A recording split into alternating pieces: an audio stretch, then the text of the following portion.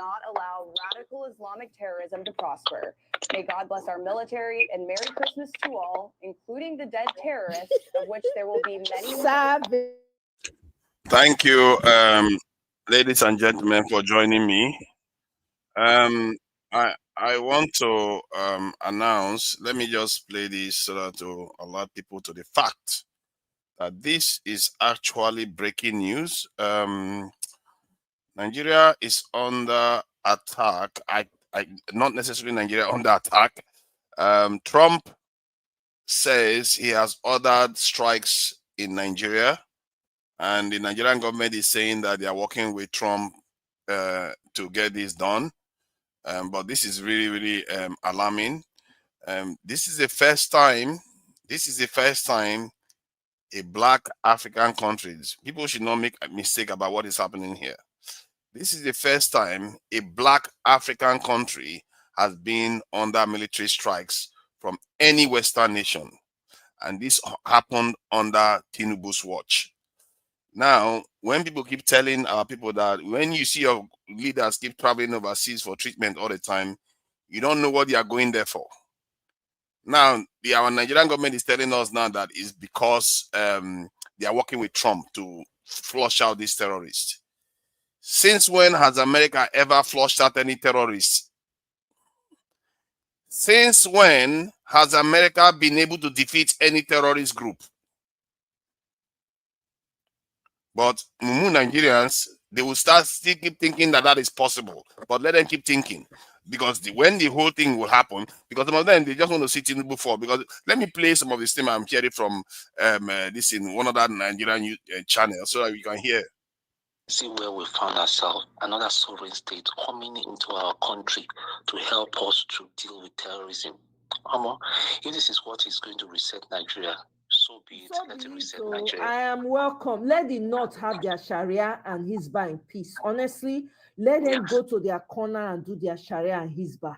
Let the rest decide if they want to do regional or everybody answer their father's name. I'm all for it. Yeah, I'm not a member of IPOB. Why do you think they have? See, this is why as a Nigerian, sometimes I feel like some Nigerians they really need to go underground. Some of the things our people talk about, they drive me mad. And I hope this type of stuff creates the kind of leaders that we need in Nigeria. Because some of all these crazy people causing problem in that country are so happy to be sectional and religious division. Maybe this is the environment that will create the kind of leader that we need that will deal with these type of people. Because they just go around talking nonsense. They don't know what they're asking for. They don't even care. No, grown people, they don't even know America has never defeated any terrorist group. And America confessed to funding Boko Haram just this year. You think you know what is happening? They think they know what is happening. They don't know what is happening. They just think they know. They don't know what is happening. Oh, because America launched a rocket strike. Oh, that's it. You think you know what is going on behind these scenes? I don't know why our people are so ignorant about things. They are super ignorant. But this is why I like Trump being in office, because what he's going to be doing, he's going to wake Nigerians up. This is the first time, make no mistake, a black, especially in Niger Congo country, has been subject to Western bombing. For how many years now? Maybe since 1960, it's never happened. For the first time, and the one they picked on is Nigeria. And the aircraft that they were using to survey Nigeria is coming from Ghana. Ghana has always had a form of silent American military base there. Our people are traitors to themselves. They are shameless. And I hope all this that is happening, that is going to happen to us, especially if it is bad, we will learn our lesson.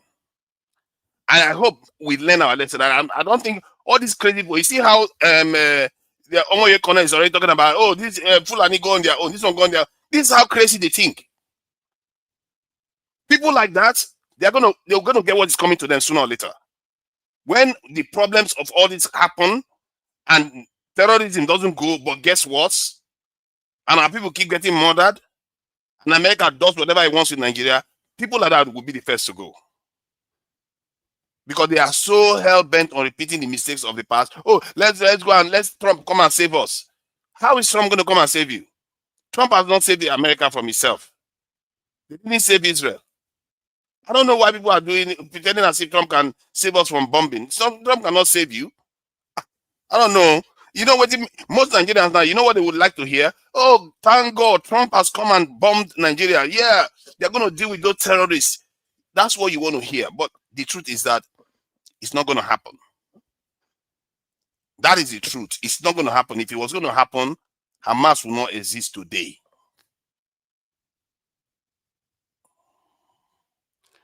Hamas will not exist today. Hamas, Israel, America gave Israel so many weapons, the best weapons in the world. And then there was a terrorist group in the territory that they cannot escape from. And Israel bombed that area for straight 2 years. Straight 2 years. With 6 times the explosive power of 6 Hiroshima nuclear weapons. And still Hamas is there. And some people, you hear fellow Nigerians say, oh, yeah, it's good. Let him remove Tinubu too. You know, while he's there, let him remove Tinubu. You see how Nigerians talk? Like they are children. These people are children. Let him remove Tinubu from. You don't know what you're asking for. Who do you think is going to replace Tinubu with? Somebody that's going to come and do all the right things for you, save you? Come on, man. People should grow up, man. I don't know how Nigerians, they want me to come and say, oh, thank goodness that Trump has come and bombed Nigeria. Thank goodness our problem is solved. That's what they want to hear, isn't it? No, you tell me, is that not what you want to hear? Thank God Trump has come and bombed this country. Tinubu is going to get what he's got coming. Maybe they will remove it from office. They will overthrow him.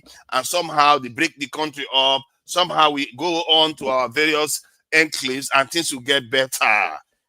Tell me, is that not what you think should happen? I'm not going to tell you that, because I'm just going to tell you the truth. America did not defeat Al-Qaeda. They did not defeat ISIS. They did not defeat Boko Haram. If anything, they funded some of all these organizations. What makes you think coming to bomb Nigeria is actually to get rid of terrorism? They've been in the Sahel. America was in Niger Republic when Boko Haram was founded. I don't know what is wrong with our people. I really don't know what's wrong. America had the largest drone base in Niger. Look at that. Look at that. You see, I'm glad. I'm glad you are seeing that. This is exactly what I mean. Nigerians, we regret your negativity because it is true. Okay, Flora, tell me, was America not in Niger when Boko Haram started forming? When Boko Haram became stronger? And guess what? The Nigerian regime, just barely a year ago, they threw them out. They threw America out of their country. Today, America is finding its way into Nigeria instead. Our people, use your critical thinking.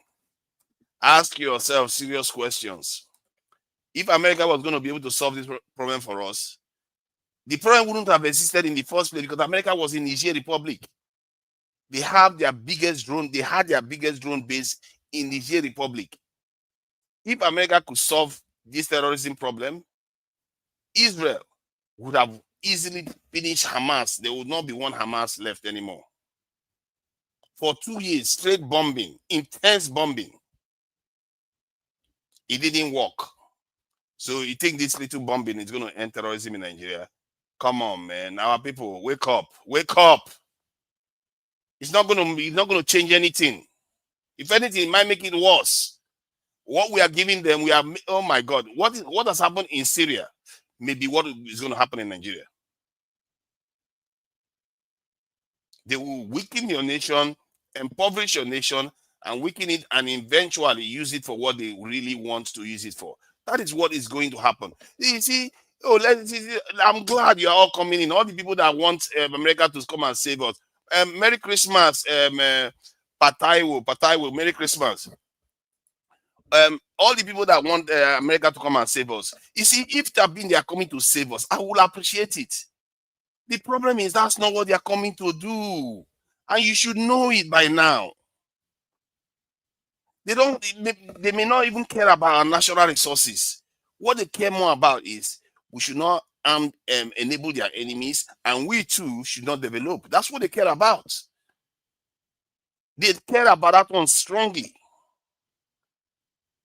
And for me, personally, I don't even know why they don't want us to develop. Because if you look at the way our people behave, our people are not their enemies.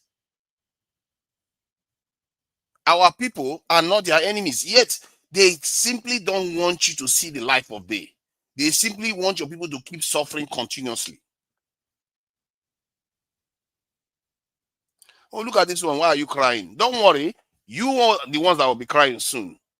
If you think what is happening now is bad, you'll be the ones that will be crying. And I really hope during that time, the kind of environment that will be created will create an actual leader in Nigeria, a true leader that is willing to do the hard thing. And all these people that are mounting their mouth during that time, and when that time comes, mark my words, all this I'm saying now is in maybe a year's time or 2 years' time, I will remind some people of this.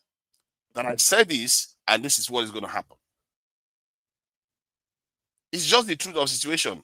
Many people will be rejoicing. Look at Nigeria is under attack. You know, it's going to come and save us. No. And when we look at those ballistic missiles flying into Nigeria, we're like, oh my God, that weapon is so like made from heaven. It's going to solve our problem. No, it won't. If that weapon was going to solve anything, why is Taliban still standing? America couldn't even handle Taliban. I don't.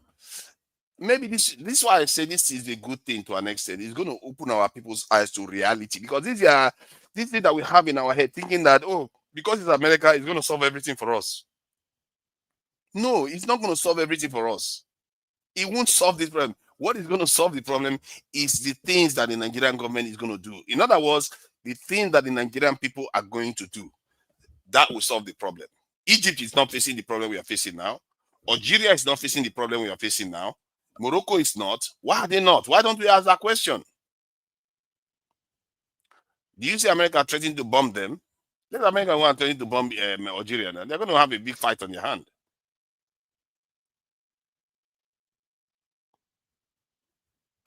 You're the only one that will continue to cry. I'm glad I'm the only one that will continue to cry. Classic Nigerians. I really appreciate you all for coming in anyways. I'm sure many of you expected to have a kind of situation where we'll be jubilating. Like the way we welcome military regimes, welcome the democracy, we welcome every government. Some people cry all the time in one area. Of course, not everybody welcomes a certain government. Some people hated Tinubu, some people love Tinubu. But you guys that have come to this channel, majority are the type that will agree that Trump should bomb Nigeria. I'm sorry to say, and I'm sorry to disappoint you, it's not going to be a solution. The solution is what I've been telling you for ages. I've been telling you for ages, and you all be opposing me. And it has led to this, by the way. So to an extent, it's your fault that this is happening. Because you all like to blame the government, but when they told you the solution to the problem, you oppose it. In other words, you oppose it so that the government should not implement it.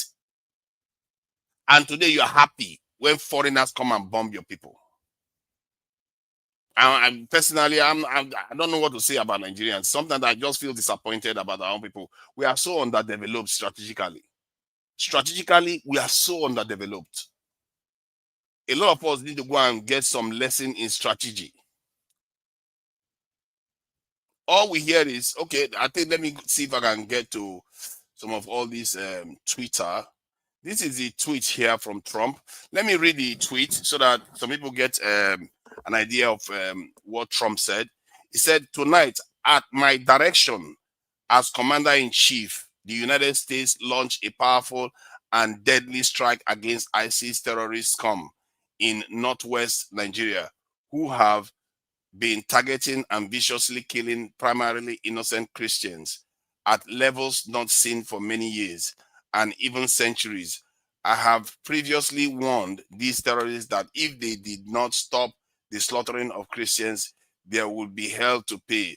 And tonight there was. The Department of War executed numerous perfect strikes as only the United States is capable of doing. Under my leadership, our country will not allow radical Islamic terrorism to prosper. May God bless our military and Merry Christmas to all, including the dead terrorists which there will be many more if slaughter of Christians continue. So you see what he's got to say there. What did he say? We will not allow terrorists to prosper. Was he not the one entertaining a former terrorist in his White House barely a month ago? The leader of Syria right now was the head of, if I'm not mistaken, Al Qaeda in Syria or ISIS. I'm not sure which one. He was the head of one of the major terrorist groups in Syria. He is the one running. He is the head of Syria right now, and he visited Trump just barely a month ago. Trump welcomed him, and many of the nations where these terrorists come from, that are funding many of these terrorist groups in the Sahel, they are Middle Eastern nations that America is an ally with. America is an ally with Qatar. America is allied with Dubai. That's UAE. America is allied with Saudi Arabia, Kuwait. All these nations, if you go and investigate whom is funding the militants in the Sahel, go and check it before you start jubilating that Trump is coming to save you. Go and check who is funding those militants in the Sahel and hear the names that will show up. And those names are names that are allied with America. And now he is saying he is against, he will not let them prosper. Who is enabling them? Without them, they won't succeed. They won't even be in Nigeria in the first place. Who went and brought down the Libyan regime that allowed them to pour into the Sahel? Was it not the Americans that brought down the Libyan regime? There was no way they could have come through the Sahel. But let me not stop you from your jubilation, because many of you want to see Nigeria burn and see your people suffer. It's okay. But this one is just probably these attacks is somewhere in the outskirts of town. I would like to think it's not within the town. And if it's not within the town, how is that going to end anything? This is the thing I keep telling to Nigerians. How is that going to stop anything? The terrorists, they can infiltrate all the towns. They can be anywhere. This is just talk. This is just talk. All the stuff that he's doing now is symbolic. The real negotiation is happening behind the scenes. What is he extracting out of our leaders? What is he demanding from our leaders? What is our leaders granting him? Some of you will be sitting here, they will sell you into slavery, you will not even know. Some of you, after you have been sold into slavery, they will take change and still sell the scraps of you remaining as change, and you still don't even know. You will still be jubilating and happy. Obama brought down Libya. Oh, Obama, it's not US anymore, it's Obama. Okay. I know when people say Obama, they are trying to say, oh, it's not this guy. This one is different. It's the same agenda. The agenda remains the same. The US is the one that is conducting it. They know exactly what they are doing. And the way people buy into all these things, I say, oh, Trump is different from Obama. No, it's not that different in terms of the bigger scheme of things. Yes, it's not. He can sell you weapons that Obama would not sell you. But in terms of American interest, he puts American interest first. Tinubu is a record holder, in doing a lot of stupid things. He's a record holder in doing a lot of stupid things, humongously stupid things. This president came into office and broke ECOWAS in half. The landmass of ECOWAS, anyway, he broke it in half. And then he went on to float our currency. And now Nigeria has been designated a country of concern, and Islamic genocide is happening. Christian genocide is happening, and now we are under military airstrikes.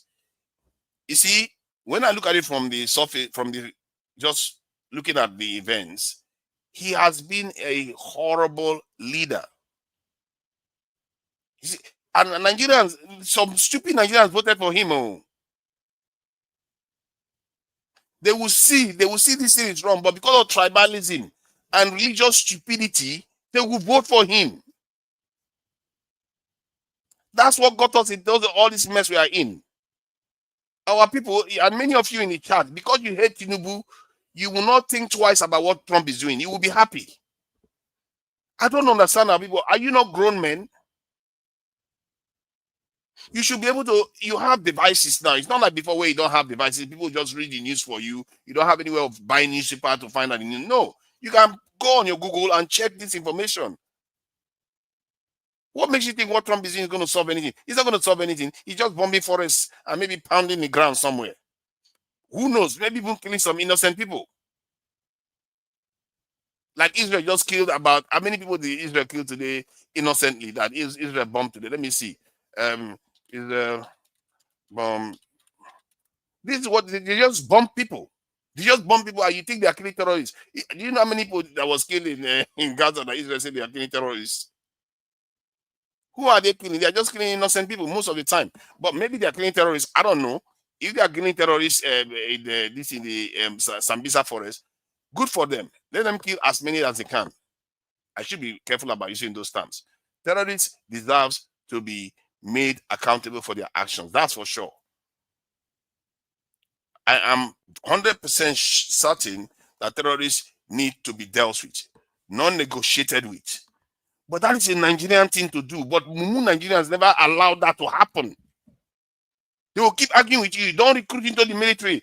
Don't recruit. Don't do anything. Don't. If you do it, the terrorist is inside the military too. Go and they will tell you go and get people jobs. If you get people jobs, terrorism is going to go down. Go and do this. What else did they say? Education. All kinds of excuses you people make. Excuse making, and look at where we are now. When this president promised that they were going to recruit into the security forces, if they had done it, this would not be happening today. In short, the issue of terrorism would have gone away. But because you are so stubborn, Nigerians, you are so stubborn with this thing that you people have been brainwashed from a young age of being tribal and religious, and then you refuse to even study. And many of you have multiple PhDs and want to go and study until you enter the grave. But you can't even bother to study statecraft and geopolitics and what is going on with your nation. You can't be bothered. You just want to just jump to conclusion because you don't like somebody. And then when they say you are acting out of your feelings, just feelings alone, this is what people mean. You are acting out of feelings. You are not thinking things through. You are not thinking, okay, does it even make sense what is happening now? This is just theater. What you are saying now is theater for you to watch. That's the truth. I'll bet you, anybody that want to bet me there, 2 years' time, if Nigeria hasn't recruited at least 400,000 into our security forces, terrorism will still remain and it will not change that much. I will bet anybody.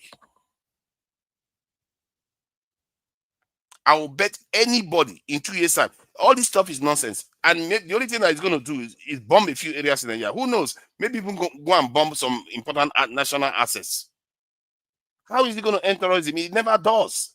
It never did in Afghanistan. It still hasn't even in Israel. It still hasn't in Syria. It still hasn't. Where else was it happening? Even in Iraq, that they are fighting terrorism. It still not ended it. In Lebanon, has it ended it? The only place its terrorism end is where the security forces take over. Like in Egypt. Egypt used to have the same problem.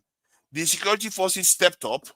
They recruited almost 1 million into their security forces, into their military, and it is over now. It is over now. The same thing with Algeria. You all remember, I don't know whether many of you are old enough, but the ones that are old enough, they know what was happening in Libya. Not Libya, like Algeria. Algeria was very, very bad. When I was growing up, Algeria, the kind of bloodshed I was hearing about in Algeria was so much. But today it's all calm now. Because their security forces took charge. The nation took charge and did what they needed to do for themselves. Nobody can solve your security problem for you other than your people. and we have them in spades. And we have brave Nigerians. I know we have brave Nigerians. I've seen them.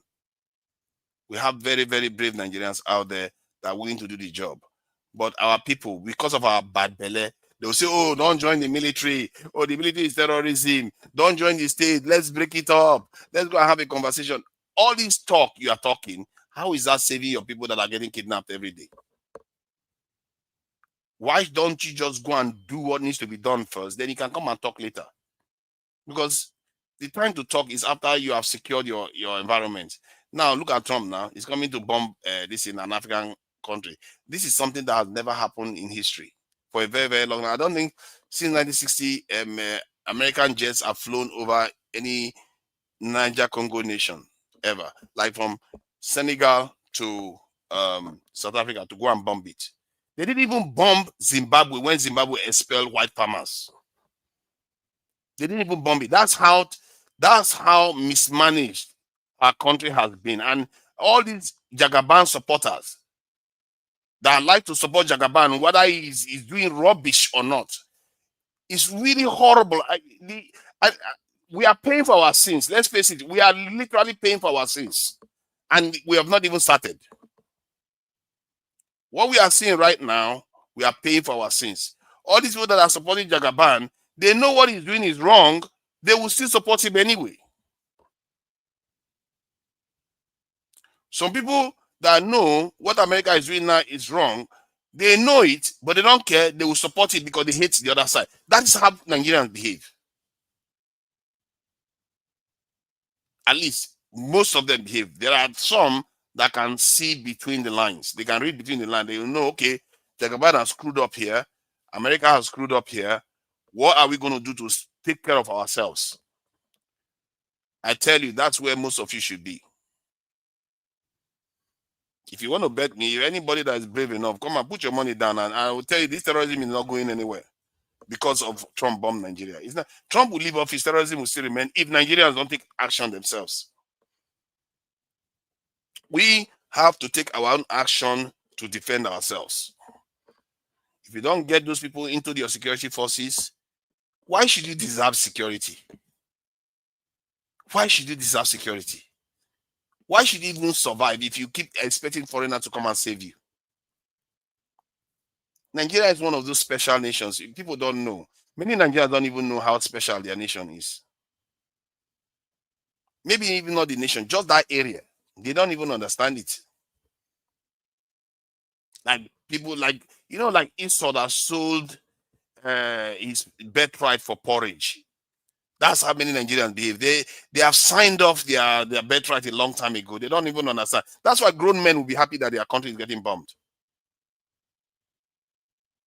Because they've signed away their birthright a long time ago. Jagaban has failed. We know Jagaban has failed now. But your fellow Nigerians that will be defending him. The guy, he was a spectacular failure. Was he not on this channel? I was telling fellow Nigerians, this guy is flying overseas every day for treatment. Do you think he's going to govern for you? He's not there to govern for you. He is there to govern for other people. People think he's bombing, and what he's doing now is against Jagaban. I don't know where they got that one from. And I think was it on Omoye Corner that was saying that the French are not going to come and save Tinubu. What? The French and the US are on the same boat. What are you talking about? They are part of NATO. Don't you get it? Do our people even study geopolitics at all? How can you have a people that are part of NATO, that they have a military alliance, and you think France will come and fight America on behalf of Nigeria? What? What? Man, we need to study geopolitics a little bit more before we start saying stuff that we don't even understand at all. And this is why we will invite a snake into our own house. We will not even know, because our people don't know anything. They don't know anything about the world. They just walk around the world like zombies. They see America has a lot of weapons. Oh, yeah, nice country. We speak English like them. So that's it. Oh, France. Oh, yeah. France oppress French Francophone countries. That's all they know about France. They don't know much about what France represents. How is France against the West? France is part of the West. Tinubu going to France all the time simply means he's going to the West. That's simply what it means. They are not against each other. The question you have to ask yourself is, what has Tinubu given them? What has he sold to them now? Because whatever he sells to them, the only thing you can pray for, which I doubt we are going to get to, because we clearly know God has already answered our prayers. Our Mumun is not letting us see it, that we need to do our own bit. The only thing we can pray for is that whatever he negotiates with these Western powers is good for us. Because so far I've not seen it. All I've seen is dirty December. All I have seen is dirty December. What have they given us? What have they negotiated with Tinubu that is going to be good for us? And some people, one of the things they keep talking about, I don't know how many people that have said, oh, America is going to come and steal your natural resources. Who cares? Nobody cares. I don't care about it. If let me say this, if America would take all our natural resources and ensure Nigeria is secure, arms our military, allows Nigeria to be able to defend itself and recruit into the security forces, has a military alliance with Nigeria to defend itself, and quid pro quo, Nigeria will also help America, and Nigeria will be able to develop and become a strong nation. I don't care. America, take all the natural resources. Because natural resources is just, how do I describe it? It's not as important as we like to think. The most important natural resources is in your brain. Not what you have underneath the ground or even on top of the ground. It's what's in your brain. That's your true natural resources. If you have that, the world is yours. In short, not just the world, the universe is yours. So we really need to work on our head, the way we think, because many Nigerians are so, oh my God, it's so sad how backward we truly are in terms of understanding how nations work. And our leaders, anybody that has made it to leadership, they are so negligent. They are really so negligent of telling people what the truth truly is. You know, from two sides of it. I'm not speaking for two sides of my mouth. You see, when I speak on two sides of my mouth, what that tells you is that I am balanced. I don't care. Both sides have their problem, big ones. Because guess what? Both sides are Nigerians. We are all the same people, and we all have this flaw that has led us into this mess that we are in. The truth is that we have always been in this mess. People might think that this is a new low. We've always been in this mess. Just that this one is just one of the chapters that is showing it, and it will get worse. I'm sorry to say, it will get worse. Most Nigerians think that we are going to get out of this, get out of the mess we are in somehow by catching cruise, or somehow we sneak our way through it and just become successful. That's not how it happens. Most nations have to go through some tough times, some seriously tough times. And Nigeria, do you know, in all our history, the only people that can say they went through tough time at any point in Nigeria is the Southeast, when that civil war was occurring. At least the regions that experienced that war, those are the ones that will say they experienced tough time in Nigeria. Because most Nigerians haven't seen what it's like to truly be hungry and you are living from hand to mouth. That not one person, the entire nation, not one person here and there, or poor people that live in the slums. No, the entire nation has to be struggling for food. We don't know what that is like at all. We've not seen it before. We don't know what it's like when you hear 300,000 is dead in the last week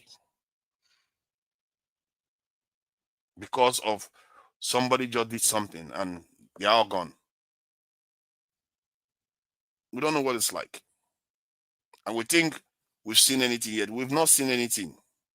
And we are not going to twerk our way out of this one.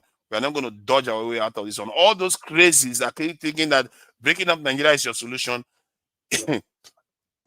That to show you how crazy many of our people are. During Christmas right now, guess what is happening in Nigeria? All these crazies that want Nigeria to break up, they are all running to their towns. So their towns remain their own. Their language remain their own. Their kings remain their own. Everything remains. Everything is still in place. The only thing they don't like is the idea that you have a country. Soon, those people will even hate that they have Africa. Where would they stop? They will hate that there's a world out there. You see, the reasoning is so flawed. They are acting as if somehow when they created Nigeria, their towns disappeared. Their language disappeared. Their gods disappeared. It's all there. It's all there. That just shows you our limitation in the way we think. We ascribe some life, some kind of negative force to Nigeria that it doesn't have. I think Nigeria is eroding the Yoruba culture, or is eroding the Hausa culture, or is eroding the Igbo culture, or the Ijaw culture, Ishekiri, or the Benin. No, they are all still standing. As a matter of fact, the Benin people got their stolen these artifacts, quite a lot of them back just this year. The cultures are still there. The towns are still there. The people are still there. The country is just a club. And a club of power, if you know how to tap into it.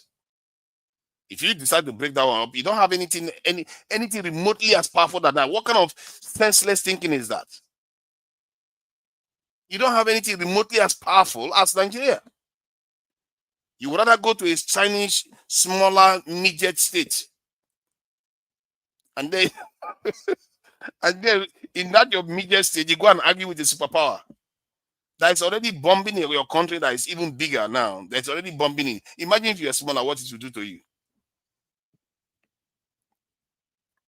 Trump is using Nigeria as a distraction. He doesn't care about Christians. If he cared about Christians so much, why is he not welcoming Christian refugees? Have you seen Trump welcome Christian refugees? Eh? Have you seen him welcome any Christian refugees to America the way he welcomed them to what they call it? The way he welcomed the South African that are not even facing a genocide in South Africa. They are not even facing genocide in South Africa, but yet he welcomed the white South Africans to America. Why is he not welcoming you? But let me go to the chat and talk to Nigerians and see what they are saying, because it's good to get points of view of what's going on in the country. Let me see the images here. What is it showing? It's used as a distraction now, because this Nigeria issue came up when Israel was trying to imply that the genocide going on in Nigeria. Why is everybody talking about its own genocide? You see what I mean? So they need something else to say there's another genocide going on out there. It's not only Israel that is doing it. As a matter of fact, Netanyahu, just yesterday, if I'm not mistaken, let me see if I can find that speech. He literally made a speech about this. Netanyahu made a speech about the genocide in Nigeria that is going on. It's funny. You couldn't even make it up. Maybe he basically may be the one that just ordered Trump to do what Trump is doing now, because somehow that guy seems to be more powerful than Trump. Let me see if I can find that video. I just saw that video yesterday. That was quite interesting video, actually. Let me see if I can find it. It was on X. Somebody shared it with me. It was on it. Somebody shared that with me. So let me find that that video. So you see what I mean, and that should tell Nigerians that how much influence Israel has over Trump right now. And this is something that a lot of Americans are alarmed by. Let me see if I can find that image, that video. It was just yesterday. Where is it again? Yeah, somebody shared the video yesterday. Let's see. Yeah, that's it there. Here and get it out so you guys can see it. I'll play it, you know.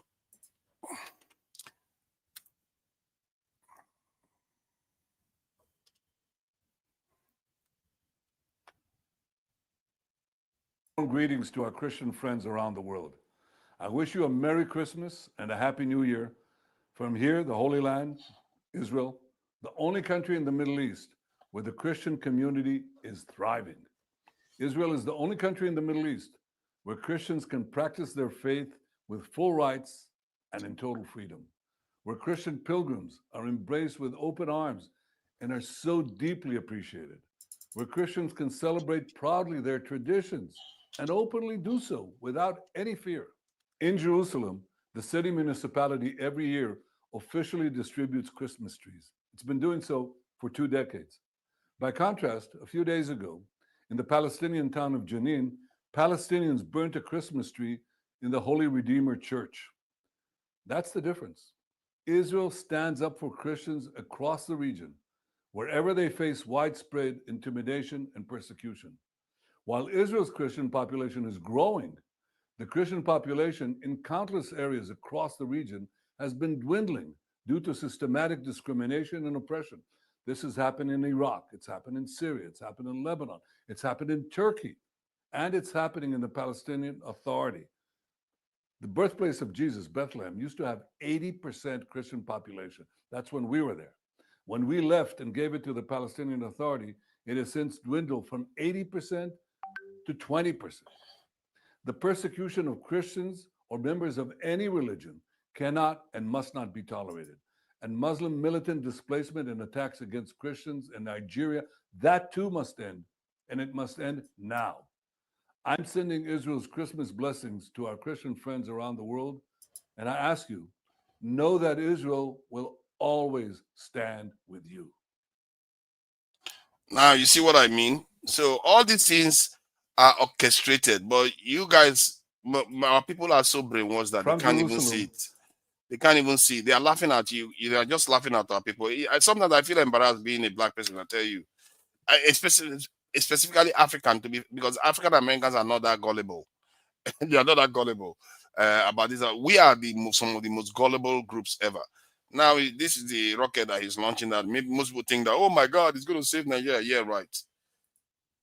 If he was going to save Nigeria, this is something that they have been using for the last 2 years, bombing Gaza. They've been bombing Gaza, Bozak, Bozak, Bozak, Bozak, Bozak. Where did he get us? He's still, him that just spoke just now, Netanyahu, is still next door to Hamas.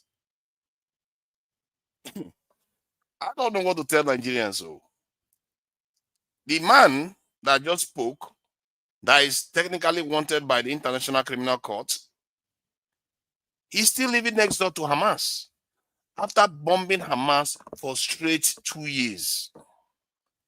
Today they are still bombing Hamas. Actually, they killed a lot of people today. Let me see whether I can find the images.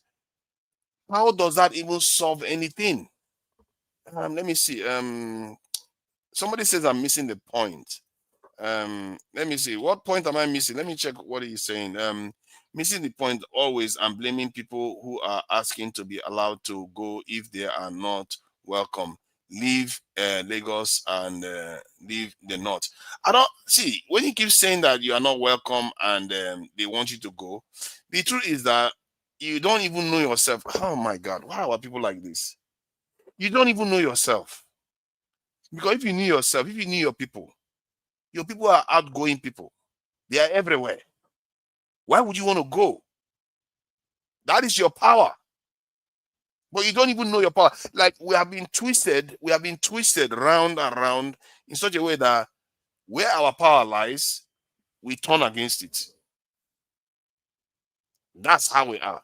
Like you actually think, like because you are from the southeast, living in Nigeria is going to solve your problem. You're just making it worse. Because that's not your nature. Your nature is you are expansive. You travel to places, bravely traveling to places that most people will not even dare to. You are adventurous people. and you actually think caging yourselves inside the Southeast is going to solve anything, it's not going to solve anything. Most of the people that are causing problems in the Southeast are Southeasterners. Just like the Southerners, South people are causing problems in the South. The North too are causing problems for their people. Our people have been, in short, our people are just like you, let's face it. They're not that different from you. You are all the ones, you are Nigeria. You are the ones causing the problem because you don't even know your power. You don't know your power. That's the truth of the situation. Because when I keep saying, oh, it's just the elite, but the elite come from the people. Is that not true? Am I mistaken?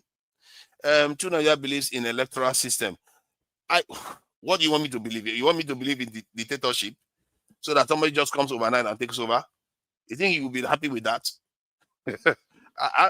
I believe in the most advanced democratic system, which is a direct democratic system.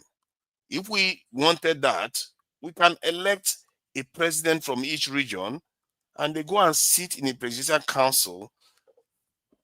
Then everybody goes home not worrying about who is going to be president, because you know your president is there. They are all making decisions together.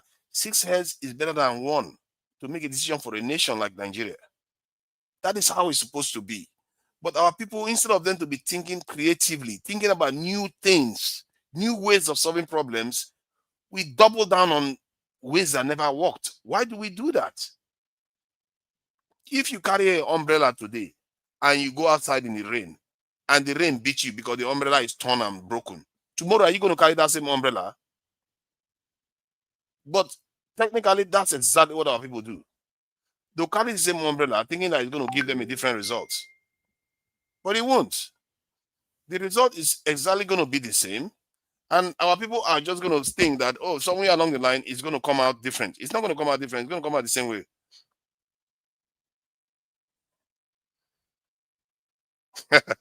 Yeah, so I just think that I think some people want to come on this in chat. So, but I'm going to look to bring people in. But to be fair, I don't think I have the patience today.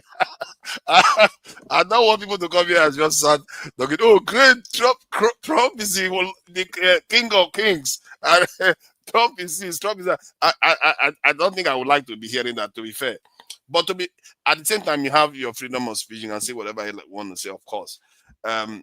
I actually wanted to do a live stream about the Southeast today.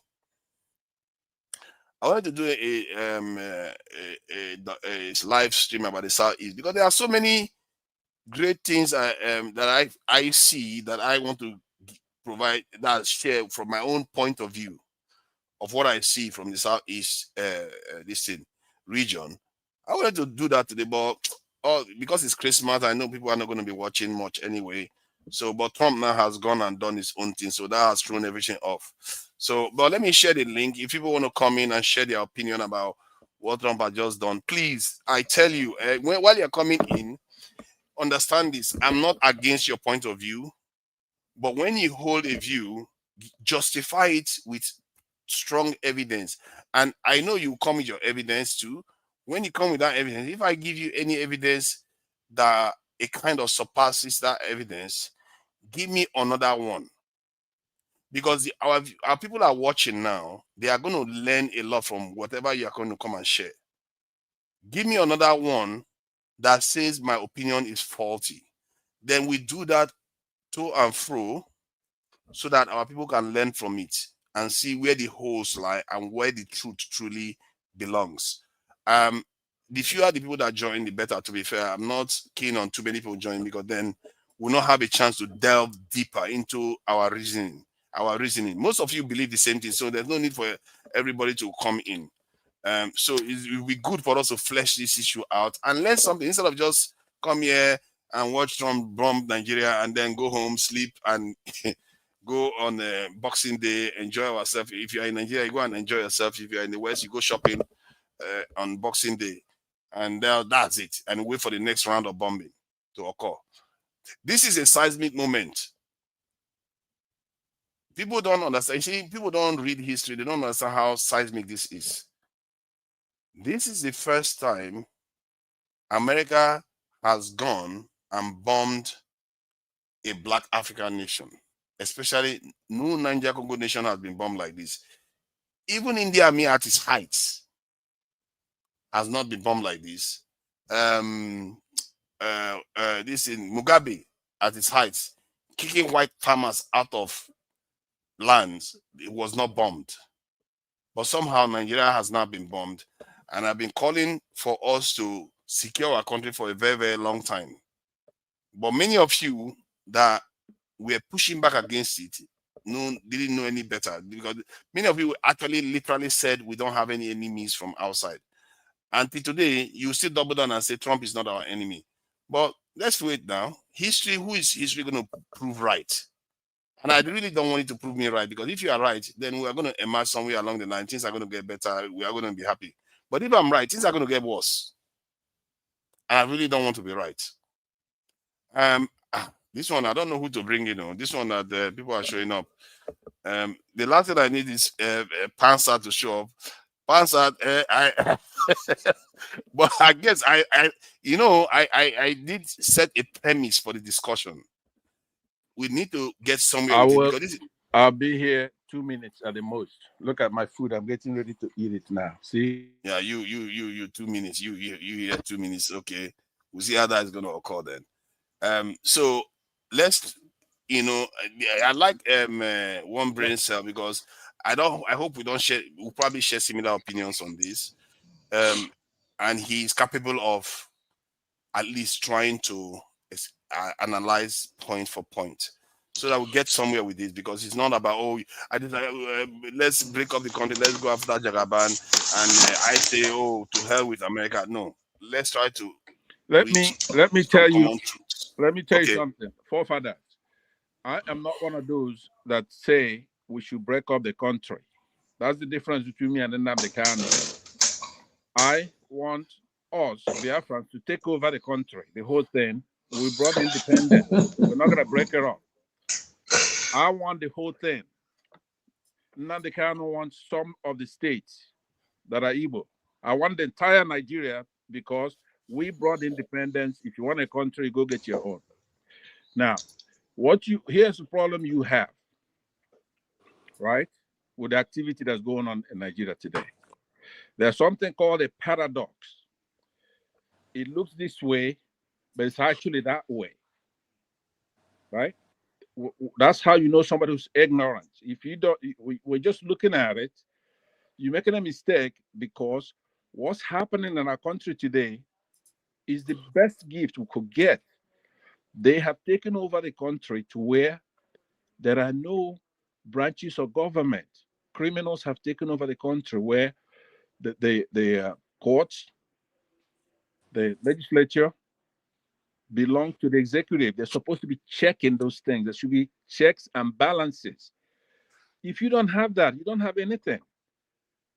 No matter what kind of government you have, if it's communist, if it's Ataki, if it's a socialist or whatever, you have to have somebody check on the powers that the people gave.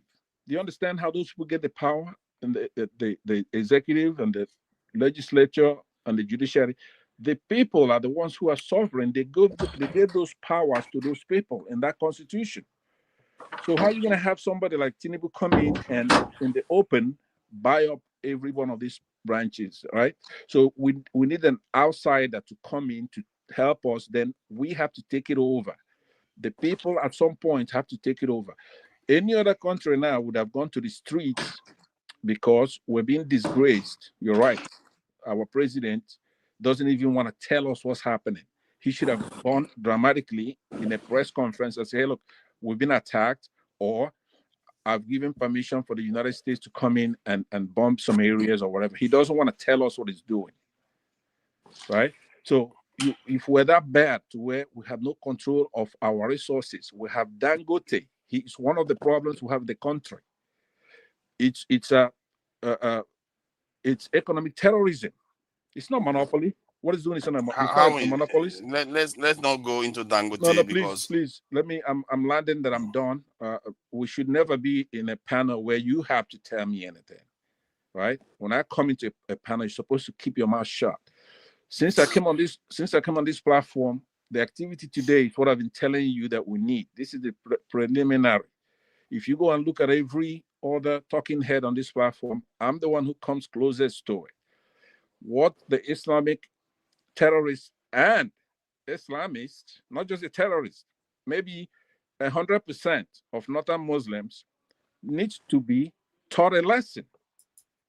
They're going to have to modernize, like I was saying yesterday, have to obey our constitution. They have to obey human rights, women's rights.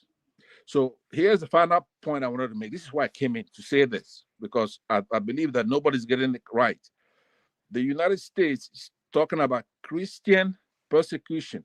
So let's just put it religious persecution. It's not just the genocide. The genocide is an important aspect to it. They want to stop people getting killed. But it also means if we go and vote, you cannot rig the election. That's persecution if you are making the votes of Christians not count. That's persecution. That's very important to me. We want to make sure that if you rig, you're bombed or you die, right? So Tinubu should not be on the ballot. So you are saying that America should be responsible for enforcing rules for our own nation? It's not just America, it's America and the Nigerian people. Don't forget who's sovereign. Yeah, but you are saying America. Because I said America plus. America plus. Yeah, but should be something that Nigerian people decide, not America. We decided, right? You're a minority. You really have you shouldn't be saying anything in this thing here, right? You're a minority. Maybe I shouldn't be saying anything. I don't understand what you are talking about. You're just going all over the place. 3%. So I conclude that you other people want to chime in, but the only point I want to make to Nigerians is this. This thing is about Christian persecution. It's not just about genocide. It includes turning off those beavers and includes punishing things that we've already done in the past, like that 2023 election. It was stolen. So it's the beginning, and get ready. All right. Thank you very much. Enjoy. I'll be listening from outside. Thank you. Thank you for joining us. And let me bring in Revolution now. Okay, I think it's one brain cell that came next. I came first, though. I came first. Came first. Okay. Great. Revolution now. Thank you for joining me today, because hearing this, in one sense, is a good news, because our people have been under some illusion that somewhere along the line there's some guardian angel saving us somewhere, and many of them are still under the illusion because they are thinking that Trump is there to save them. But what do you make of this event in terms of, from your own perspective? You probably have listened to me yapon about it, so I will let you just describe what you observe and what we should take from it. Merry Christmas, everybody. And first of all, I want to congratulate Mr. Pansat. You know, he have opened the door of truth. Almost all what he said, I'm very happy that he said them, because I don't normally agree with him, because he said I'm an anti-intellectuals. I'm not anti-intellectuals at all. At least I have gone to a bit of schooling myself, so I know what it is to be educated. So really, I appreciate him. So most of his submitment is top notch. Let me use that word, because he broke down everything the way I wanted to. Maybe I wouldn't have dealt with it the way he dealt with it, because of intellectualism. So I respect him for his own submission. He did a lot. For me, I can tell you, I was reading the comment section while you were talking, and people said the best Christmas gift Nigeria ever got. It is one of the best news I've ever had in my life. Because I don't want you to see it differently, as if, because most of you educated ones, some of you, and those sympathizers of Islam will tell you Trump want to invade Nigeria. He didn't say he's invading Nigeria. Many of you have given example, look, anywhere Nigeria, even my guy I support, Showore, he was a part of that group of people who, of course, are forgiving him, giving us example, where America has gone, what ended up with it, how did it end, Afghanistan, blah, blah, blah, blah, blah, blah, you know. It is not the same. Let us help you people, let's educate you people a little bit more. Where they went in those places, they went to remove the sitting government. because of the cries of the people of that country. The people of that country cried. They needed help. For crying out loud. Wow. They needed help and called America. Did they get to come. help? Or did it get Yes. worse? It didn't get worse. It's just that the system, please, if you don't mind, forefathers. No, You know, I did this is a say very, that when you come in, you'll be asked questions and you need to give answers to justify your statements. okay, But then this I is will very, very justify. important now. Yes. Thank you. Did it get Thank you. worse or did it get better for those people? No, you are seeing it at in the angle of you don't support them coming, so it will get worse in your own view. You understand me? In my own view, it didn't No, get in worse. terms of living standard, in terms of life expectancy, in terms of organization, those are the metrics that nations are measured by. Did it get better for any of the nations that America went and bombed? In my view, it got better. You know why? Okay. Because those people, like what is happening in the northern Nigeria today, they learned a lesson. They knew that there's a force bigger than them. So what they are doing now is they handle their people with the belief that when they fuck up, there's another mighty power that can descend on them. That is where you people don't see it. Where I live in Sweden, we have a lot of refugees from those countries, and we interact. The Taliban in Afghanistan might have taken back the power, but they do it now with the belief that there's somebody watching them. You understand So me? that is the only matrix that you use to measure whether the nation, Of course. the nations Before, got better. So before, excuse Libya, me, Libya okay. situation. You see the case of Libya. It is people like you who are saying that things are not getting better. You understand me? No, things got worse. Not whether things are not getting better. Of course, things may get better. Nothing got worse. Most people believe that when Gaddafi was there, of course, I could believe that when he was there, it's difficult to see a Libyan outside in Libya because he was taking care of them in his own way, while he was killing a lot of people also in his own way. People were locked in prisons that they don't see the daylight. You understand me? So we should not forget all those atrocities. And then he was trying to Islamatize Africa with the money he has. You people don't, I mean. Yeah, but you look at one thing, but I'm saying the nation, you said they help the nation. The help you are asking for, because we are now living through it, the same thing again. That you are saying help Libya. Is it objectively, did they objectively help Libya? If you want to, I can pull up the GDP of Libya, I can pull up life expectancy of Libya, and let's see whether it actually helped Libya. Okay, further, let me tell you my mind about when you compare Nigeria with other places. We are not in those places. Nigeria is a peculiar case. So please, I was just making references to that nobody should come and help Nigeria because of this, that. Please, let us leave this, that, and concentrate on my own country, Nigeria. I'm a refugee today. I might be living good in Africa, wherever I'm living, but in my soul, I'm a refugee, and I don't like that. I want to be able to go back home to Nigeria and show those my people who are still living there that at least I survived. Not to show them I'm wealthy, because I'm not. At least I'm still alive. I can't remember the last time they saw my face live, touch my skin live, because of few people who think, okay, I don't want to waste your time, doctor. Forefathers, you know I don't like wasting time. Only that today is a special day. I was sleeping. Suddenly I saw you alive. So I said, let me join forefathers. Before now, you broke the news to me that my big brother has done what he promised to do, to liberate us. Trump is your big brother. He's the GOAT, greatest of all time, capital letter, the hope of the common people. Whether you like it or not, this is the only person. You don't have any justification for what you are saying. Excuse me, it is your own view. You see it like that. I'm justifying it, but you don't want to listen. Pastor have justified it. You don't want to listen. No, you justify that it's just because it's against the North, which but if it's against the terrorists, it's against the terrorists. I agree with you on that. If it's about the terrorists, yes, you should go after the terrorists. But empirical evidence shows that is not going to solve the problem. Number one, it's not going to solve the problem. What you think is going to happen is not what is going to happen.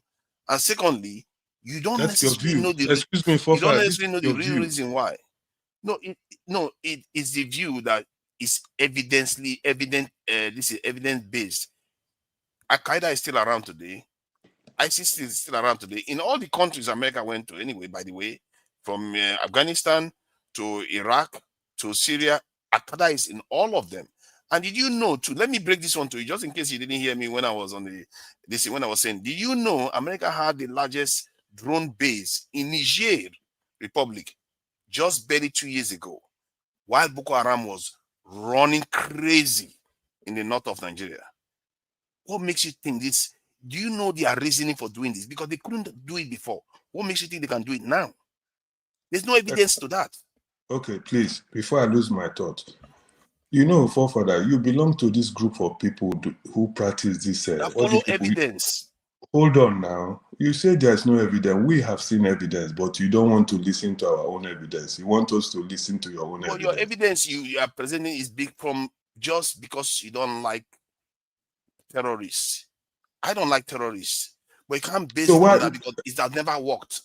Forefathers, listen. If you see, let me give you these conspiracy theories you people carry up and down. Let me tell you something. Let me give you I hope I don't take much time, but please let me land so that, you are cutting me off. I don't want to lose what I want to say. Nigerians are being bullied by a group of criminals.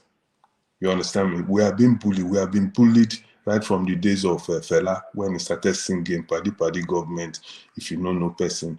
These are the things, the first time they opened our eyes of what is happening in Nigeria. And if you see, I'm in my 50s, forefathers, so I'm not a small boy to tell you that I was told. I lived through it. This came with this military government. How many of them were Westerners, Southerners? I mean, when we talk about Nigeria, we talk about people at the top, the commander-in-chief, not they give you one post to one side. They say, oh, but the Igbo is the army chief, is this. We're talking of commander-in-chief, the people responsible, the man who has the last say. They were all Fulanis. The only person who succeeded among them to come up a little bit was Obasanjo, and he was being guarded. You understand me? But this was how far these people have taken over Nigeria. Even though most of us don't talk or don't pretend as if, you understand me? But the theory I want to give you is the theory of a bully. If a bully is bullying you and you never reply, they continue bullying you. They have oil wells in the South, which is not in their backyard, okay? But they will tell you that all of them have oil wells. You understand? Just these little things. Now, God has answered the prayers of Christians in Nigeria. They're coming to remove them from their high south. So, forefather, I know you will never agree with me because you have made up your mind, you and your colleagues, or those who think like you. Even Showore was part of them. But though, his own view is that he wants Nigerians to solve the problem themselves. And he said something, what if Trump doesn't come? But now that Trump has come, I know he will change his mind because we need help. I'm not against Muslims. You need help. We need help, at least to start a new story. Now the help has come, we will now see the new story begin. Because the bully must stop bullying us. Because now he knows there's a bigger bully. They are the ones bullying you. Okay, see. Okay, let's agree on one thing. What is happening now may lead to a situation where I just maybe to an extent I wish Trump does it. Goes outside and start doing other things to disrupt the Nigerian economy and the Nigerian state itself. When he does that, let's even cause an overthrow of the regime. If that happens in Nigeria and the chaos that follows, mark my words, if you say you wanted a revolution, that's when it's going to happen. is going to create leaders that the people that are talking like the way most people in the chat are talking, their heads are going to be taken off, because those people need to go. In Nigeria, if we are as people have to survive, those people need to go. Those people that always believe that foreigners can save us, they need to go. And they should be the first to go, because if they don't go, they will betray us repeatedly. Like the leader you are talking to right now is a friend of the West. That's how crazy we are. He's a Excuse friend me, of the West. forefather, we are not crazy. Nigeria is a peculiar country. We need something to happen there so that the good among us, That's where we whether agree. Muslim, That's where we agree. excuse me, so that the good amongst us, whether it's a Muslim or a Christian, can come to power so that they can change that country. Without the intervention of a mighty power like Mr. the greatest of all time, GOAT in capital letter, mind my words, he's the greatest of all time, whether you like him or not. Man, that thing you are saying here is not going to age well. I can assure you. Watch But what you that say. is that When is they your play own that view. video tomorrow, it's not Somehow going that to you age move well. the discussion now. Why is only him talking for how many Yeah, No, minutes? leave him now. I mean, see, I didn't want to have many people because of it, because the idea is just to get Then let because other people we are all speak going to be too. saying the same thing. We are all going to be saying the same thing. AY, please. He's the one. He asked me a question. You know me, I'm not the waster. I'm not like you guys who are biased, who are Islamist in nature. I'm telling you neutrally, please.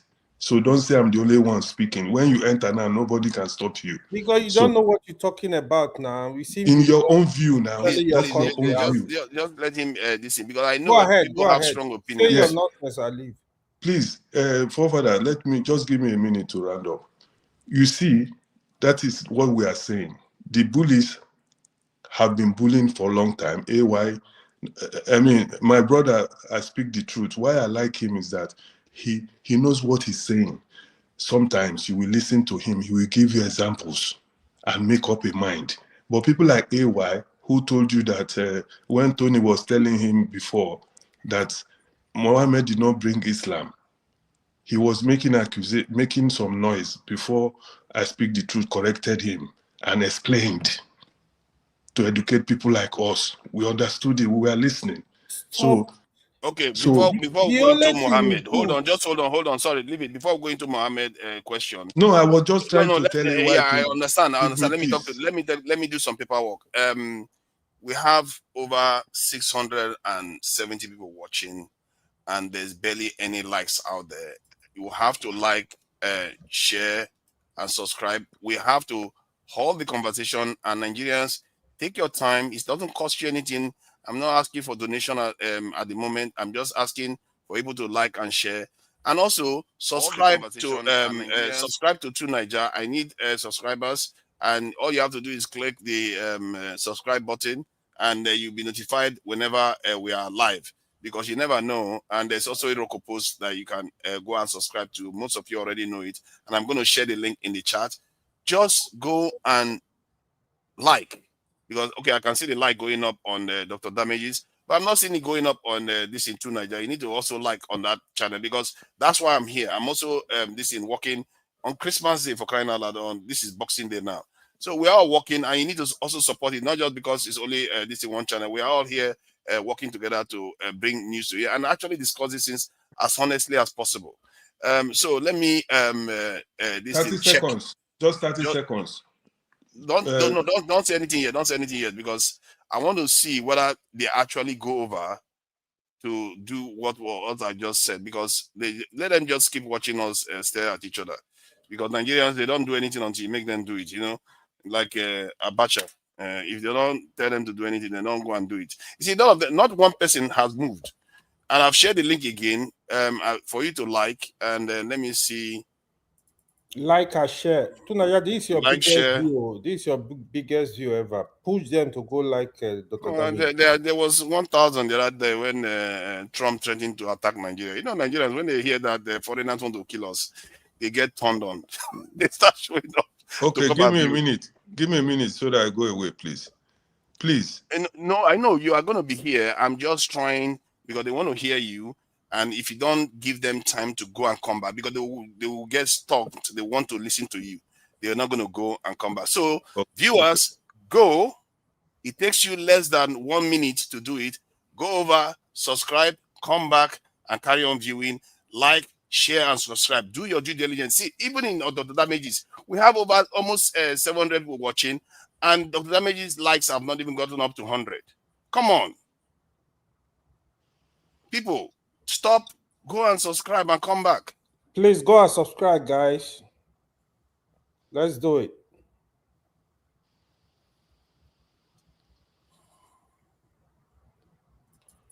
Zero. I've not seen one person even move. The likes have gone up on that channel. Tell them you are gonna end the show. No, if I end the show, then then there will be no discussion anymore now. And I could. Who says this? We have to be don't end it. Just move to educated people. They will maybe what they are listening to. Good. All right. So move to educated people, please. Let me allow Revolution now to finish this thing. At least we've taken at least a minute to do that, and I will be doing that. I will be stopping and starting so that they can this in engagement, because these things are important so that I can get alerts whenever we are live. All right, please. Thank you for your patience. Go ahead. Yeah, I will just stop now. I want to thank you specially for this program, for coming in today on a special day. I want to thank two brain cells. I want to congratulate my brother AY and the other brother, I can't see him properly. And then I want to give a busa to Mr. Pansat and the General, Dr. Damages, all of you who are handling this, giving us this opportunity to speak. And I wish you the best in the new year. But for further, promise me something. Don't say that we are supporting people to come from outside to destroy Nigeria. You know in your heart that the Nigerian people, I mean the common people, we are being oppressed by very few people. And they are from all sides of Nigeria, Igbo, Yoruba, Hausa, Christian, Muslims. We know that they are harassing us in that country. I'm not against Muslims because we know that it's just a handful of Muslims who are killing even their own people too. We all know this. That is why I'm in support of Mr. Trump, to at least let us, you know what they used to say, let's weed our farm, so remove the thorns so that the plants can grow. Thank you. I appreciate you. Thank you.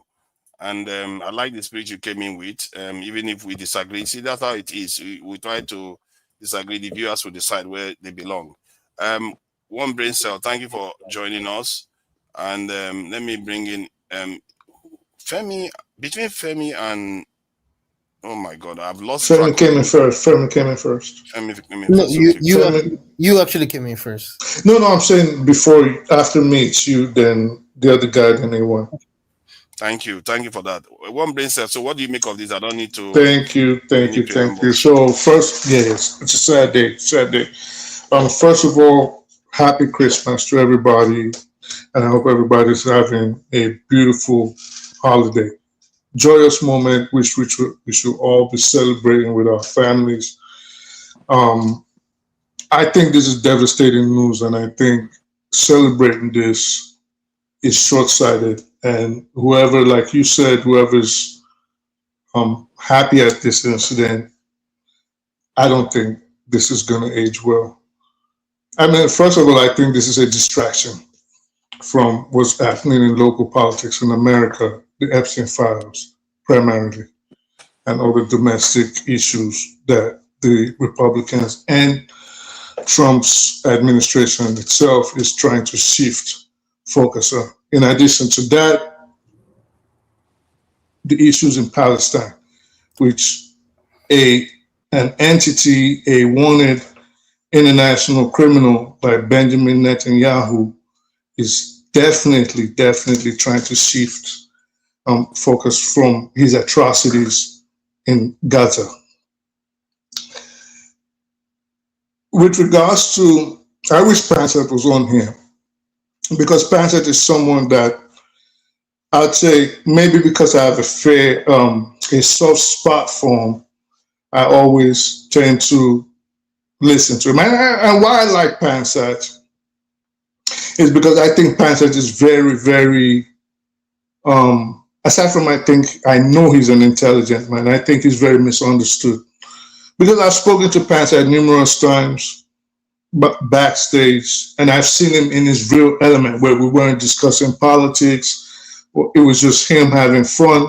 He's a very funny man. He's a good man, very good man. But I think on this issue, I think he's wrong.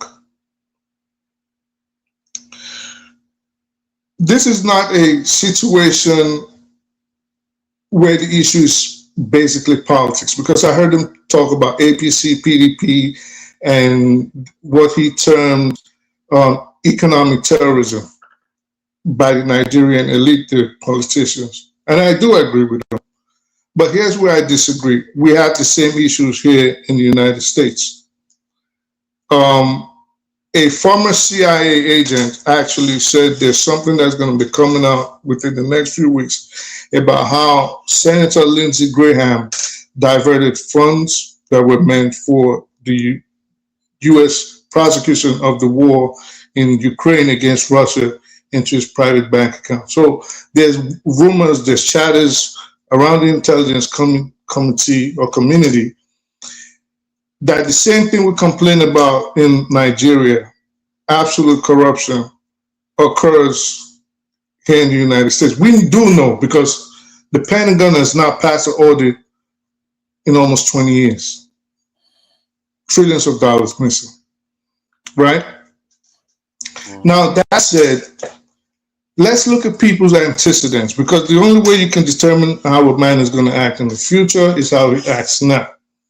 When Donald Trump came in, and this is for Nigerians, thinking, again, this is not a slight at my brother Revolution now, thinking Trump is the GOAT, thinking Trump is this messiah, a good man. Let's look at how he treated the minorities, specifically black people, immediately he came into power. Took out DEI. Now let's look at how they treated Christians in Palestine. They sent 2,000-pound bombs in excess of $43 billion to maim the original Christians that started walking this earth. Jesus' home of Bethlehem, Nazareth in the West Bank, is under constant Israeli attacks. Just yesterday, the Archbishop of Tabor, if nobody knows who Tabor is, I would advise you to write it down and Google it. Tabor, Taybeh. It is right there. These are the streets Jesus walked. It had the largest Christian population in Palestine. They've been there for over 2,000 years. We don't think there's 500 Christians left today. Why? Because Israel has been killing them. These are the same people that you think are going to come rescue black Christians in Africa. Today, well, today's the 26th, right? On the 25th, for his Christmas sermon, the Archbishop of York, the Most Reverend Stephen Cottrell, for his Christmas sermon, told the world his experience in Gaza, in Palestine, in the West Bank, in Hebron, in Haifa, how he was treated by the Israeli forces simply because, for no other reason, because he is Christian. He wanted to again go into Tabor to meet with Father Bashir Fawadle of the Christ Redeemer Church. And this is in the Christian village of Tabor, to see how they've been coping since Israel has been systematically killing and ethnically cleansing the Palestinian Christians. I say all this to say, how on earth do you possibly conceive that people that do not care about the Christians in Palestine? Jesus was born in Palestine for you Nigerian Christians. If Jesus was alive today, he would be docking bombs and bullets right there in Palestine.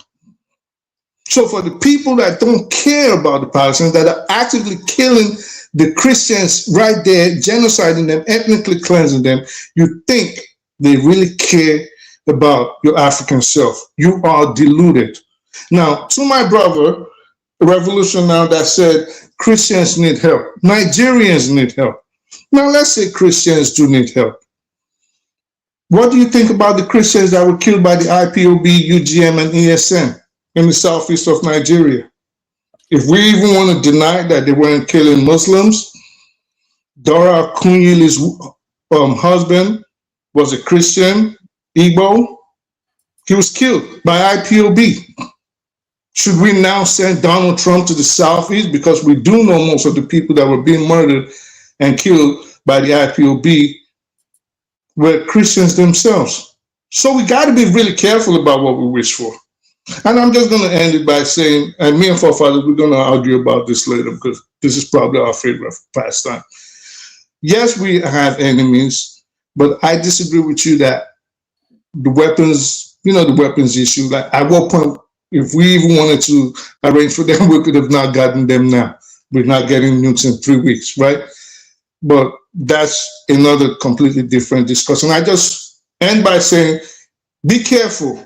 Be careful what you need for, because forefather says something that is very, very correct.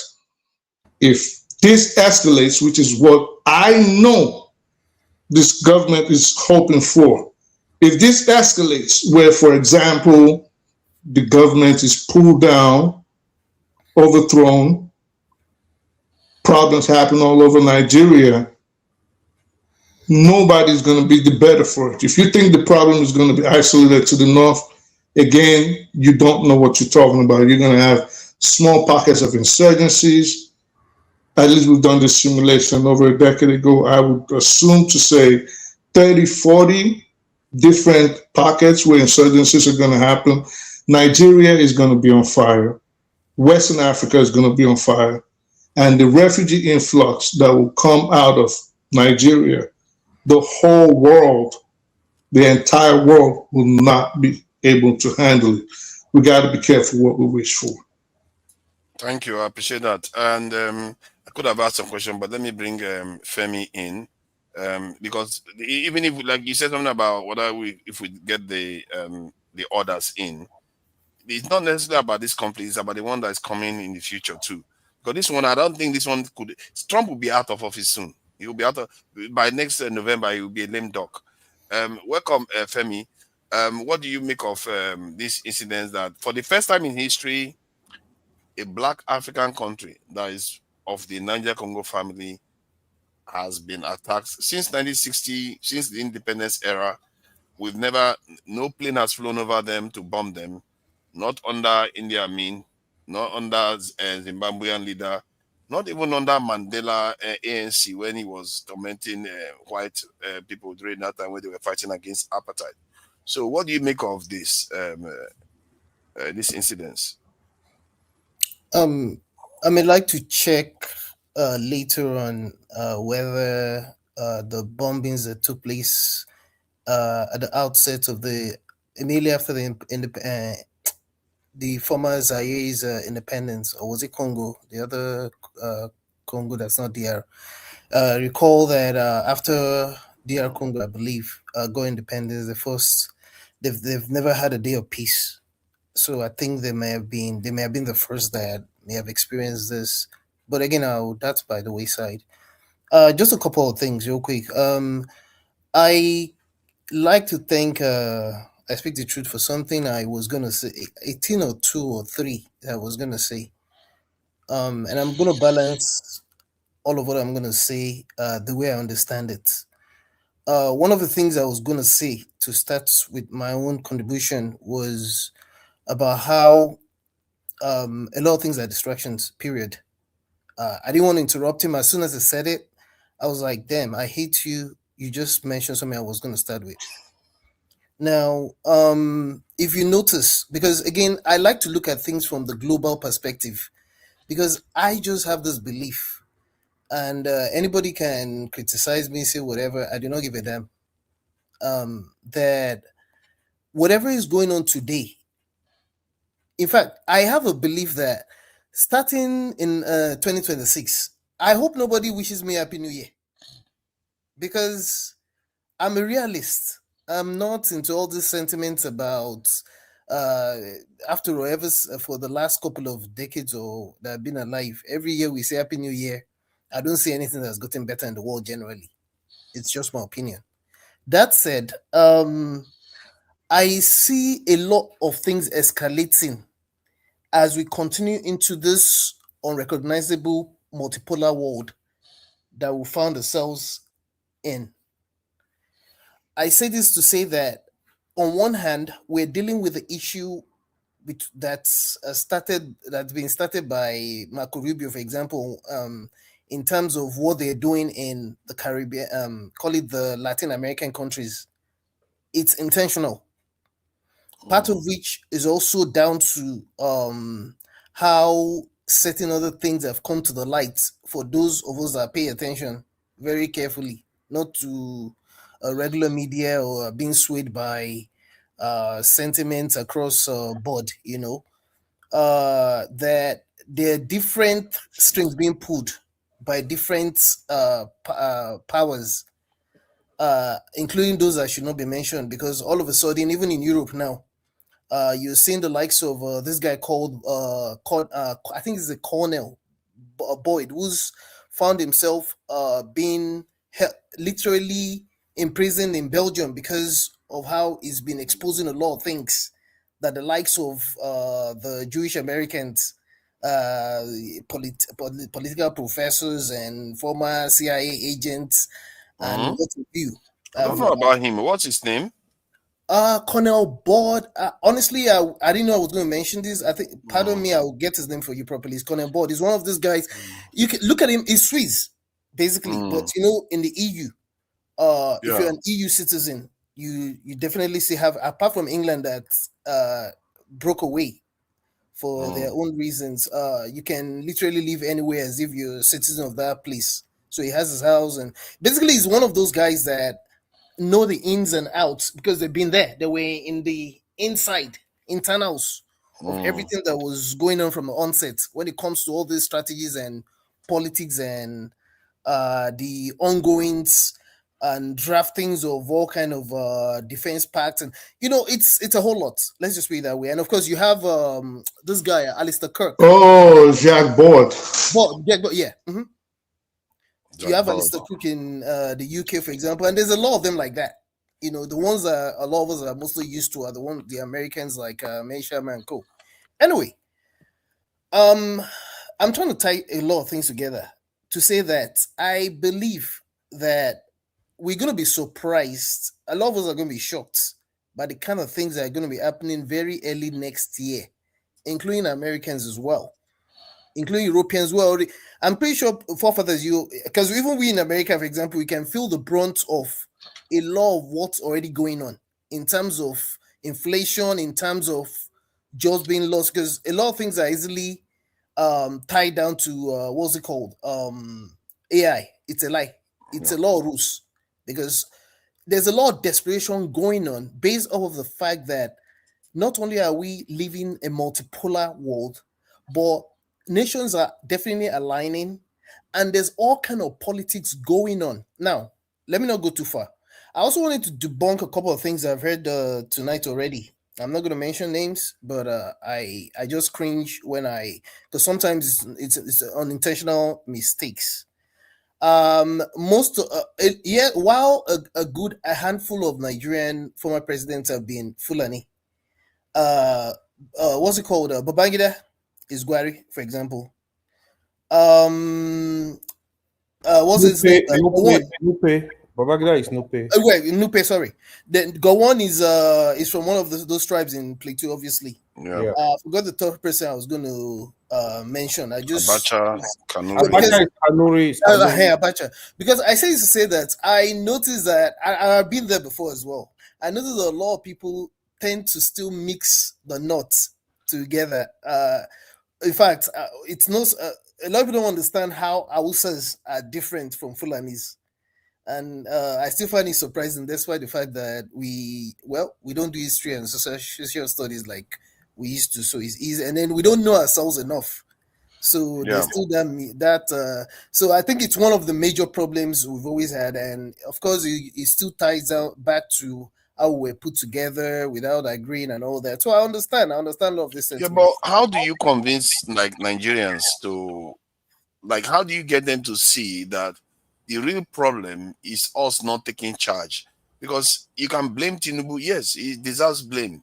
You can also side with Trump, which is also wrong. Both sides are also this is not profitable for us. Yeah. It's us that have to change. How do you convince Nigerians to see that? Because many of them, like if as you can see, Revolution now supports Trump, like he's calling the greatest of all time, and then there are other like people like us that think that we should be taking care of business, not leaving it for other people to take care of us. Fafana, you know why I'm a bit ambivalent about this is that on one hand, it's not even about Tinubu, because Nigeria's problem did not start with Tinubu.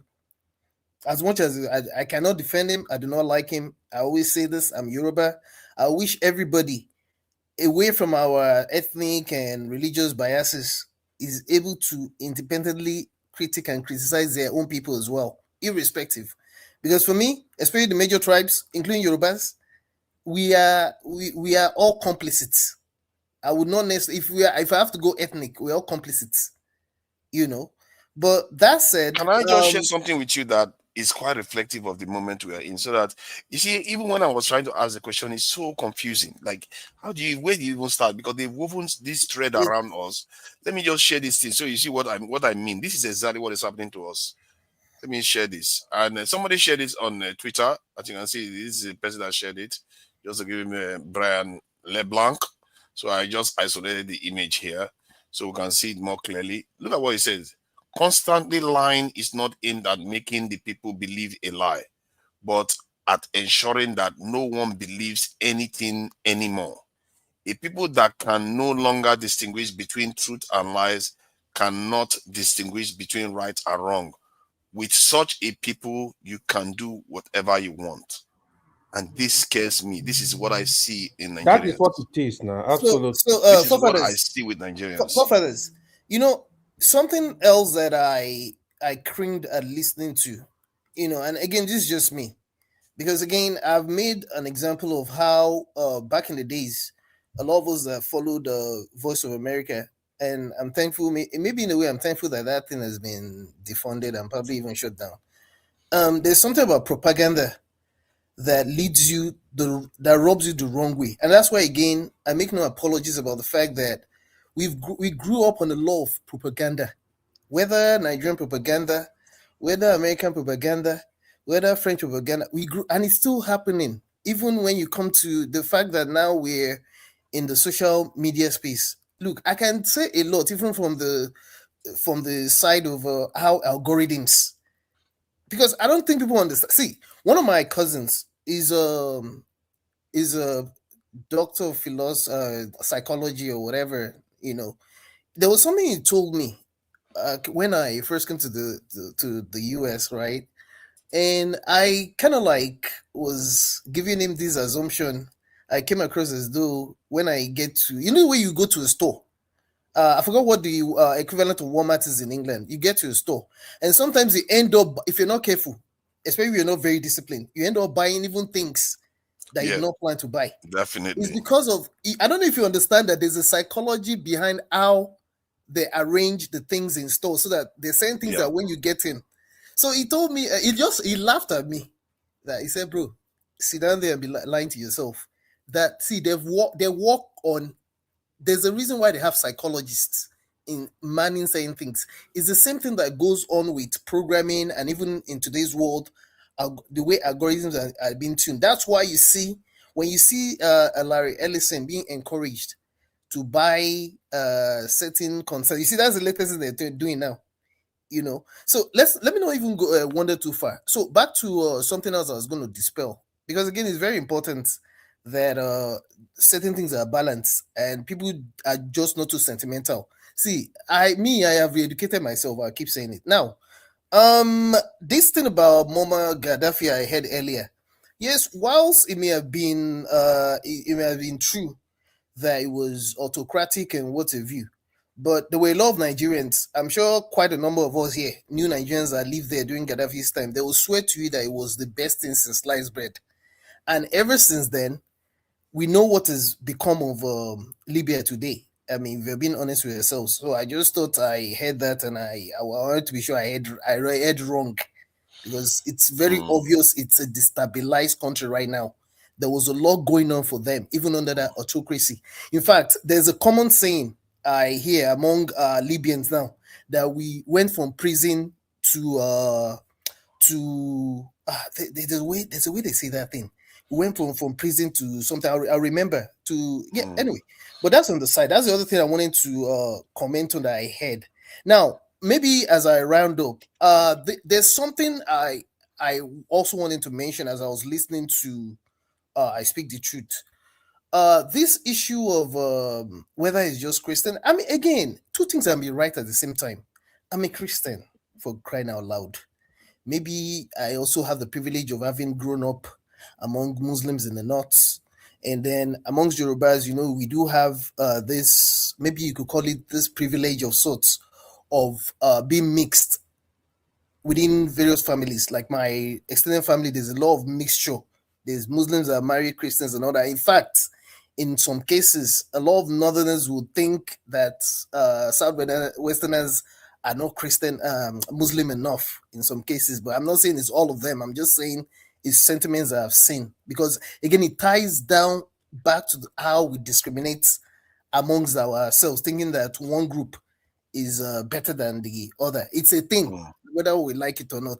And that's why you see situations where even between blacks, Black Americans, and even Africans, there's that issue, that fissure, where sometimes Black Americans think African Americans are too arrogant, and the other way around as well.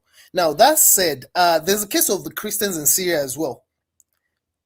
If it's possible for is it Assad to have been removed, and someone that used to be a known terrorist that really they wanted to take out has now been polished to the point where is now being regarded as someone that should stand side by side with the Western world. All of a sudden, he's being presented to us like as someone that we should relate with. If that's not hypocritical on one hand, to the point where even as we speak today, their parishioners that are being killed in Syria, Christians are being killed in Syria, and nobody is saying anything about that. And then someone will tell me that, you should talk about Nigeria, as if we're isolated from what's happening in the rest of the world. Abba.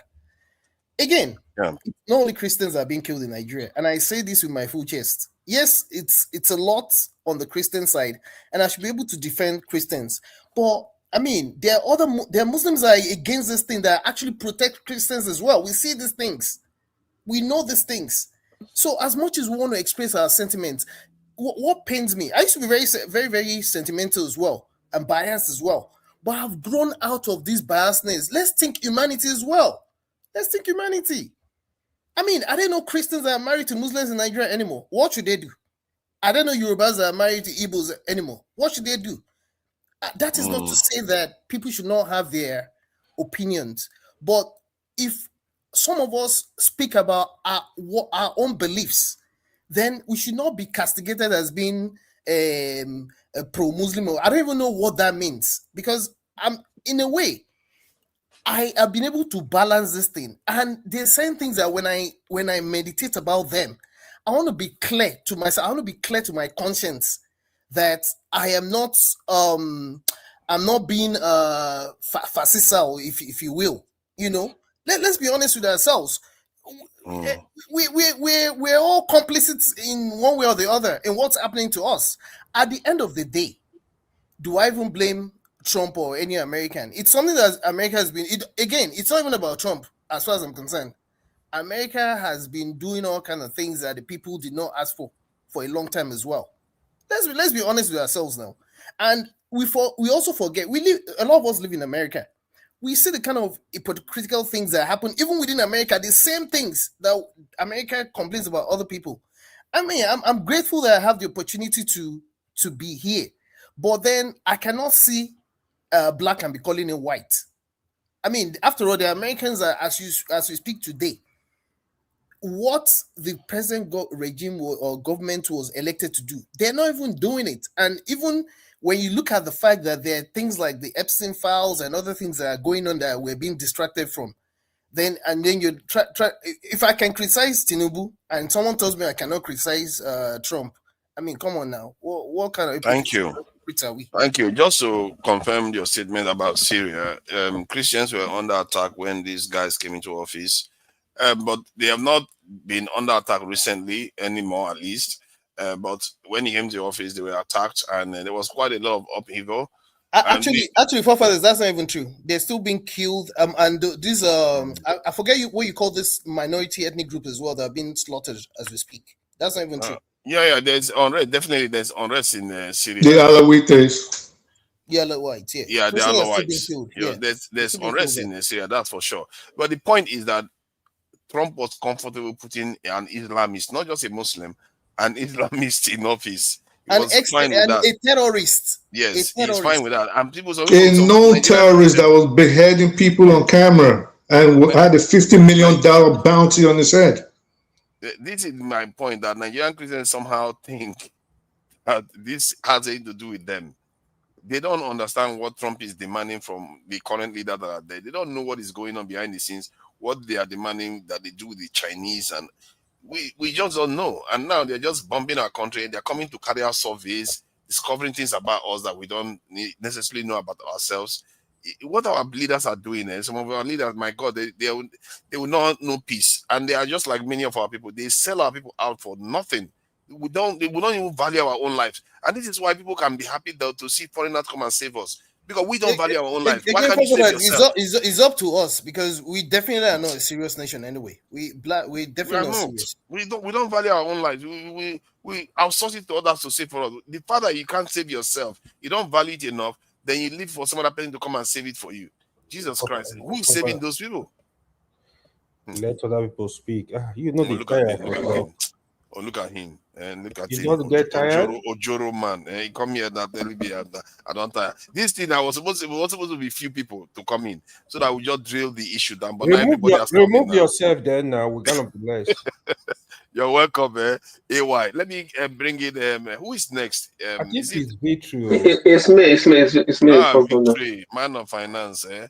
I hope you are not doing bets on this bombing in any way. These people that deal with forex. So, but what do you make of it though? Because I'm a little bit, like that statement said, there's a lot of confusion in the air in the Nigerian discourse right now, and people don't know what is right and wrong, what is the right direction to go anymore. What do you make of it? I think, for that, thank you for hosting the stream. I saw it and I came in. Quite an interesting conversation, and I think. I don't even know where to start. I just think that we, particularly Nigerian men, are useless set of people. I'm sorry to use this word. You know, if you look at what has been happening for Nigeria within the last 15 years, I mean, you can't make that up. Like, I will cite some example. You had the guy that came from America, Raleigh Moore. Flew all the way from America, went to Benue State for a supposed fact-finding exercise. Which Nigerian politicians, all your senators, all your House of Rep, have been to those areas to say, okay, let's go and speak to these people that have been affected by what has been happening? They don't care. If you look at when Donald Trump first made that tweet that he's going to come into Nigeria, go and look at the Nigerians that were commenting under that tweet. They were begging Trump to come and save them. And when things happen, people don't like to go back to the beginning. You should go back to the beginning and review that. How did they get here as a people? The 2023 election, before that election, there's a guy that came on and Rise TV. I can't remember the guy's name. The guy warned INEC that, please, don't rig this election, because history will repeat itself again. And a side example of the 1993 election, what happened when they took Abila's mandate. The country was thrown into chaos. And 30 years later, which is 2023, the Nigerian elite basically did the same thing again. not conducting the transparent election. You came in there, people say, okay, fair enough, you're not there. Within a few weeks, you took out fuel subsidy, you floated the naira, you plunged people into financial difficulty. And on top of that, this man has been borrowing money and sharing to himself and his cronies. People are shouting that we don't have food to eat. People are being killed by terrorists. Let's assume that America, I know that if you have worked with these white people, what they tell you, that's not the main reason why they are coming there. It's often something bigger than what people are saying, playing at. No, I'm asking you for that. What do you expect the Nigerian people to do? People are crying for help. So they will use a pretext to say, okay, we're going in. Meanwhile, with the reason why they are coming in, that's not the main reason. They know why they are coming there. And like everyone has said, some people have said at this party, no white man is coming to save your black ass. No white man is coming to save your black ass. For that, I don't know if you saw the news. I saw it yesterday. Algeria passed a law to make colonialism a crime against the Algeria people. They passed a law in the parliament. You get the point? The Algerians, they fought for their nation. You see, this is what I was telling. They fought a bitter fight against the French. That's why they're like that. They're very independent minded. They don't play. Please go ahead. Yeah, but so what is the Nigerian men doing? People that call themselves supposed men. How can you have people that will be going around killing Nigerians and Nigerian government does not take action? You have people that will take their cattle into people's farm and eat all the crop, and they will film it and post it on social media. Nothing has been done to those people. For that, you admit that the suffering and the torture is too much now for the Nigerian people. When you have the people begging a foreign country to come and intervene in their own country, if you dare it now, people should come out and tell Nigerians to come out in the street and defend Nigeria. Now, let's see how many people will come out. What I expected for Tinubu to do when this thing was starting was for him to organize an immediate meeting among all the ethnic group in Nigeria. Say, listen, this whole thing is going to blow up into pieces, right? The system that we have is not working for us. What do we do going forward now? Yeah, it is said, rather people were defected to APC. They are killing your citizens in your country. People are busy defecting to APC because all of them are defecting. Does that make sense to you, for further? You have fire your background. What you're playing with, you're playing politics with people's life. So if you look at it now, the whole situation is hopeless. There's no hope. And if he knows what is good for him, this is his last warning to Tinubu now. He still have small amount of time left. He has to schedule an urgent meeting among all the ethnic group. We have to decide as a people, how do we want to govern ourselves? You cannot like this year. I wanted to go home for Christmas. When I talked about the own nonsense going around with security, I just said I don't want to deal with this nonsense. In the last 2 months, I went to Turkey in October. I went to Kenya in November. Nigeria is really a disgrace of a country. When I was in Kenya, I was walking free any time of the night. I was not scared that anybody will come and arrest or terrorize me. You see Oyibo people walking middle of the night, moving about freely. There's constant light, there's water running in your house, the internet is working to a certain degree. Nigeria is a disgraced country. How else will you put it? It's a shame. It's a shame. I think we have really let ourselves down in many ways. And all these things start from very little things like public discourse, the way our leaders talk to us, the way they update us on what is happening in the country. Like now, half of Nigeria don't even know why they don't know what Trump American aircraft was doing in Nigeria coming to survey. They don't really know the details. They just tell them that. And for that, you made a statement that they should come the Americans should come a partnership with us.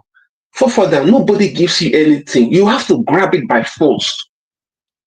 People don't give it on the platter.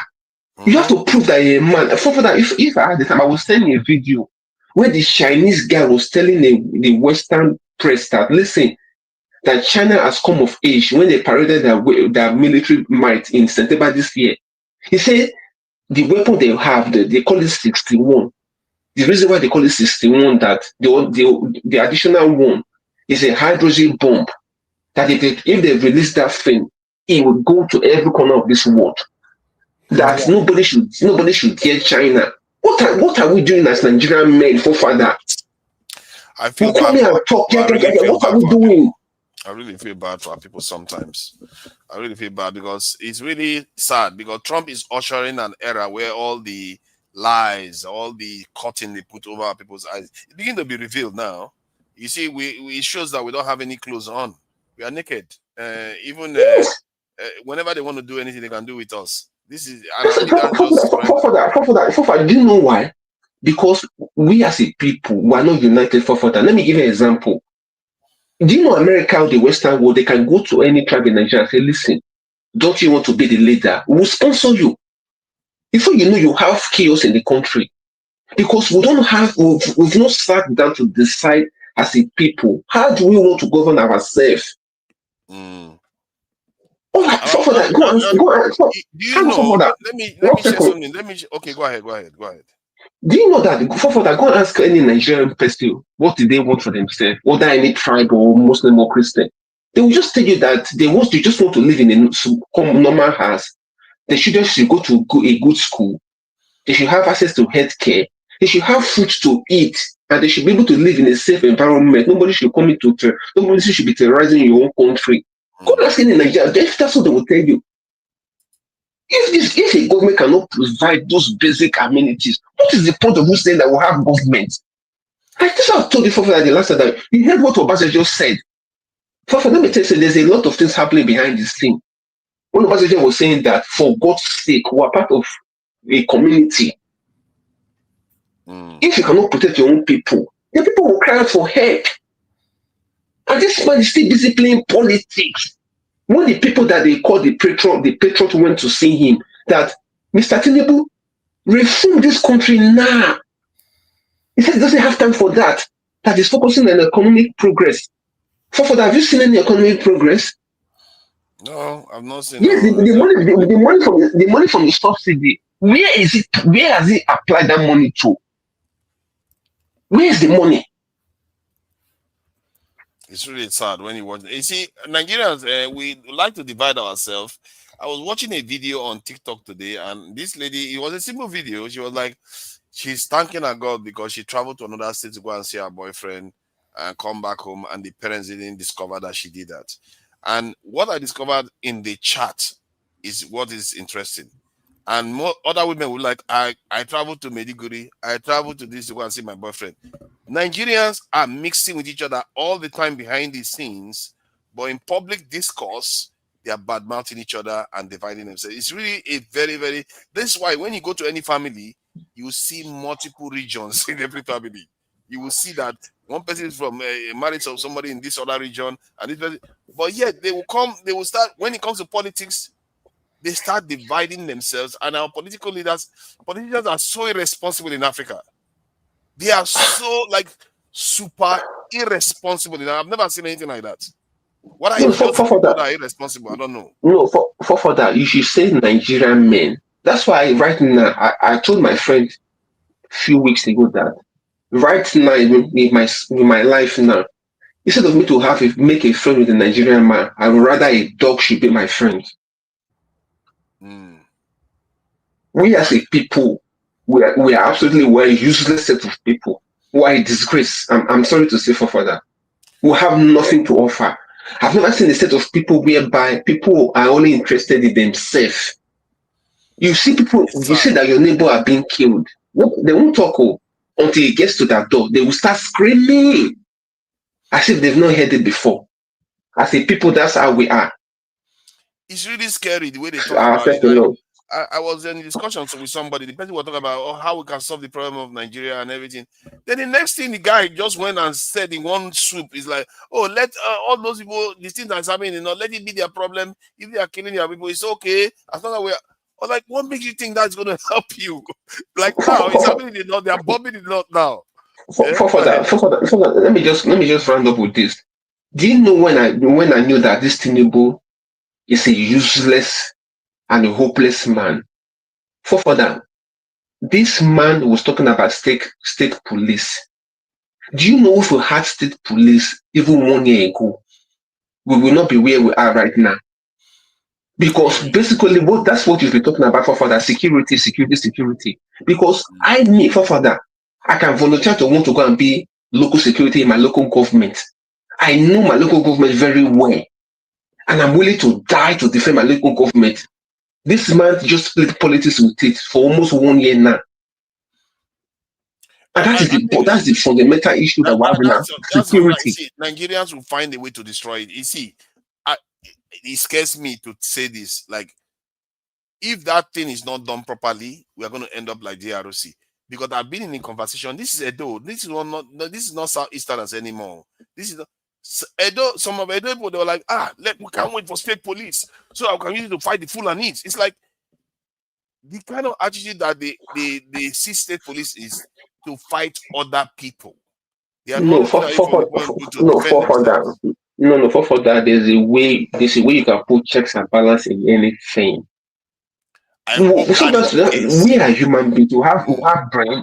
No, for that, we have brain. We should be able to think about things logically and then bring out a solution. We can try it. Okay, let's try something. If it doesn't work, what would you put as guardrails to safeguard state police? Because especially there are two angles to this. Whether you are going to retire some from the national police and put them into the state police, or you are going to create a whole new one. That is the one that is really valuable. You have to create a whole new one. Now, what would be the guardrails you put to ensure that thing is not misused and it doesn't lead to balkanization of the country? For that, like even here in the UK, we have different level of policing. Well, Kent Police, London Metropolitan Police, so many of them, right? You have official complaint channel. There are people. They have police commissioners. There are a lot of things you can put in place that can safeguard that process. The main thing that we're struggling for that is security. Because if you have enough security, nobody will come and steal our crude oil. No terrorists will be roaming about killing people. For do you know that we can produce a system nearby? If there's a distress call, within 2 minutes there will be a drone will be there, and then you have ground force that will be coming to chase whoever is there. For that, we're capable of doing all those things. The fact of the matter that this Tinubu man has no interest of doing anything for Nigeria. Rather, it's busy playing politics where people are being slaughtered. The one that broke me was when they killed that brigadier general. That's the point I lost it in Nigeria. I said, what? If you look at how that guy was killed, father, you know what? That's the one that's when I know that this is a bigger problem in Nigeria. Thank you. I will let other people speak. Thank you for that. Let me bring AY. I see you there. Thank you for your patience. Let me bring John Abba in. John Abba, thank you for joining us. What do you make of this? You've seen all the palaver that is going on in Nigeria. I've been calling for us to secure ourselves for a very long time. But what I realized is that people are not like human beings that reason like logically. It's not logical. What that lady said there is practically true.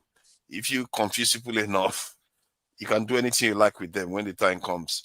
So even this conversation is hard to have. What do you make of this Trump intervention in Nigeria? We don't know where they bomb, what the results are. So, but at least we know he's bombing Nigeria somewhere. So what do you make of it? Forefathers and fellow analysts,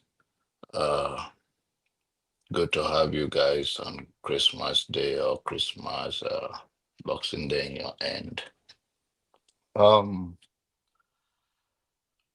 First of all, it's sad, but what can you say? I still the failure of the government that couldn't protect their own people and couldn't see beyond their nose, and not just Tinubu, but the previous leaders and ordinary Nigerians, home and abroad. I'll put it in this way to what the Victory said. He say it's a shame, but I think we are just a cowardice. And I hope after this strike, it's a wake-up call. As Nigeria as a country in that zone, the growing populations of Nigeria is even a threat to our neighboring country because we have no plan. The leaders have no plan whatsoever to secure the people. And the no security, food security, and all kind of security is not there. And if anything continue to happen, or this thing escalate from where it is today, even the neighboring country will suffer the consequence. Even the state, if the tenants started flooding towards the southeast or wherever, they also will not be safe. So there is no point anybody jubilating if Trump strike any part of Nigeria. But like I said, it's a failure of the leadership of Nigeria over the years. They neglect everything. And you cannot be too surprised, especially when you hear our fellow brothers and sisters in diasporas that have seen what is humanly possible by building infrastructure, empowering your people, or are direct beneficiary of what other institutions they enjoy in other country, say all kind of thing.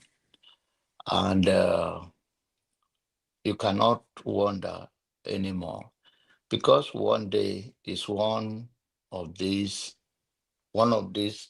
us will become a leader of this country.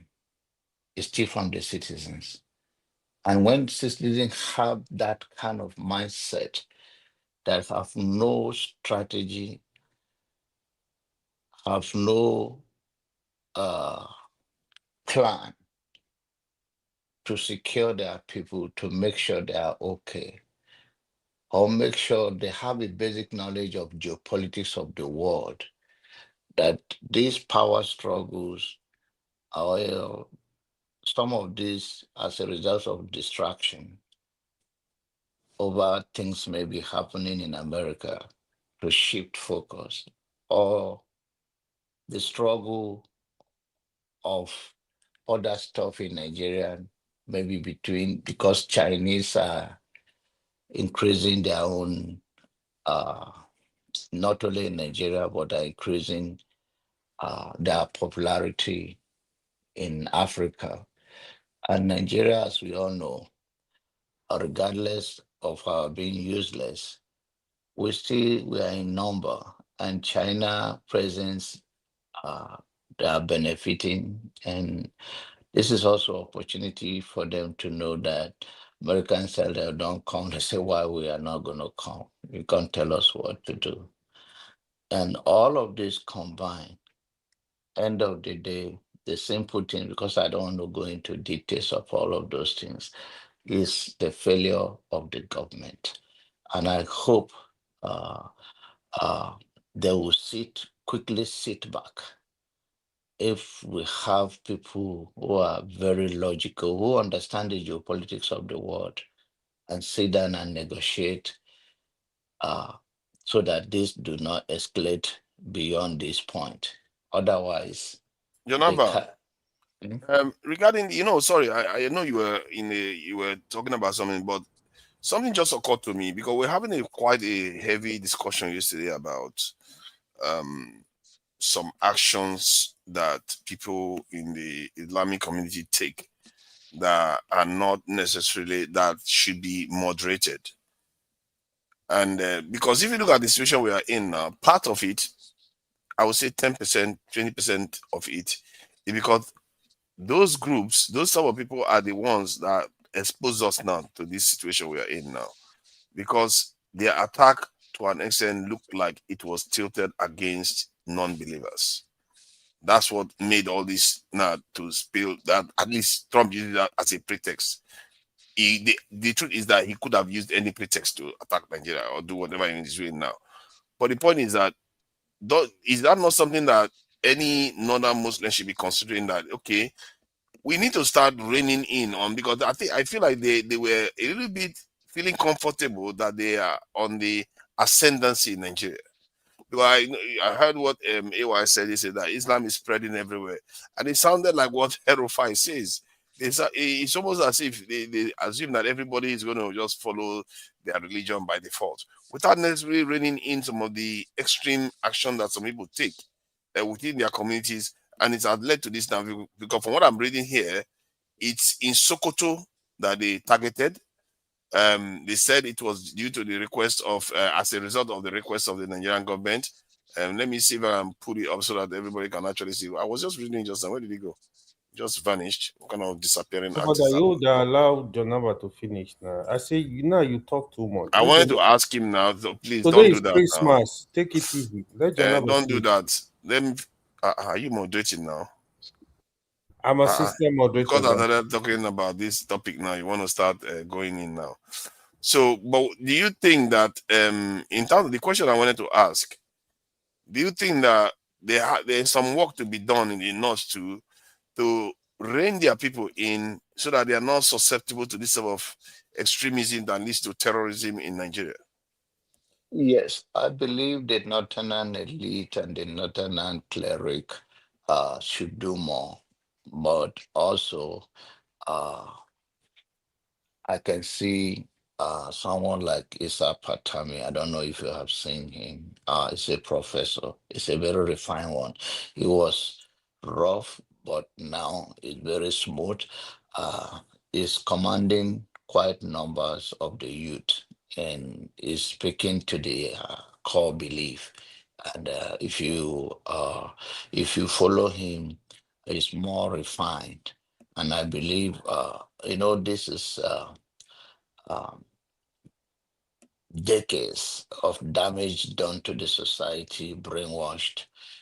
It has to take a lot of time to start re-educate them to leave this kind of violent aspect of it. I think they have responsibility to do so, and also to educate them, because what happened Sokoto with that young lady being killed and no consequences in 21st century is a blow to Nigeria government. It's a blow.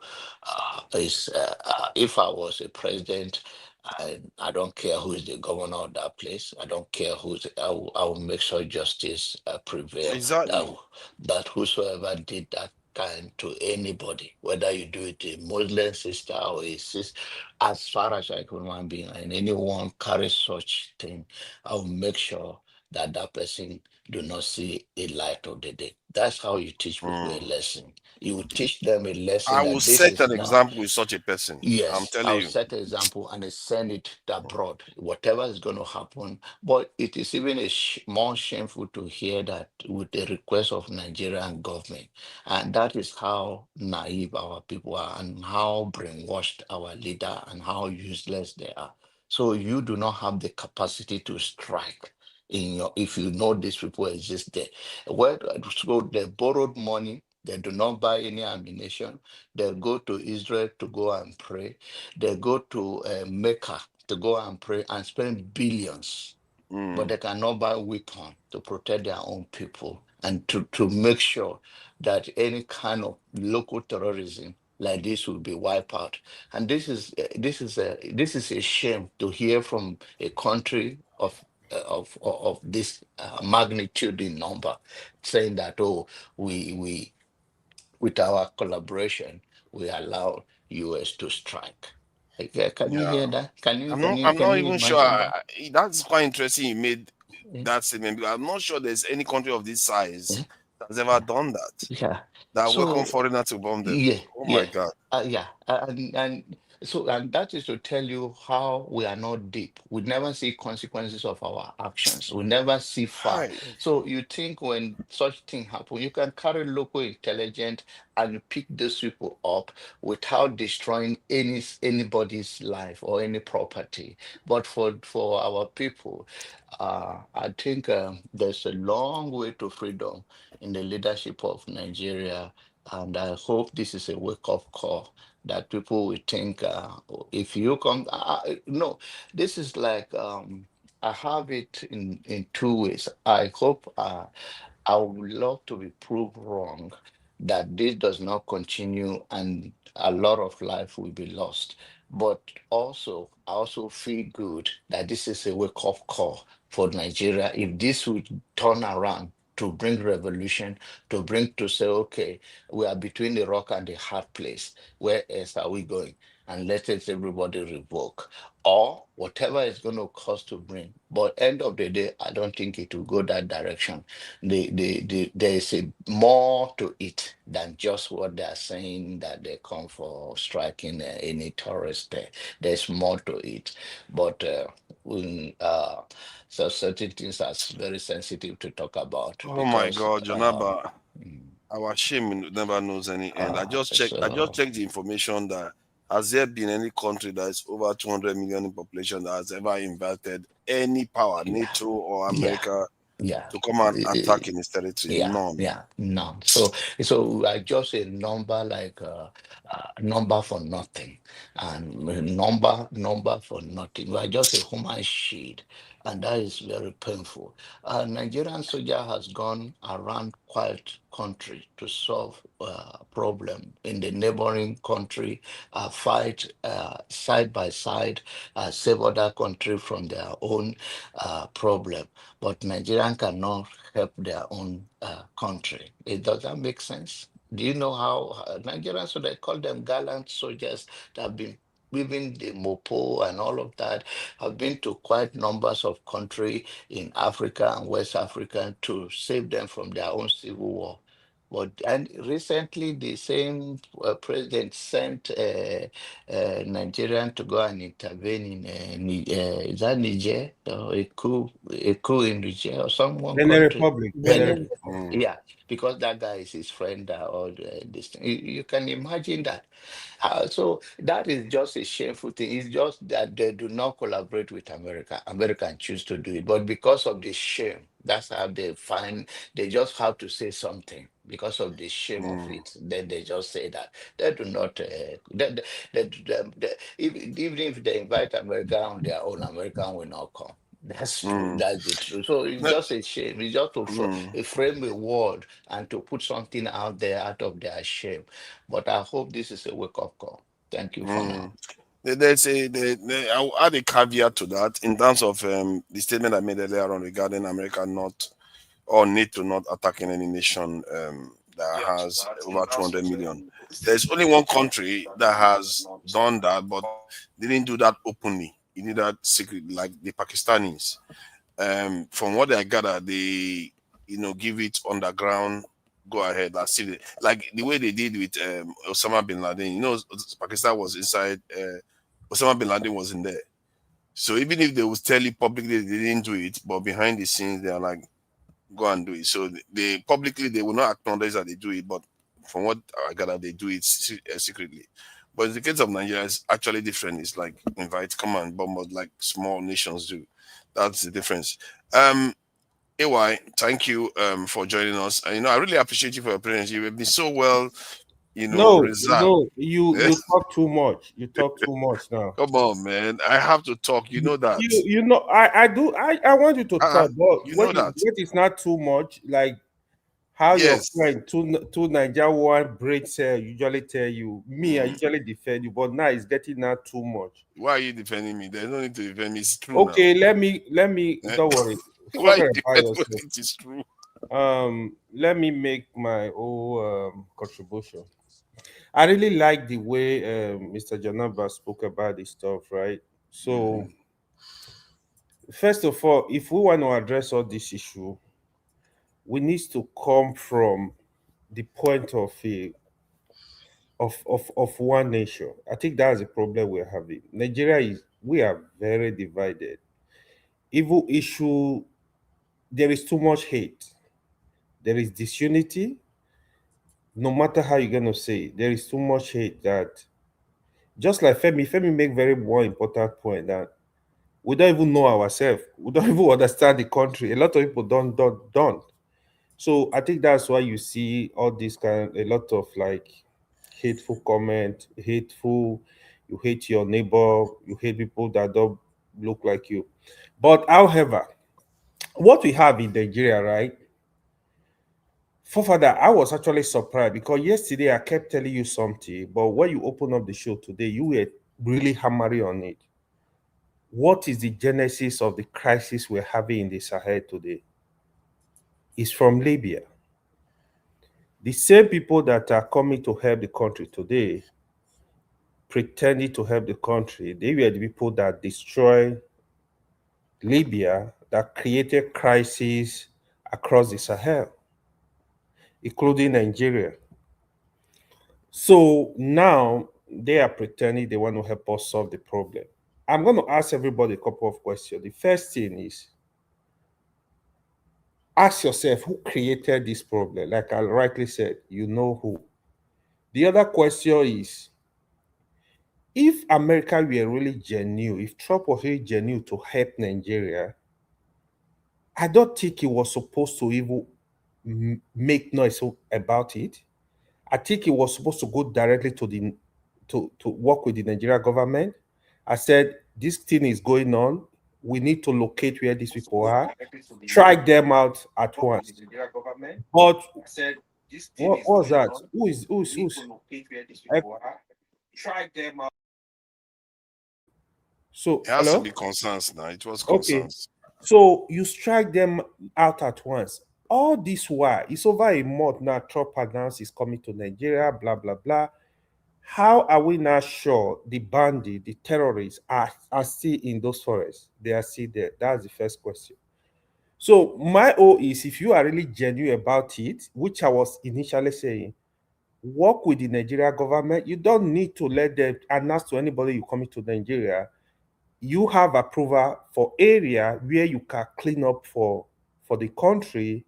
You don't need to announce it because me, I feel even they be talking about even yesterday, a lot of news were flying around. America are doing mapping in Nigeria. Today they strike. What makes you believe these people are still gonna be sleeping there and waiting for America to come and blast? So think about it. Think about it. I'm not gonna answer the question, but think about it. You see, I'm fully support anything that will clean up criminality in Nigeria, banditry, terrorism, anything evil that is going on in that country. Because, like, who said?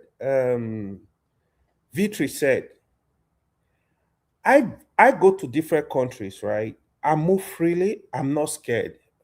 I've actually announced that here. Like, I'm in my own country. Even in the afternoon, you have to be watching your back. Nobody want to live this kind of life. We want Nigeria to be safe from criminals, at least from kidnapping, from banditry, from let people go to farm, let people have peace. Yeah, we might blame the government, the way we want, but really, Tinubu is this not the genesis. It's not the problem is not just starting from President Tinubu, right? We will blame him because he is the president today. So he will receive all the blames. You know, one thing I need us to be cautious about, right? Those Nigeria that you feel because you don't like your neighbor, You don't like your tribe. Oh, now Trump is going to not to strike. You are jubilating because, yeah, if they go for terror, good. If they kill innocent people, you need to also think of it. If you create crisis in Nigeria, there is people don't understand what is Nigeria. We Nigeria don't understand what is Nigeria. If you create crisis in Nigeria, sorry for you. All of us here, all of us Nigerians, we are gonna suffer it. It's just the simple truth. No that and no peace. But I pray we don't get to that point where they are gonna create crisis in Nigeria. Look at common Gaza that is 3 million people. Look at countries that are even 20 million, 30 million people. Nigeria is over 200 million. We need to really think about it, what we are wishing for the country. I know people want the country to divide. Me, particularly, to be honest, if I am in position, any tribe that want to leave Nigeria, I can conduct a referendum. What I've always been against is don't touch any other region that don't belong to you. Go with your tribe if you want to do that. In fact, people from any part, if my tribe said they want to leave Nigeria, conduct a referendum. Those that want to stay in Nigeria, let them stay. Give them the right, protect them, let them be there. Those that want to leave, let them leave. You leave, you are not coming back. We are not coming back. I'm gonna lock you out. So let's look for a way. We gotta look for a way to work together as Nigeria. If the country is ready to divide, let's also divide peacefully. So you don't spill too much blood. You don't want to see that. It's not joke. People, 200 million people is not joke. We need to understand that. So we know what is going on. Like I prayed, like sincerely, Trump intentions are good. I mean, just like Jonaba also said, at least Trump even saying it is putting pressure on the government because for a long time the government have failed the people because I can't really understand it how they are unable to protect their own people. The banditry that has been going on, the Fulani herdsmen, Boko Haram, people are not able to go to farm. Like you can't allow a country to go down this way. Like what John Abba said now, it was so easy for the president to call for rescue of the Benin Republic government. It was so easy. In twinkle of an eye, they were all there. How come when this is the happen in this region, the banditry, the Boko Haram, this attack, how come they don't speed up in that faction and move swift and go to those areas to rescue people? For example, people will carry bike, Okada, to come and kidnap over 200 students in school that is not inside the forest. There is nothing like what is called backup. There is nobody is called. There is no urgency for the military to move swiftly. They have helicopter. They have the Air Force is there to even trace these people, to even stop them. Even the police, they should be able to even at least everybody will just sleep because this operation they carry them out minimum 2 hours. It takes time for you to move over 200 students from a school, moving them on foot into the forest. So it's really failure of government. You're not going to blame Trump alone. I'm not in support of anybody unanimously coming to Nigeria to do any stupid thing in the name of attack or whatever. But if the government gave them the go ahead, they really collaborated with the federal government and they approve of it, so shall it be. You voted them in, we voted them in, so they must make decision on your behalf. That is what it is. So that is how a country operates.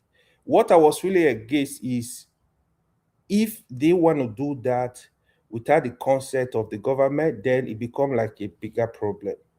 You know, if they are gonna listen to the government, you know, they know, okay, you can't go, this is what you can do, this is what you can do, protect the civilians, you know, that's fine. So I want the country to be safe. I want everybody to be at peace. But it's sad, it's unfortunate that foreign country is coming to help us do this. But I sincerely believe, if not for corruption, we can actually take care of this business ourselves. Hopefully, going forward, they are going to do better. They are going to sit up, you know, to protect the life and properties of the people. Thank you. You are muted, forefather. You are muted. Yeah, thank you for that. Thank you for that. The issue of I think everybody has spoken apart from one angry person. But oh, Jefferson is a decent person, not angry. Very nice person coming in. Jefferson. All right. So you know about the strikes. It's in Sokoto, by the way, not Borno State, which is You know, interesting. tonight is terrorist sympathizer is moderating tonight. So, but you have to listen to him. So you're not a terrorist sympathizer anymore. When you sympathize with autopilot to be killing Southeasterners, it's okay for you to sympathize with them. All these people that can't think straight at all. All right. What do you make of what Trump has done and what it might mean for Nigeria? Does anybody have any idea what it will mean? One thing I can tell you for sure, if Nigerians don't have the boots on the ground to take our security into our own hands, I can bet anybody here the banditry and insecurity is not going to be solved, no matter how much bomb Americans drop, because they've done it in so many places, it never worked. That is not what solved the problem. So, but go ahead. What do you make of the incidents and the fact that Trump is bombing some parts of Nigeria, something that has never happened under any Nigerian leader before, and hardly in West Africa too? No Igbo country has come and bombed us, West Africa or Central Africa. I think Femi is saying maybe there was something, but I don't think I've heard of it. DR Congo, the Belgians bombed DR Congo in the aftermath of the independence when they were trying to control the mines, and which is still part of what's going on today. Was that before independence or after? No, after independence, and they were trying to make sure they secured the mines, and that's the genesis of what's happening today in Congo DR. Okay. You see, that led to what we are seeing today. Since then, there has not been any major incidents on the continent because they knew that they can manipulate our leaders. Because India did a lot of crazy stuff against them. Mugabe did a lot of crazy stuff against them too, but they didn't military intervene. But Nigeria somehow has broken that spell that has lasted more than 60 years, if I'm not mistaken. Jefferson, do you think this might have some serious ramification for Tinubu? I think Tinubu should have to answer for this strongly. He really should answer for this, because this is a man that went to Chatham House and promised he was going to recruit heavily into our security forces, but he didn't do it.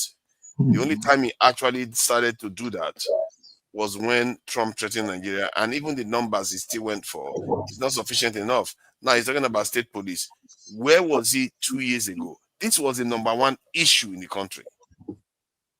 It was number one issue for individuals. So do you think Tinubu should be held directly accountable for what has just happened? Guys, nice to see you guys. I'll be listening on the background. Thank you. Thank you for coming in. You've been here longer than I expected, actually. I appreciate you, coming from Sweden. Jefferson, so what do you make of it? Did you hear the question? You are trying to ask me multiple questions, and let me just take it one step at a time. Can you hear me? Loud and clear. Okay. Well, Nigeria caused it as a nation for themselves. The situation whereby a country cannot protect its citizens and the citizens is crying for external help. And it comes in. What do you really want, really? Someone was making mention about, the problem started from Libya. Okay, fine. is an African. It happened in Libya, the Boko Haram, the whatever. It started from somewhere. It came into Nigerian territory, and then what happened? Do you want us to start? Do you want us to go there? Instead of our people to stop those things from progressing within the country, because last I checked, even under Yada when he was president, he knew that all these things were there, but he tried his own little power to suppress it so that at least Nigeria can be peaceful. We all know the story today. I don't want to go into all that one. You know, the Nigerian government is highly complicit of what it caused for themselves. Trump attacking and striking is a welcome development because, unfortunately, our government of the day is a Muslim ticket. I want to say it as it is now, where when all these things were happening, the Christians were seen under the beck and call. In fact, they were scared for their lives. Gumi, the likes of Gumi is a freelancer. He knows how to speak he knows how to be a good spokesman for the bandits, you know, and no one said anything wrong with it. Look, the receipts are there now. The receipts are there. Who are we really kidding? Okay, fine. Even when Trump said a disgraced nation that is going to scatter everywhere, it's not the same Nigeria that sent government delegates to the US to go and discuss one or two to see how they will resolve this thing. What was the aftermath of it? And then, okay, Riley now came in. They make it look like, when Riley came here, assessed the situation, they make it look like, they are ready to cooperate with us. Of course, the Nigerian media was pushing the narrative that, they are going to resolve this thing, you know, peacefully. They are not just going to strike. But of course, Riley understood that he needed to do his own individual fact-finding. And he was highly disgusted. You can go and watch it on Fox News, on what he discovered by himself when he actually went to Benue State to see things for himself, of how things went south. You see, something that our leaders failed to do, even when all these things were happening, our leaders they didn't want to even go to find out the level of the security threat level. They didn't want to do that, you know, and they didn't want to do that. Don't forget too, at the time, the likes of VDM and Co, when some things were happening like this, they went on their own to find out what was going on, made cry to the government. That was when they started to have they decided to have some interest to find out, okay, let's go and go there. It was all a show. This thing has always been a show. And then we are trying to be sentimental about it. Victory has said most of the things that needed to be said. We caused it for ourselves. Even if there's an issue happening externally, are you saying that we as a country, we don't know what to do? How to resolve issues as a nation? Why are we pretending? You know, we know the issues. We don't want to address them. The other ones, I don't want to go into that. And don't forget too, he said he did the first strike, that more is coming. Now, the government's supposed to actually they need to really look into finding a way to align and discuss with the US government on how these things can be resolved. I'm sorry that it has to go that way. The same way the same Nigerian government was very quick to align with France to exchange data of how they will tax Nigerians home and abroad. It's the same way they should have done align with America to resolve them. Yes, now, because now when it comes to money, the Nigerian government is very, very quick in being very proactive in getting resources from Nigerians. but of course, very, very slow. They don't care about our lives. They don't care. Is it not bad enough that a transport company like GUO had to go and procure bulletproof buses for people in the southeast to travel all the way from Lagos or maybe Abuja to the east for Christmas? They had to procure so that people's lives will be safe. And some other transport companies. Doesn't it tell you that something is not right? Every time we are complaining that external power care, they don't care. Okay, we that say that they don't care about us, what are we doing? What are we doing as a nation to care for ourselves? The other time, look at our security situation. Our security situation is tribalized. I have to use it, and it's skewed towards a certain religion. Is it from the emblem of the Nigerian military and some other things? I don't want to go into those details. It's highly so. That tells you we have a problem there. If Nigeria is a sovereign, if Nigeria is a country that really looks into unity, the military is also to be divergent. The reason the security should be addressed for everyone. And of course, people they are saying that they want to do state police and everything, but it's like they are very slow in implementing all these things. They are very, very slow. Why are they not trying to resolve? Why is it that the judiciary, the executive, and the legislature, why are they so slow in trying to implement this state police? Knowing fully well that this is an area of primary concern. I think the reason why, because they don't have any way of controlling it. No. They do. They know what to do now. They know what to do. Why you say they don't have the work? If they cannot control terrorists, how can they control the state police? They can do it. So why did you just say that? You just said they can do it. I think they are magic machine. Oh, so they are not machine enough. So they are not magicians now, right? No. But they are magicians in telling you how they will collect money. No, hold on. They are magicians in telling you how they will collect money from next year, January. Collecting money doesn't need you to marshal security forces. It does. It doesn't actually. Listen, Nigerians are not silly. Okay, are you in support of them recruiting into the security forces? Are you in? Hold on. Wait, no, I want to stop you. I know it's your story, but let me stop you there. Are you in support of them recruiting into the security forces? Wait, now let me see what I want to say. Nigerians, we have professionals across all fields. You can't tell me that they can't do a proper consultation, be able to resolve. And don't forget too, there are also people within the local enclaves in localities that are trying to resolve security within security threats. But of course, we all know that our local government, the state government are not giving these guys enough support.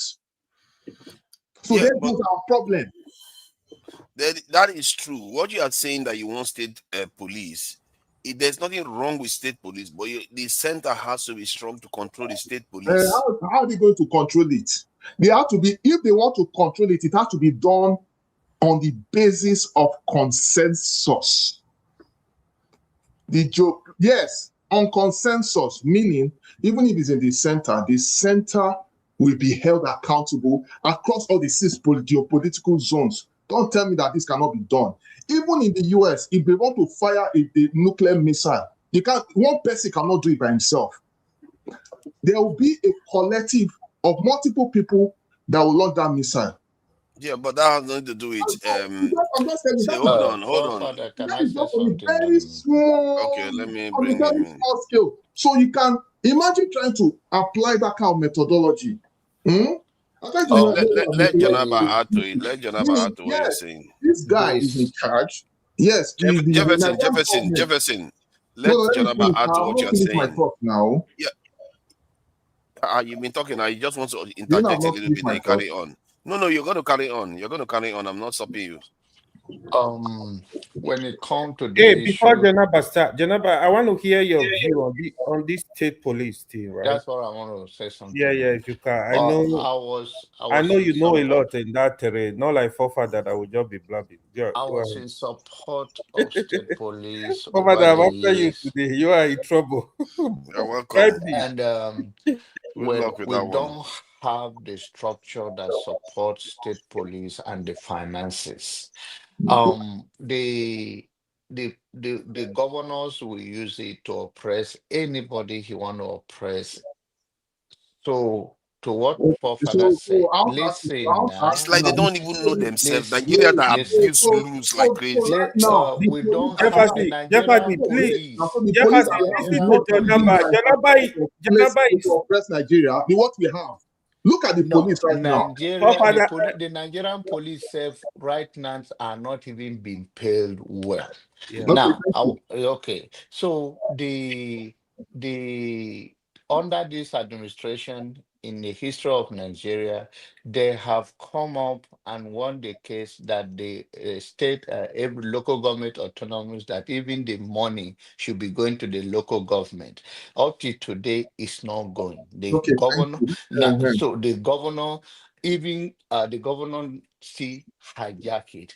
And of course, they have all kind of political undertone for election and all of that. And this is what went through.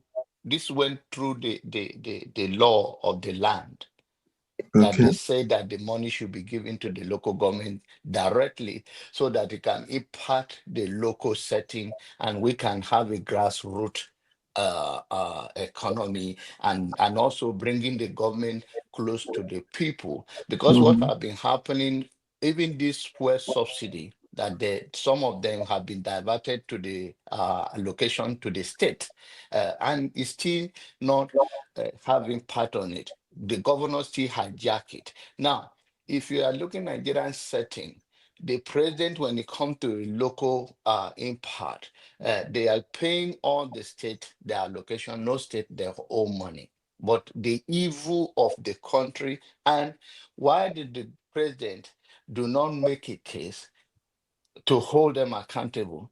It is all because one of your finger touched the oil, the rest will not deny it.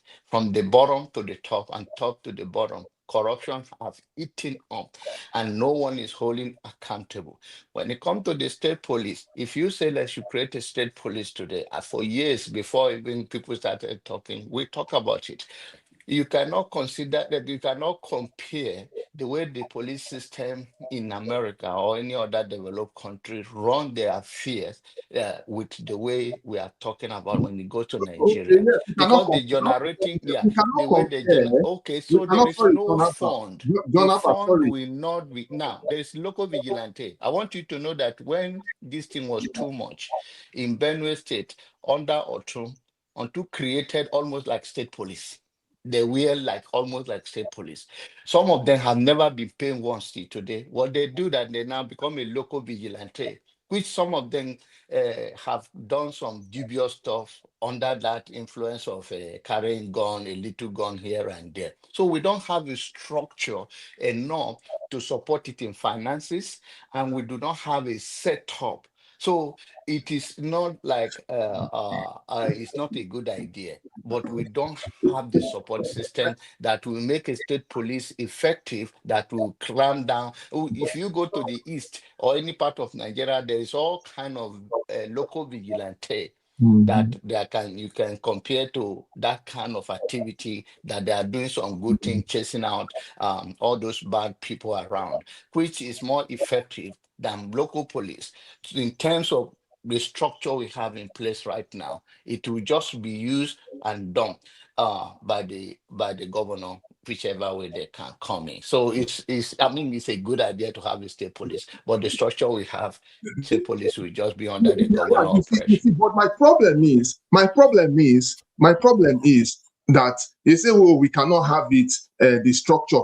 So why? So the question we should be asking is, why is it that the government apparatus haven't spent sufficient time to see how they can implement this quicker? You know, Because because look at it. I keep on saying this. Everything is all hold on. Why do you keep saying they should implement it quicker? This is motive driven. It's all motive. The agenda of every you can always know the agenda of government by their motives, right? What is your own motive? What is your own motive? So, okay, let me tell you what my own motive is. The same way they were so quick in trying to work on this taxation structure, it was equally the same way they should work on the security infrastructure. Because even the security, I agree with you. Because the security is still paramount. But you still need to state your motive. Is it okay if I speak? No, let me finish. When you have you still need to state your motive. When the country is safe and people are able to go about their businesses, that will bring in much productivity, don't you think? Because think about it, see how many years we have been. Look at how many years we have been. Why is it that? Hold on. But why is it that you don't care about any guardrails for the state police to be in place before you start implementing it? Guardrails. What does it take to do that? It takes I want to answer it before you said no. Before John Abbas started saying his submission, like I said before, we have a lot of highly professional security, personnel and people who, if you engage them, they know what to do. And they can hold multiple states down. So they can be able to. They are not listening. You ask. You see, we are starting conversation now. You ask a simple question, and you should have just waited for the answer. He said, "What is it that they should do to make sure that they have those guardrails?" The guardrails, you have to have a center security system that is stronger, way stronger than the state police. Yes, but not just stronger because it's in the center. It will be stronger on a consensus. It is very much achieved. What does stronger on a consensus even mean? I don't even know what that means. On the center, you can, yes, you are in charge, but it has to be done in a collective. Is it okay if I speak on this? Because I guess the problem we're having is people just speaking about what they have no idea about, and that is not to insult anybody. So let me just go on like this. So with the state policy issue, this is what I'm going to say. I'll say like when we talk about the state, when we talk about things like state police, and of course I do understand, and I do mute yourself, sir, please. Thank you. So I do understand that a lot of us are sentimental, and everybody, of course, will try to. I said everybody, Jefferson. You're not the person. Could you please stop? Could you please not interrupt me? I really appreciate it. But I'm not even finished my submission. If you want to talk for 45 more minutes, go ahead. The moderator is there. You've just been going around. I personally haven't gained anything from anything you said. Moderator, could you please, let's not turn this show on its head. See, Jefferson, let him just interject. Try to keep it brief so that he can carry on. Of course. If he wants to speak for 45 more minutes, like you guys have been doing, go ahead. When you're done, I'm going to speak. Go ahead. Keep talking. We're listening. Jefferson, use 2 minutes to round up.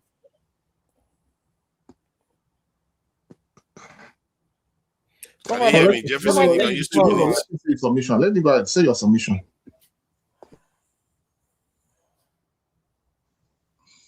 So, like I said, the problem here is we tend to speak about things that we don't have ideas about. And again, this is not a slight to anybody. It is just what it is at this point.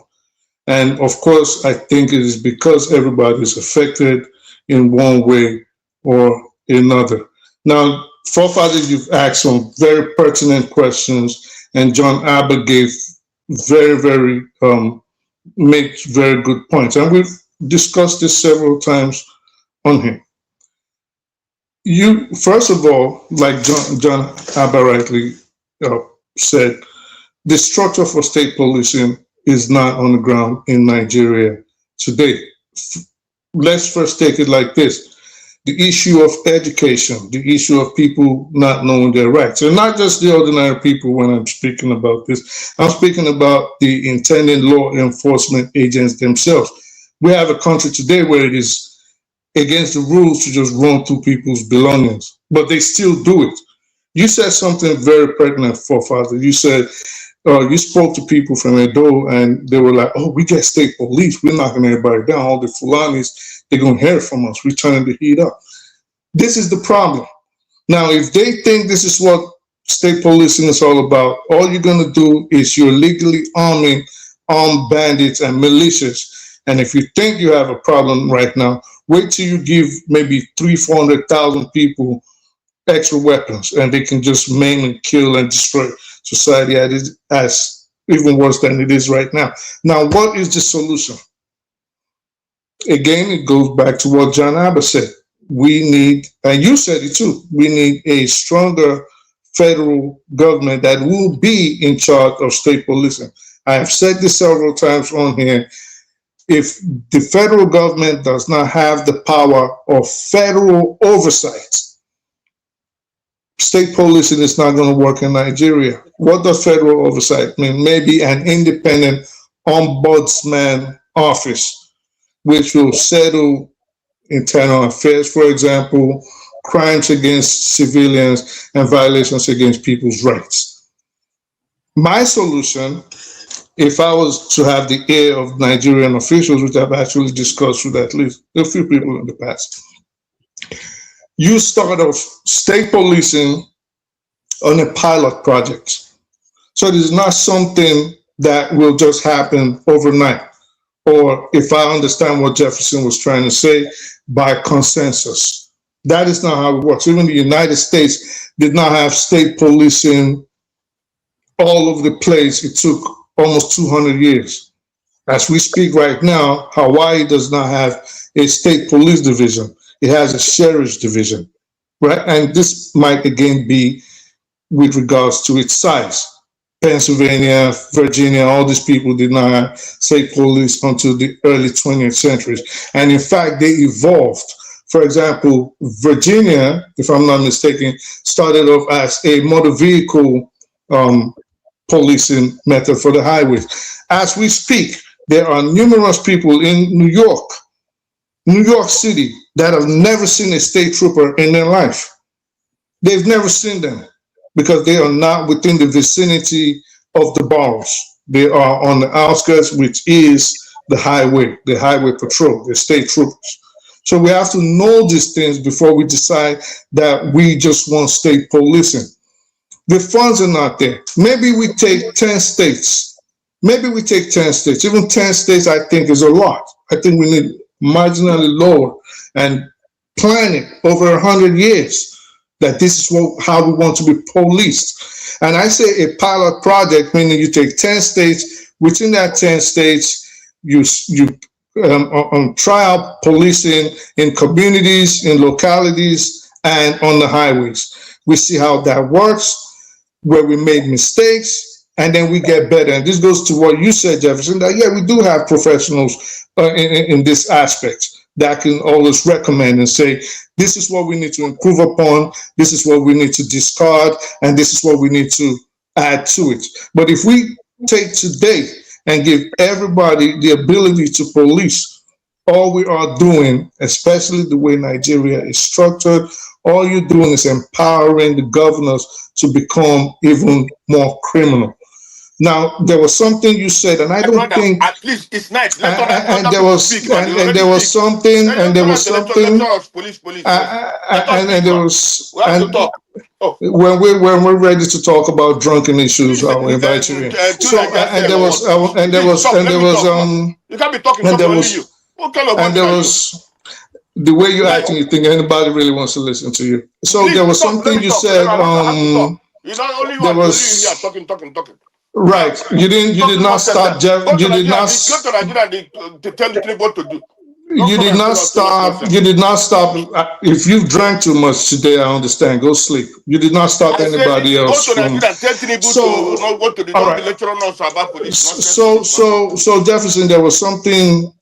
You need to stop drinking and coming on air live. So there was something.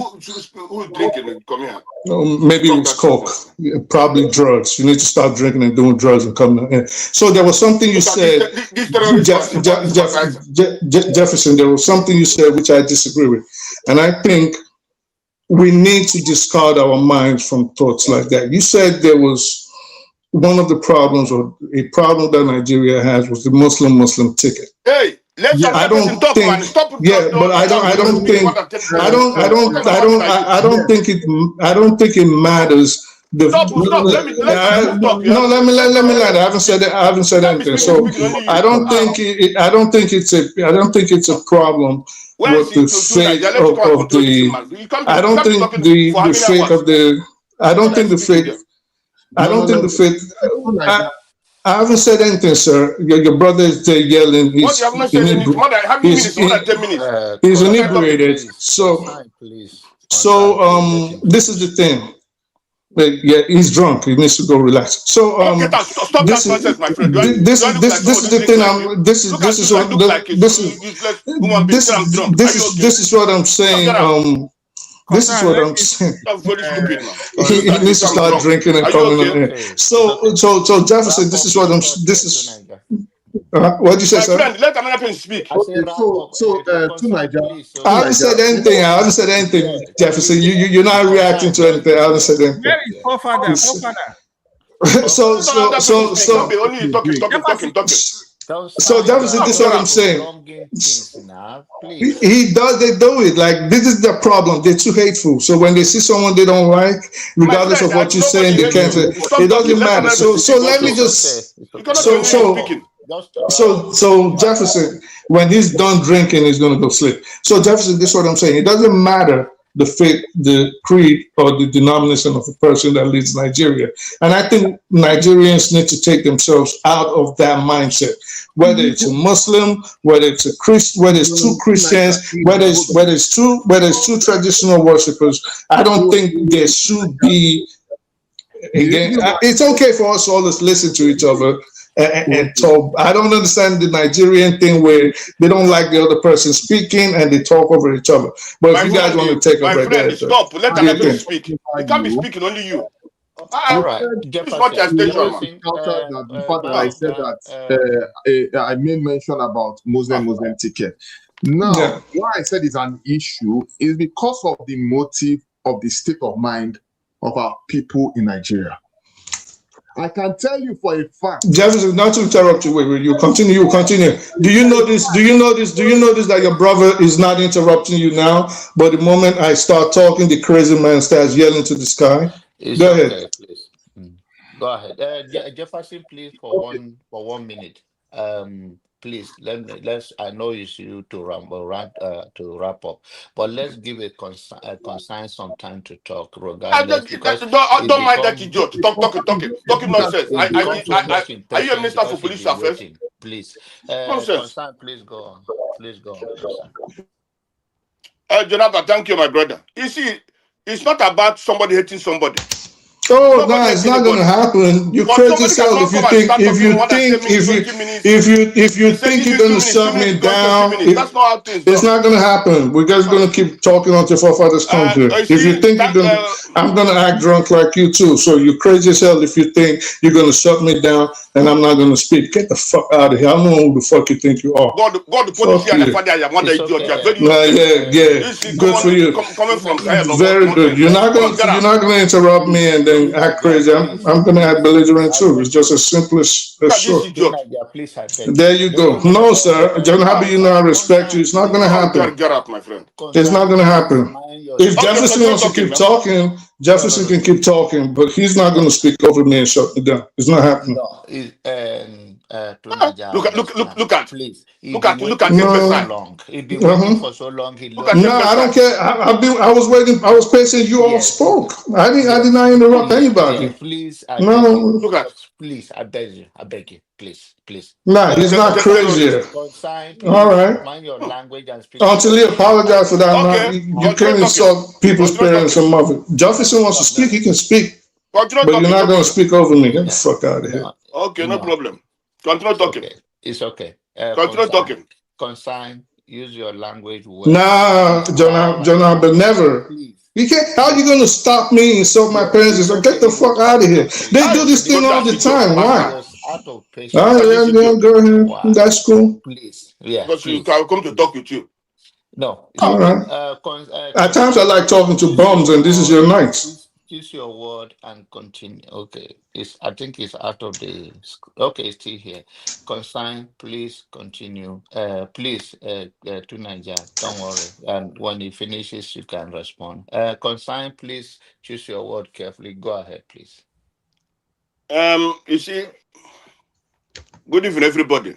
And for those who are like in Britain, good morning to you. Yesterday and today is a happy Christmas.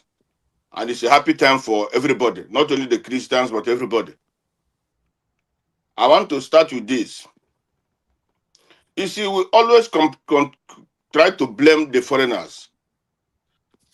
What's happened to Nigeria? I don't believe so.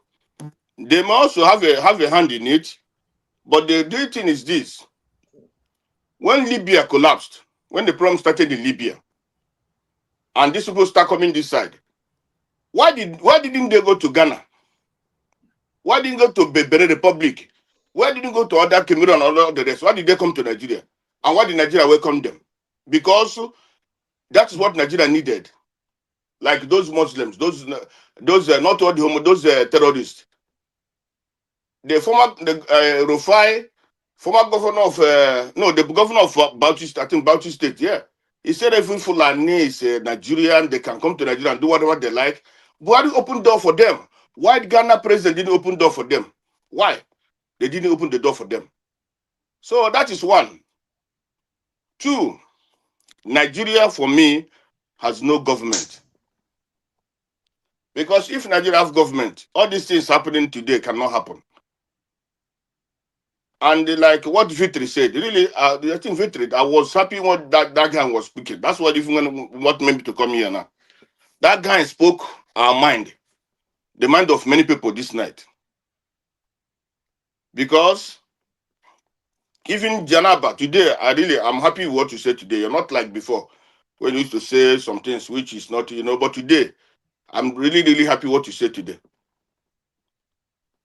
One, Nigerians are make like people who are cursed or who are under a spell. I'm telling the truth. Because I have many examples. In Nigeria today, a minister is going to commission a road. And people are happy. Minister is doing a good job. He this, that, hailing him. That road will not even stay to a year or 2 years. That road will destroy. But in other countries, I don't at this particular this 21st century, a minister is being heard, a senator is being heard like he's a king. While these people are supposed to be serving us, you see Arise News when terrorists kill people in Benue or in Bauchi anywhere. That woman, that president wife, which I don't know where she's coming from, we can start giving them money. But and Arise will be happy. Yes, she's doing a good job. Yes, she's a first lady. Yes, she's this, she's that.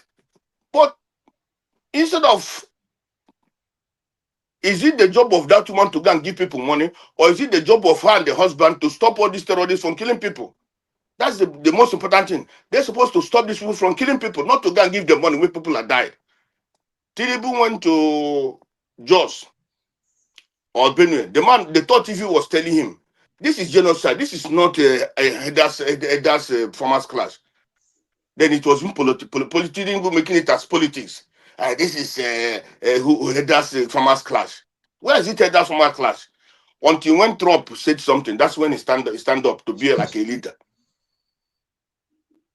You see, so that's the problem of Nigeria is by both the Nigerian people and the government.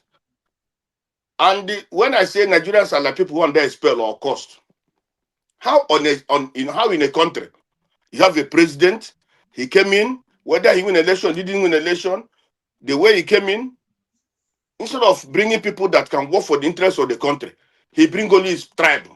His tribe is in charge of the whole finance of Nigeria. And not even his tribe, his boys, they call him his boys. And the whole country of more than 220 million people keep quiet. Somebody bring his own boys to come and manage the affairs. Okay. We've heard the same thing. Like someone else speak, man. Like I'm tired of this nonsense monologue shit. Like let's pass it around. Forefathers, oh, you're here. Thank you. This guy just kept interrupting while I was speaking. He wouldn't let me speak the moment he left. It was just crazy. Yeah, I didn't even know. two Niger, please, one Yeah, this yeah. idiot. So I didn't even know you were here. Like he wouldn't not let him talk. This guy is very Come on. stupid. My friend, Like, go listen. go and sit down. Constance, take it easy. You are going to get Insulting. What is wrong He with was you? here insulting his mother, insulting his own father. Yeah, very crude, illiterate. Very crude, illiterate guy, though. Like, Bushman to the core. Remove this guy. Remove this idiot. Remove this idiot. Very unruly. You know what's very unruly, to be honest. Why? Very rude and very belligerent, illiterate to the max. He's always very angry when he.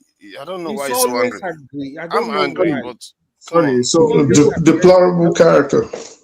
you know, you guys know I've not finished my summation, right? Yeah, Jefferson has not finished. Okay. Yeah, Finish your submission so that respect Constance yourself. can speak. Respect yourself. Go. Constance, just hold on. Your turn is coming. Your turn is coming. I Jefferson, think please finish your he's submission. drunk. He's probably drunk. I'm the one talking. Leave me to and let me finish. I'm the one talking. No, let Don't listen to Constance finish. that idiot. It's not done. Let Jefferson finish. I think he's drunk. Please carry on. Carry on. Okay, so we don't know what is wrong. look, like I said, this thing is not the state at which Nigeria is. The state police were all saying we don't know how if we do it, the governors will be in charge or they'll. No. We can have check and balances. And we are in a point in this nation where because currently now, if you look at the hierarchy of Nigeria, it is from ground to the top. That's how we're operating, and it's affecting everything we do. So that has to change. It's not going to be like that even for the state police. Well, I'm just suggesting, but that if I thought they're going to do that, yes, even though you're talking about the federal government trying to checkmate all these things. Even if they're going to checkmate it, it's not going to be with this same ideology. The ideology of, because the federal government is the one looking at it, they'll decide everything with this kind of mindset. No. Even the federal government should be on check at this point. You understand? So everybody has to, because that is where this thing is heading. Because as you can see, centralized system of government is also is playing a key role of why we're having all this mess. You know, the police that we're operating today, there's the police that we are operating today, right? Is it not the same central system?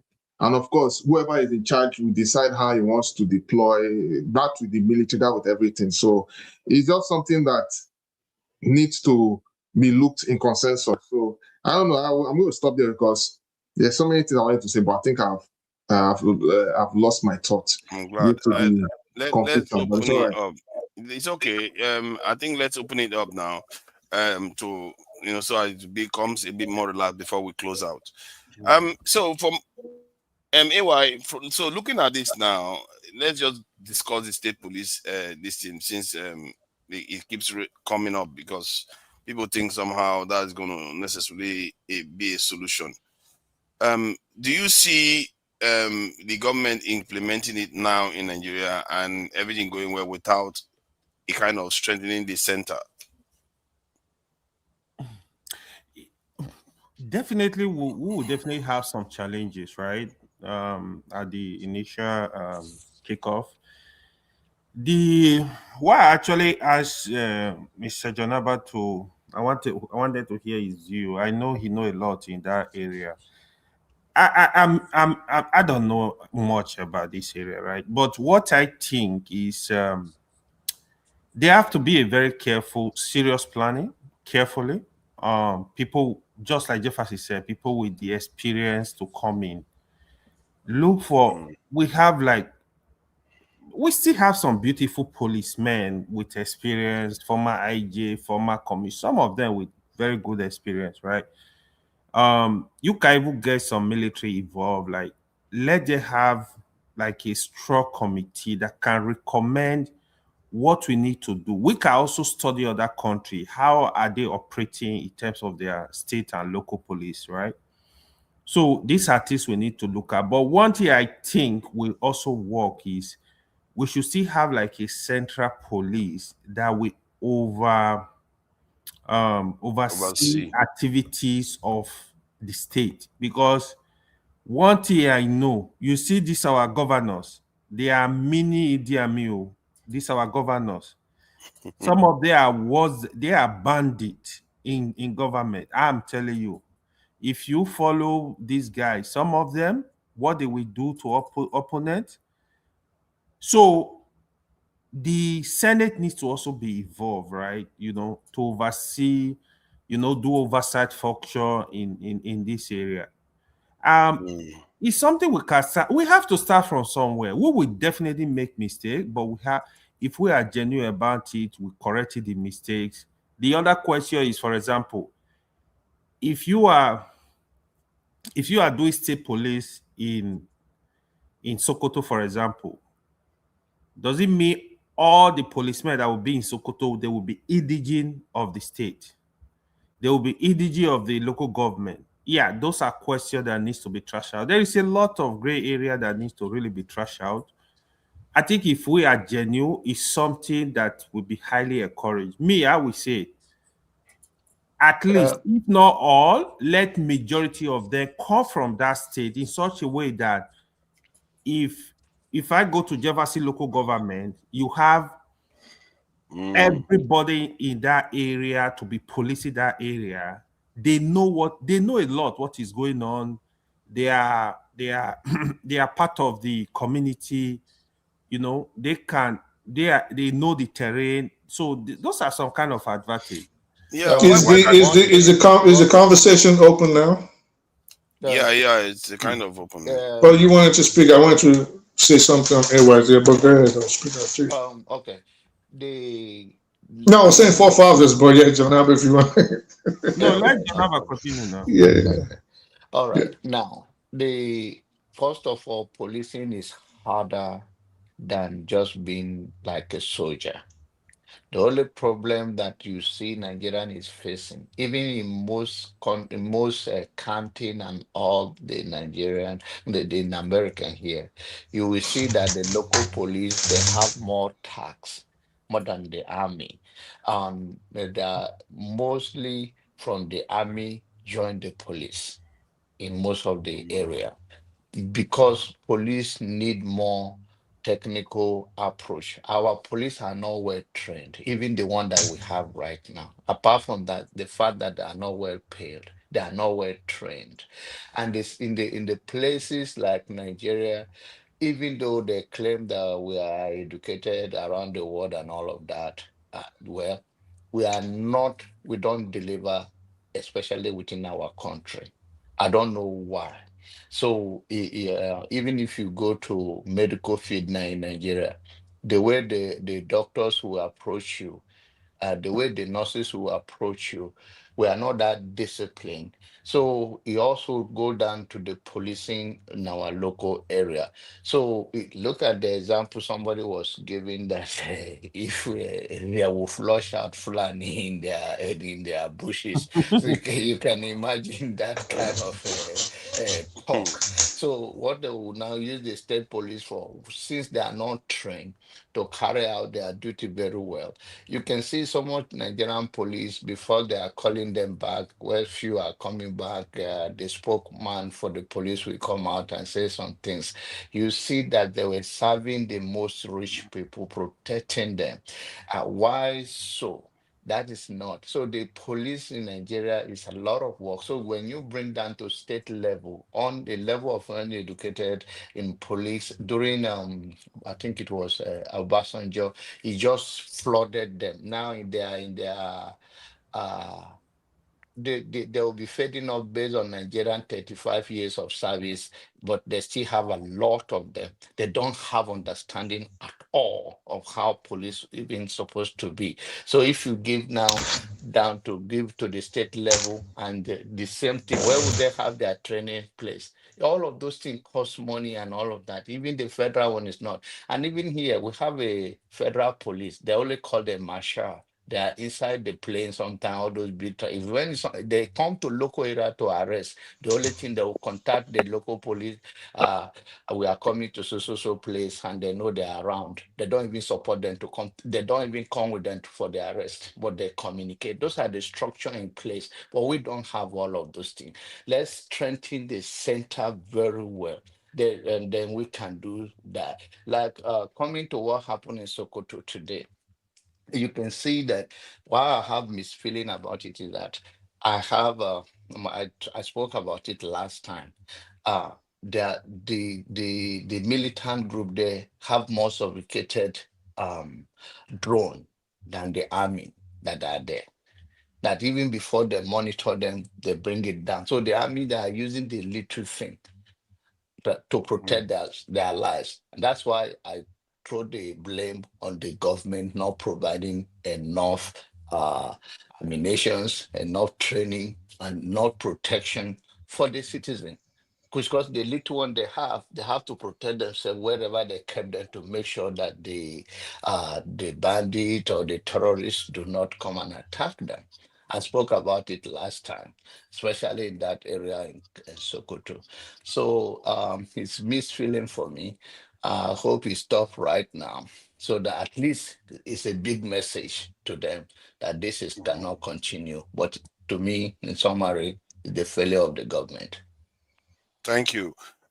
Is there anything particularly stopping, say, the federal government recruiting people from the state to Yes, yes, function there as is. state police, Yes, so that yes, there is. they just We haven't function? heard the Let me question. Go finish. ahead. Yeah, to recruit from the Yes. state. Hold on now. To recruit from the state, so that the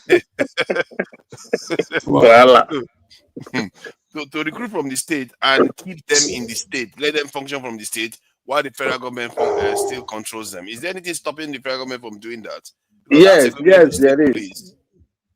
In fact, Father, if you may excuse me, the house, thank you very much. I think from a little experience when my vehicle had issues and I called the police, you know, there's no difference between the New York police and the New Jersey police. The difference is that New York police is in the payroll of New York, while Jersey police is in the payroll of New Jersey.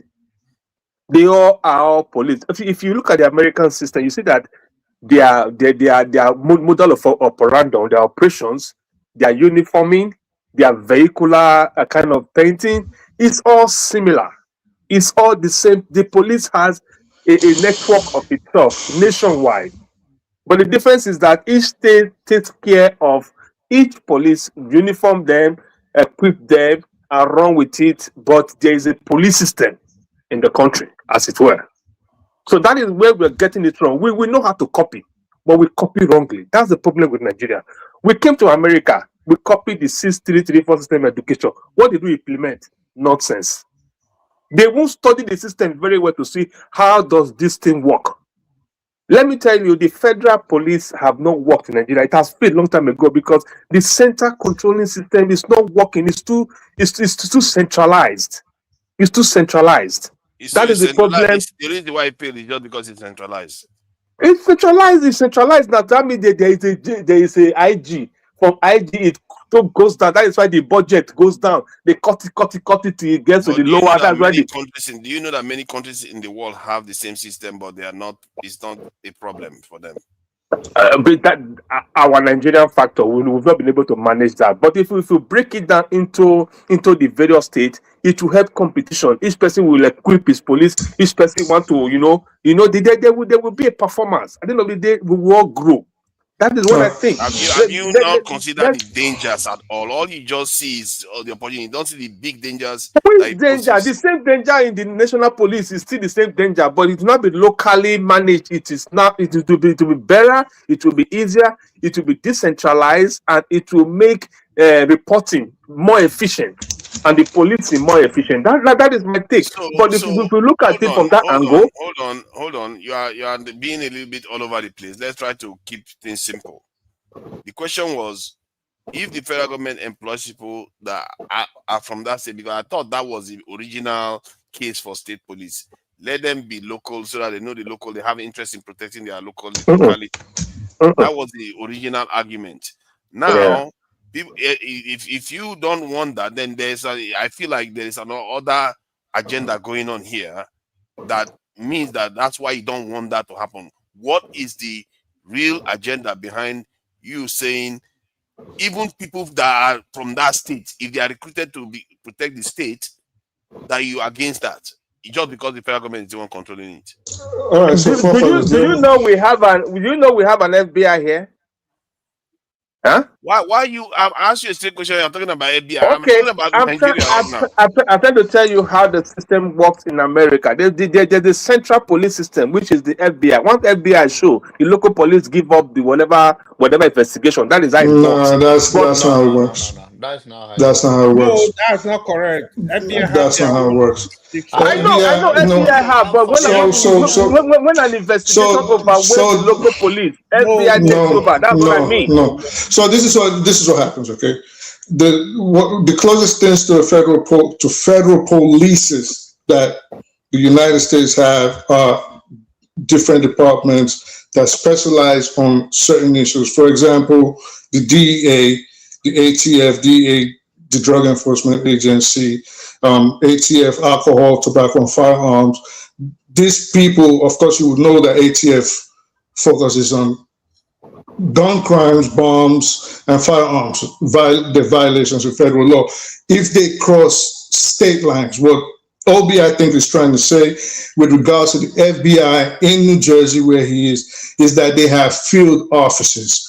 So if a department has a field office, they operate in different places in the state. They might have multiple field officers. They might have one, or sometimes they might not have any. Then they collaborate with others in other states. So again, we have like the field, the U.S. Marshals that John Aber mentioned. These are in charge of interdicting fugitives. And if for people that don't even know, the U.S. Secret Service, actually, its only duty is not to protect the president, but it actually deals with financial crimes, forgery of, for example, checks, forgery of monetary bonds. 419. Well, not fraud. 419 would be under the purview of the Federal Bureau. I mean, 419 will be under the purview of the Federal Bureau of Investigations, not the U.S. Secret Service. So if there was like a 419 case, for example, if it violated federal laws, it would be under the jurisdiction of the FBI. So we have different state federal polices in the United States, but they specialize in interdicting certain specific crimes. Nigeria is going to get there. It's going to get there. This is just part of what a country has to go through in its development. At the point we didn't have all of these law enforcement agencies in the United States. Earlier, while I was talking, before concerns started insulting and yelling, throwing tantrum, Virginia, either Virginia or Pennsylvania, actually started off as motor vehicle interdiction of motor vehicle infractions. This is how it evolved into becoming a state police. In Texas, for example, before they became the Rangers, there was the Coahuila Hitezas, which was just to stop people from attacking Native Americans. As time goes on, as society changes, as different things start occurring in the country, it'll evolve. This is why my premise is still that Nigeria as a whole is not ready for the entire country having a state police. John Aber rightly said it will be misused. You yourself, forefathers, AY has said it. Now, as to your question, is indigenship required?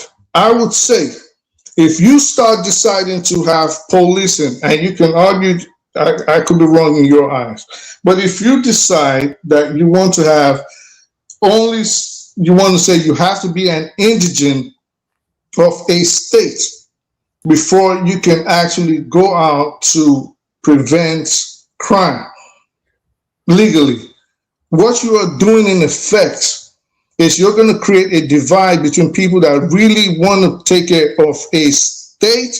Maybe they were born and raised there, but they are not indigenous. See, this is the conundrum of Nigeria, but they are not indigenous of that state. In addition of ostracizing those people that are not indigenous but want to work in the police system but can't because their ancestors were born in another tribe or another state. In addition, what you're doing is effectively creating a tribal militia. Yeah. You get what I'm saying? So What about residents? Like residents, it should yes. be based on residents. It must be based on, you have to know, because community policing, community policing is local. You have to know the people you're policing. You have to know their culture. You have to know their norms. You have to know what they like and what they don't like. And in effect, they have to see you as one and trust you. Now, if they don't trust you, which is like what is happening in the northern sector of Nigeria, you're not getting any information and you're not solving any crimes. It's not going to happen. So maybe Nigeria. Tunaja, are we saying that a governor of a state is not responsible enough to manage the police? Is that what we're saying? No, nobody is saying that. We're just saying that. We're saying society. Sorry, let me just answer him. The reason why is because we've seen governors destroy hearts of assemblies. We've seen governors not pay their staff. Maybe federal government does it, but they don't. You don't hear federal workers saying that government didn't pay them. So at least you can say you can give you take the good part and throw away the bad part in the sense that the federal government pays their salaries. Let the federal government be paying the salary and have an oversight. But the state government can still. In other words, we have a problem of money. Many problems, right? Yeah, the money problem, but I think the federal government they can still remain in the federal ecosystem, but state officials are the ones running. State police officers are the ones running the police system. Only one man, Malami, has over 200 billion property. Only one man with our money, and we say we have problem with money. We're not ready in that country now. We're just deceiving ourselves. 200 billion naira. What is 200 billion 200 billion naira worth of properties. Over 200 billion. Naira is Only 1 million man. Pounds. Only Have one you man. seen what is going around in other countries for their security? See, if we aspire enough, you will be seeing bigger money in Nigeria. The money we see right now is there is money, but we should stop the corruption. The money will be everywhere. You see, the reason for corruption in Nigeria, what do we really know why the corruption is so rampant? There is corruption in any part of the world, even in America. The only level of corruption in Nigeria is lack of accountability in terms of the people. One man can have 3 billion, but if the source of the money, I think you think that, of course, it's bribe. We don't see any company is running. Maybe it's as a result of election, he get bribe and all of that. But the point is that when we talk about corruption in Nigeria, is the fear of no system. Now, for instance, if you serve no system, like if you serve Nigerian police now and you retire, to your pension to be paid after you have served for 35 years, somebody is talking, please. That's the pension of 2 million or 2 million naira. Somebody will just take no. Somebody have to mute, please. I'm hearing. Somebody should mute, please. Okay. Now, the level of corruption is coming out of no system. First of all, no accountability and no consequences for actions. Secondly, what led to the corruption in the first place is the fear. Because if you are in charge of a police pension now, why not paying the police? It's because we don't have system. Some people right now are still a ghost workers, maybe been dead long ago. They are still paying them. Some people does not even exist. But the government, that, like, let's say the state government now, can have a commissioner put people's name that they are working in that office, that they are not existing. You understand that? So because we don't have system, If they have the system, such will not happen, which means you'll be Exactly. identified, you will be Yeah, identified by your social, I wanted by to your ask something. Like, I wanted to ask something about the point you raised. It's on a side note. Like, when somebody dies in Nigeria, let's say a retiree dies, how No long? record, though. No record. No record. Can you let me get the question out before you jump it? Can you let me get the question out? They go You just know dey what? play and they go. Before that, let me encourage people to like the videos and subscribe, please. Subscribe to the channel so that when we are online, you can be notified, so that you can be able to join us. Because there, who knows what else is going to be happening with all these events that are taking place now. It's very important that you are notified as soon as possible. So like and subscribe to the channel, share it with other people so that they can be able to join the conversations too about these issues. And just to also mark the cultural segments that I'm often doing. I have to mark the my Igbo brothers. We are all the same people. So and they have some of the finest culture that you can come across in Nigeria, and people don't give the Southeasterners a lot of credit for what they represent, and it's very interesting because I wanted to talk about that today, but because it's on a Christmas day, I moved on from that. They don't really give them a lot of credit for it, and I get the feeling that because of their culture, the way their culture functions, are not the toxic part, all these Abeg, let's stay on the topic, abeg. Hey, Please, mind your Abeg, business, leave Jare. people Yeah, man. Hey, I know it's don't make me mute you now, eh? I know Don't make it's me a mute you meeting. now. I know it's a Eh? platform. Please, Abeg, Are you allergic to abeg. compliments? Look at that. the He's one, the allergic to one, the one they compliments. have done to Hey, Nnamdi let Kanu me is talk, enough. Jare. Abeg, He seems to be I know allergic it's abeg. to a compliments. compliment. Let's not go Hold there. on, Let's talk to the other let topic. me talk. Hey, let me talk. See, Everybody is important. one thing I've observed, because remember the Southeasterners, they don't believe in overarching leader over them. That's one. They tend to Yeah. be more representative compared to other cultures, and they also have this thing whereby you have to earn your way to have your say. You can't just come just because you are older. You just come and you tell people stuff and they follow you. It's not necessarily true. That's something that is very interesting, and which is one part people don't pick up on very well. They are not as warlike as other major groups. They don't seek. You don't see them, carrying out invasions, physical warlike invasions of other groups, because their origin was based on a kind of what they call it, priestly class, whereby the Henry this is a class that's where they derive their instructions from, which is similar to that of Ife, really, originally. Sometimes the Southwestern, they like to pretend as if it's not similar. It was similar because Ife wasn't like a kingdom, or How, just from how, gathering. how many wars do you think the South is on its own, can you say in modern terms, modern in quotes, as fought? None. I think they had Well, their they fought one. no, the Biafra one. No, Right. So, but what my point, historically. well, exactly. So one. So my point is, you cannot call it a peaceful clan if you cannot pinpoint skirmishes that it's been involved in the past. And then, can I please finish, sir? I'm just speaking history. I don't care about your feelings. Please let me finish. I don't care. So I'm just giving my own opinion. yeah. So that's my point. So my point, that's what I'm saying. I'm just saying we have to be circumspect when we make certain statements, and we have to be factual, especially since we're all learning and there's people listening to us. So if you call it a peaceful, is it okay if I finish, emotional man?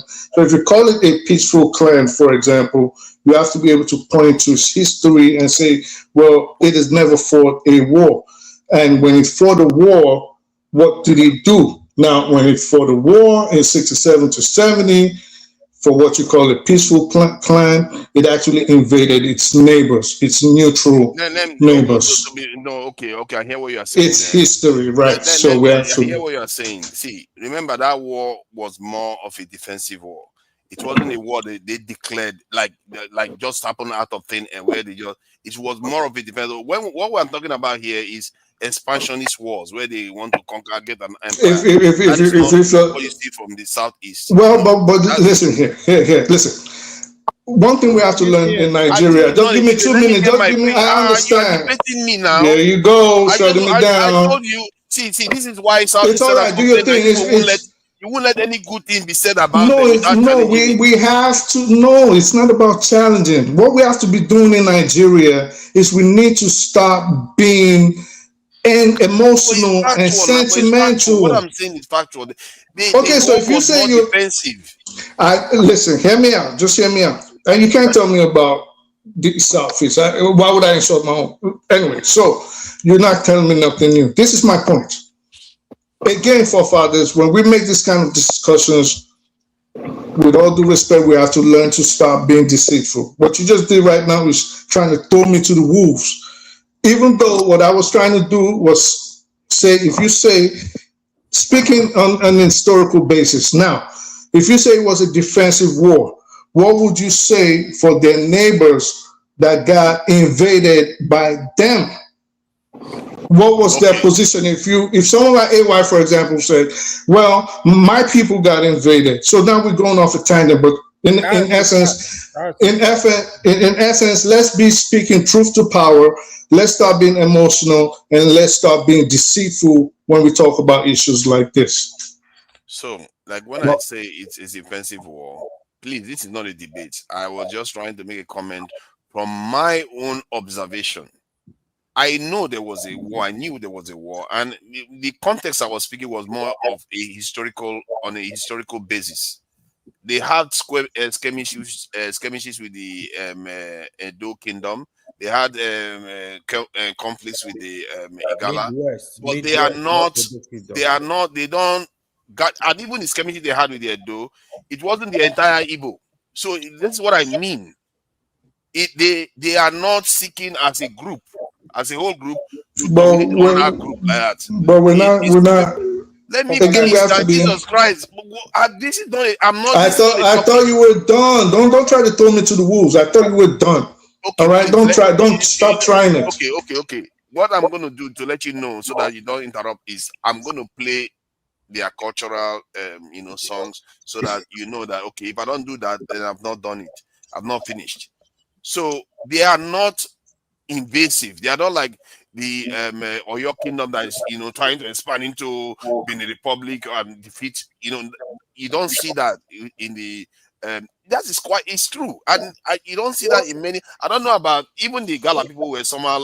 Was it the Oyo? See, that's why we have to be careful about our language.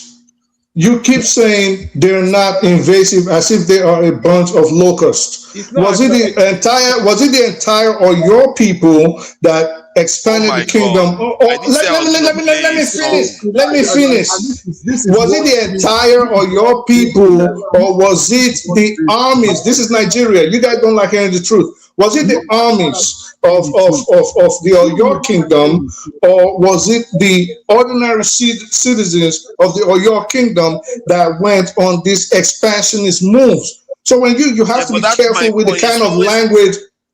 Oh my God, it's always like that. It is always like that. But you keep saying they're not an invasive group, but then you say they are not like the Oyos that went towards invaded their neighbors, as if the Oyos did not have a group specializing in conquest, which was their army. I understand if we want to kiss ass. I understand if we are trying to be nice to people. Yeah, but we need to stop all of this. You really need to discipline yourself and stop. You need to discipline yourself and stop interrupting me. I did say I was going to play a song before he knows I've stopped. But yeah, he interrupted me anyway. He keeps interrupting me. Why is it that it's not even that? Why those people? This is not controversial. I don't know. I think you're trying to make a statement of which I just prevented you from not making because I knew this would bring. And you two have started stopping me now. What is wrong with people? Can anybody say anything about the Southeast without people trying to interrupt? All I'm saying is that if you look at their culture, they don't expand based on war. They tend to expand based on commerce, trade, and other peaceful means. That is what they do. And you know the history of Arochukwu people too, though?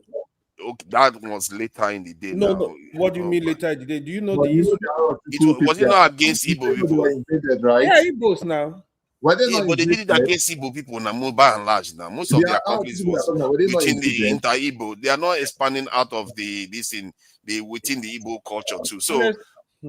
that was more of a civil war, if you want to look at it from that point of view. So please. So this is a factual thing that I'm saying here. Most other groups have kings Okay, let where other you people say have their as a opinion. whole. I'm not done until When you you see are that when you are until you see done, that boss. song. You want people to you see when Southerners keep complaining, this is why they complain. You can't even let me get one statement through. I talk about Edo people here. He Father, didn't go say ahead. anything. No. Finish. He didn't stop me when I spoke about Edo people the last time. I talked about Yoruba and everything. Nobody stopped me. Can't we just get a few words through? I talked about Yoruba and how you people have been done hard by Nigeria. I don't have a don't cut me. You're not from Edo. It's Oba of Benin, Oba of Edo. What are you talking about? It's Oba of Benin now. Oh, it's Oba of Benin. It's not Oba of Edo. Okay, so it's not your Benin Oba. is a tribe. I'm not from Benin. Why are you cutting me? Okay, I see. Okay. Okay, my apologies. My So apologies. you don't know? Oh, I my don't know God. the difference anymore. I Tell don't know the Obey- difference. tell Obey You to are educate you on troublemakers. that, You won't please. let me say one thing. Okay, you know what? I'll just play this song because people will not let me talk at all. We are going to take them and add them to Anyoma, and then and then AY, I don't want to hear pain from you. What do you want to do? Yes, I said Ibanke people, Ibanke that is under Edo State that are If you Igbo. near Edola there, I don't want to hear pain from you because because I don't go say you be my friend. I go chop you. Oh, look at that. You see the attitude.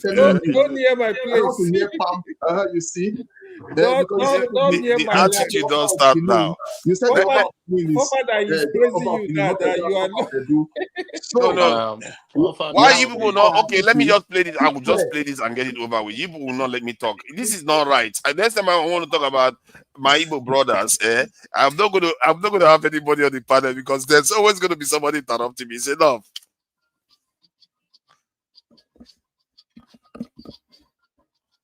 Put more volume. I'm not hearing it. Yeah. Hold on. Let me correct that. Hold on.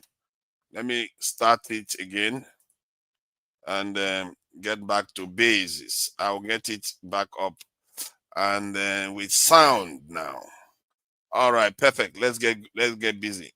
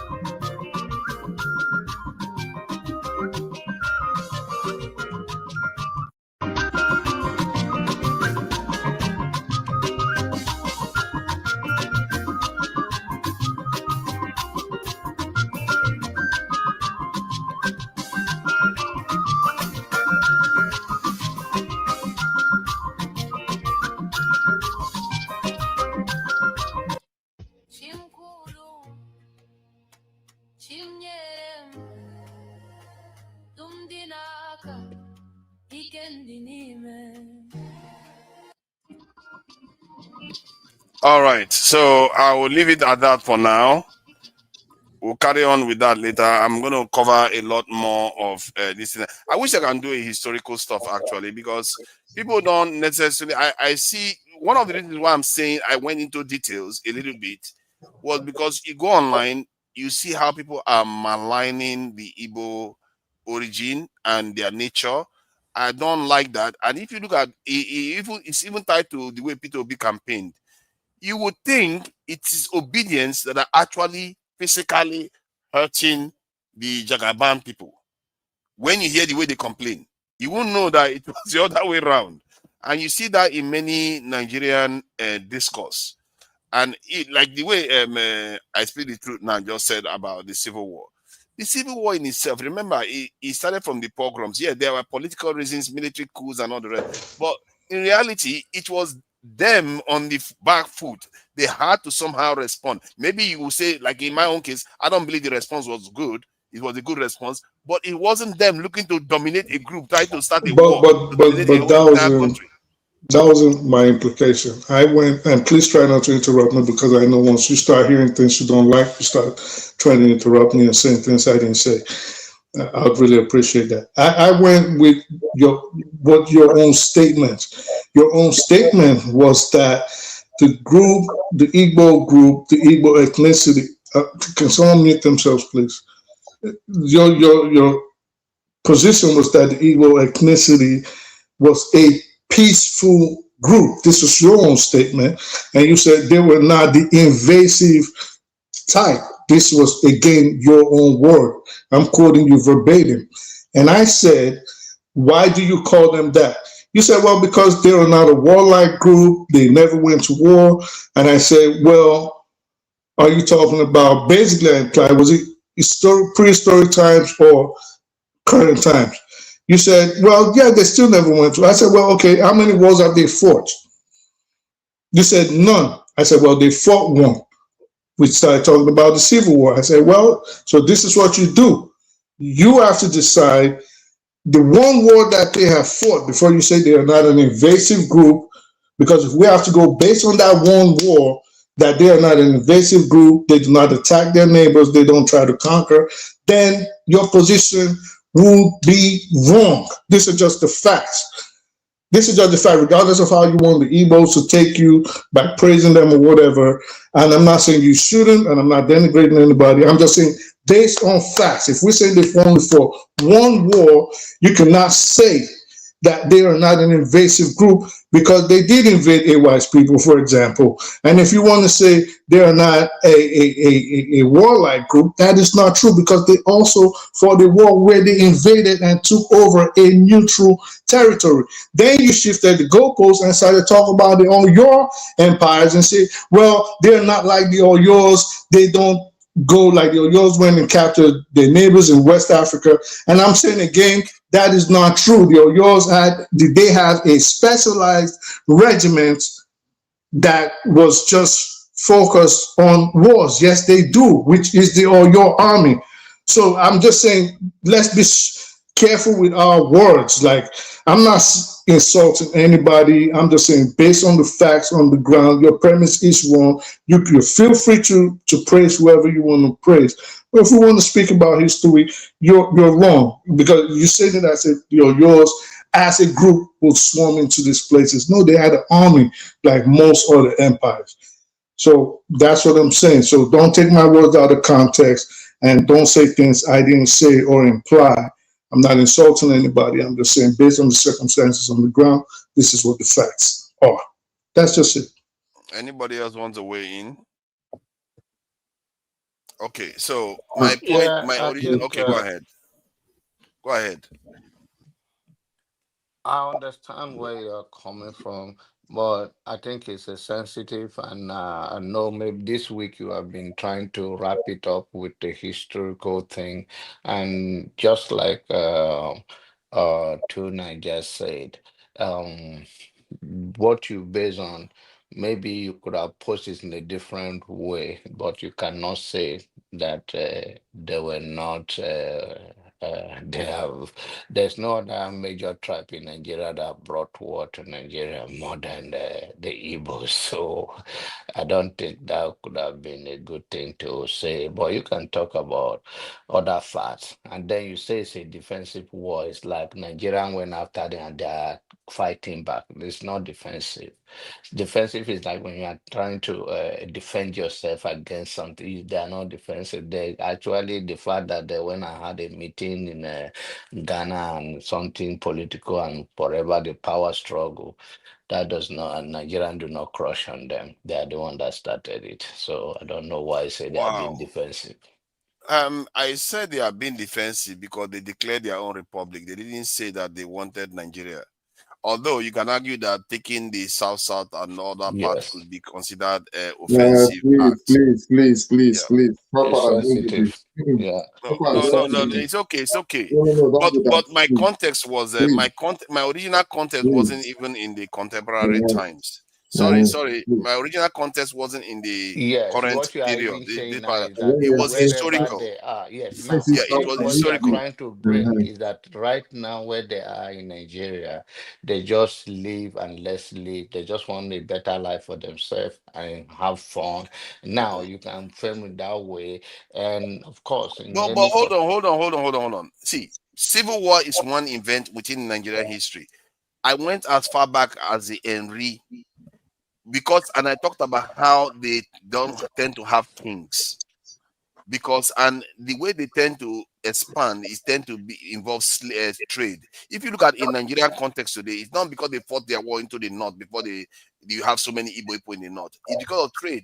That's how they behave. That's what I was trying to express here. yes. And this is has been their nature from the very beginning. Even the war, hold on, even the war they fought against the Benin kingdom, it wasn't the entire Igbo. So that should tell you something. It wasn't even the entire Igbo, it's just some parts that was having skirmishes with them. So they never really came together to say, let's fight a war against these people. And what one brain cell said about what I mentioned about the Oyo people have that being unfair, the way I put it, because the Oyo people had a regiment military that did that. Then you can accord the same courtesy to the Southeasterners for it's just the military in the Southeast that did it, but yet all of them paid for it nonetheless. So my point is that that was exactly my point. And we are still paying.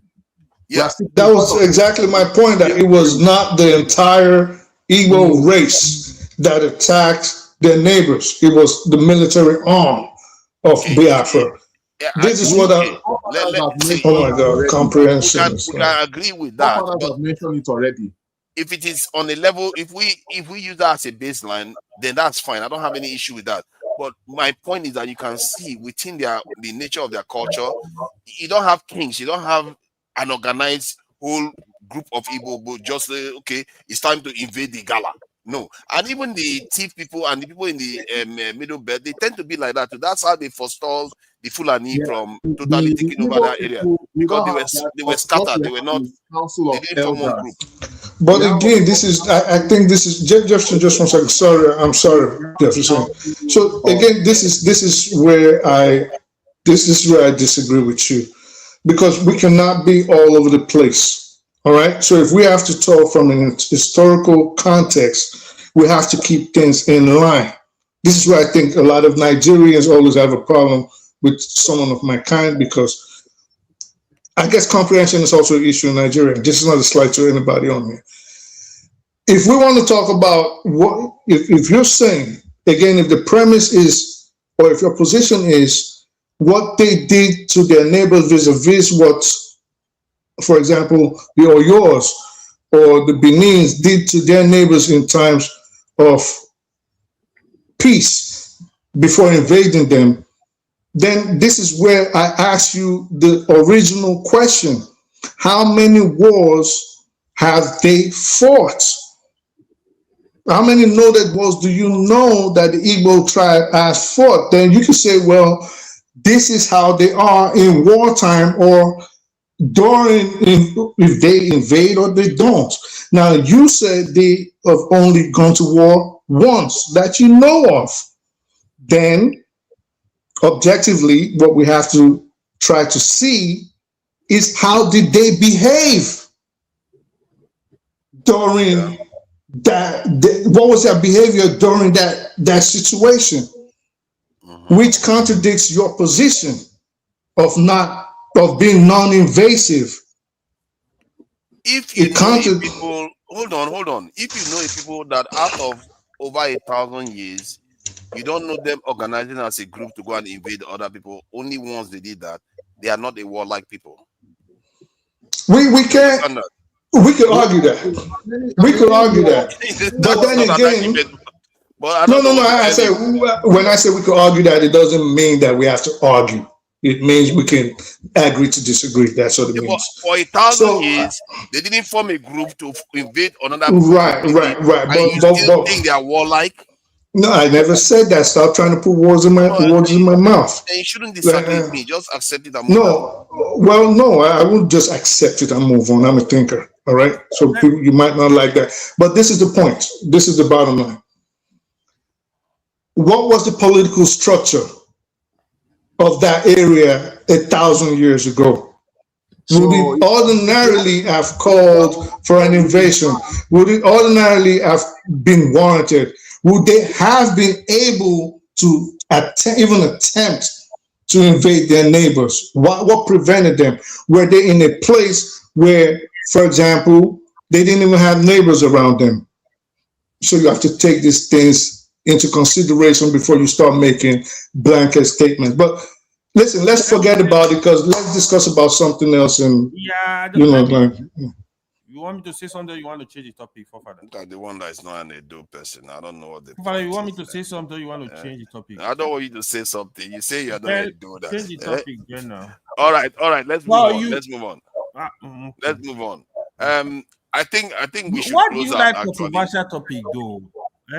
See, because you know what I'm trying to do. Because we as Nigerians, we work on eggshells around each other. We don't try to tell the truth about things. If you keep doing that, you're not going to get anywhere. You're not going to make breakthroughs. But what you said is true. What to Nigeria one break said is true. Hey, apart from Jefferson that is trying to evade me, every other thing is true. So yes. Jefferson is planning seriously to evade me. Yes, if I catch you, hold on. You said that hold on. It's Oba of Benin, but not Oba of Edo. So I'll try to correct you that the Mbanke people of Edo State happen to be Igbo. So anytime we're ready to create a state and take them and join our enclave, you don't have a say. No, they can pack their things and go to the east now if they want. You can do referendum. They can cross the bridge. That is not even going to happen. I don't know why they always have. It's not going to happen. It's just talking. No territory of Edo. Jefferson is a dreamer. Let Obey answer him. See, Jefferson, you see, somebody explained the other day that people can be speaking Igbo doesn't mean they are actually Igbo. You have to recognize that. No, don't start the argument. Please don't do that. They say when the British arrived, the British actually made people start speaking Igbo because it was easier to administer. It's what they call, how I put it, it's what they call identity crisis. Oh no, let's not go into identity crisis discussion. But let me deal with the point. Jefferson, hold on now. Let's not go into whether back is Igbo or not. If you trace back, they know who they are. Jefferson, leave it now. Leave it. You can't force people to be what they say they are not. And that is your own opinion now. You stay with your Edo. If you say you are not Igbo now, would I force you to be Igbo? If you say you are not Igbo, would I force you?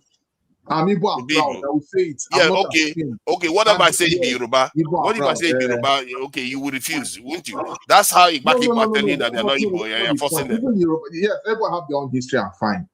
And people know where they came from and everything. You have to allow people to self-identify. For your information, whether you like it or not, they are. He's not listening. He's not. You are not. See. Hold on. Jefferson, you are one of those people that give Igbo bad name. Their own people. You see, he's omitting and going on. You are omitting and going on. You are one of those people that give Southeasterners bad name. You don't listen. No. You feel like other people don't have a right to self-identify. You feel like other people don't have a right. It's only you that have it. It's a big problem. You have the problem. See, what you are demonstrating here is one of the biggest problems South people have with Southeasterners. You don't listen to them. You just think you can tell them. You tell them they are Igbo. They are telling you that no, we are not. You keep telling them they are Igbo. Don't do that. The same people that are confronting their fathers for lying to them for years. Oh my God! Let me say. Hold on. Let me quickly say this. Whether they lie to them, but you have to respect them. Let me quickly say this. Most of them. Jefferson, hold on. In Edo, right? There are Igbo people in Edo. There are Ijaw people in Edo. There are Igbo Yoruba people in Edo. The fact that there are Igbo people in Edo doesn't mean that Igbo hold any inch of land in Edo. You see your problem. Hold on. They are not indigenous. You see your problem. Listen, they are not indigenous to that area. Go and read about the Benin Kingdom. Benin Kingdom is lie. That is it. It's misinformation. Listen. It's not misinformation. We're talking of the identity of the people and how they have been there. The reason why all of you are still speaking your language is because the Benin man was too proud to share his language. If they would have conquered all of you, you don't know. Forefather, You don't know your history? let me hold on, Obey. Forefather, let me tell you this. Igbo language is the What oldest language in the world. you see all this What? Igbo language is the oldest language of as Okay, I think we are now gone into the Lala this thing. Forefather, go and check Go and this. do your All the This one, area, I'm not saying it to crap, but I'm telling you for facts. all the Igbo area language is they the oldest language in the world. allow people to speak their language. That's why you see Only people of that the is a lot of spread this. across the whole Yes, South. pure rubbish. Benin language could have trekked the whole. Benin would have been It's not one about of Benin. Igbo language is the oldest language in the world. language in Nigeria. I mean, when I leave language, I don't have a problem of Nigeria now. Okay, let's educate some people since it looks like some people Educate still need Jefferson, some please. education. Jefferson, are you seeing the languages in the world here? The Igbo language belongs to the Niger Congo language, which All is these also ones, linked. all these ones. Okay, Forget you are all the these expert. things You are the expert because He don't believe. your He granddad doesn't told believe. you. Your granddad told you, so you believe, eh? It's not about that. This one is not about that. It's not about this what you're sharing here. Yeah, but but you don't want to learn. You say you want to know something, but I am when they telling give you, you the Igbo information, you language is the reject oldest it. language in the world, whether you like it or not. Hold on. You see, let me show you. The Igbo language, I don't even know whether they even included it here. This is the Volta language. That is the branch the Igbo language comes from. And that is the language, the branch that the Yoruba language comes from, the Edo language comes from. The Ijoid language, let me show you where it is. The Ijoid language is one of the oldest in Africa, not to mention this thing, and probably linked to the world. It's one of the oldest, and they are one of the oldest ethnic group in that country. But people like you, we go to the South and tell them they are Igbos. Do you know how offensive that is? That's why I say people like you are the ones causing the problem. The government went and did, after the civil war, went and did a boundary adjustment and deceived. Him and Passat be the problem. That's what they did. They just refuse to learn anything. He said, "We go conquer us in tickle of an eye. We go conquer everybody." I bet when I leave language, those ones are not the point. Take this thing very seriously. You should be happy. You should be happy. You are related to the Yoruba people. You should be happy. Your language is you and Yoruba people are brothers. Don't need to argue anymore. You are Edo. They are all the same language. The only of Ife is our word Igbo language is an older language. Only of Ife in Ade is arguing Anunu. You see now this Oscar Blackmore, you know what? I really thank you for your donations, because many Nigerians, they like to talk, they don't like to put their hand in their pockets. All these people, all they like to do is spew out garbage and this fake news all the time. But you, when you want to spew out your own fake news, you actually put your body into it. I respect that. From a non-professor of linguistics. Yeah, you're saying that I'm just spewing whatever. Jefferson, so who do you think wrote all these reports? Even down to carbon dating of materials and oh my god and coded languages. Jefferson, research on languages. Jefferson, stop learning fake news. Stop learning fake information. Go and get objective information out there. You will see the truth. When I come, I'm going to share the information. But of course, even if I share the information, you will still be biased. That's the problem with you. You're still going to be biased because because you speak English, Jefferson. Because you speak English, you're very biased. Hold on now. Like you that is saying that South is not Jefferson. because of course they are not Igbo. What is wrong with you? In your own mind, you just feel that everybody is just there with an identity. Oh my God! I can't believe I'm having this conversation again. Culture of anything. Can you speak any style? Can you speak Ibani language? Jefferson, can you speak Ibani language? I want to clear you on it. That's why Jefferson, I bring it up in the first place. Jefferson, can you speak Ibani language? You want me to play it for you? If you can tell me one word in there, let me know. He's a fool. He doesn't even understand Igbo language. He's a fake Igbo guy. Ask Passat. Passat will tell you. Wow. Yesterday I played a song, Igbo song here. And Steph was like, take it off. I was like, Why? what was happening? Because they were saying something very bad in this song. Oh, He was, really? oh yes. Oh, I I heard you went back. saying that Yeah, children, yeah. my children are I here. went back. I was Okay. listening to the song more closely. I was like, oh my god, that was quite expletive what they were saying there. So that's why he said Okay, I that should turn was it off. why he said it. Yeah. He said I Actually, should on turn it a off. more serious note, the day I will catch you in my border. Oh man, you will regret. you will What see are you I'm going not to nice. do? What are you going You to will do? see I'm not nice. Oh my god. What are you going to do? I think, see, Nigerians should not take it that I'm trying to all I do is I like to ask questions that people don't ask. They just pretend as if it doesn't exist. That Now, question is there. this Even thing if you're they talking act about, based on right? that There are question, even you have to ask even it. people that are Yeah, but even if you, sorry, Jefferson. that even did a tour, went to all these places that you're talking about, they say they are not Igbo, and did his own research. And of course, the truth of the So of all Ijo the people are not controversy Igbo. Okay. has been revealed. Ijo are Igbo. I How? didn't say Father, on a more please. serious note, I Ijo did will not say even that. wage a war. Only Please. Ijo will wage a war against you. You No, will run. I don't know why. I don't know why. I The hope reason he's why not they saying that. wage the war is because of the structure, the Nigerian whatever. They have Wow. everything. Ijo have everything. What do they Wow. have? If the same resources, if everybody goes ballistic, nobody will last in the whole South. Jefferson, let me tell you, people like you are the reason why the South region and the Southeast hasn't made, they haven't been able to work together. People like you. It's not people like me. It's people like because you refuse to see them and respect them. You just think you can tell them who they are. You are not respecting them. That is not. That is not it. You sure? That's exactly what you are doing here. No. That's not it. They tell you who they are. You are supposed to respect that. In what context? They tell you, okay, this is my language. This is who I am. I'm different from you. And you like, okay, yeah, I know. Where do we work together now?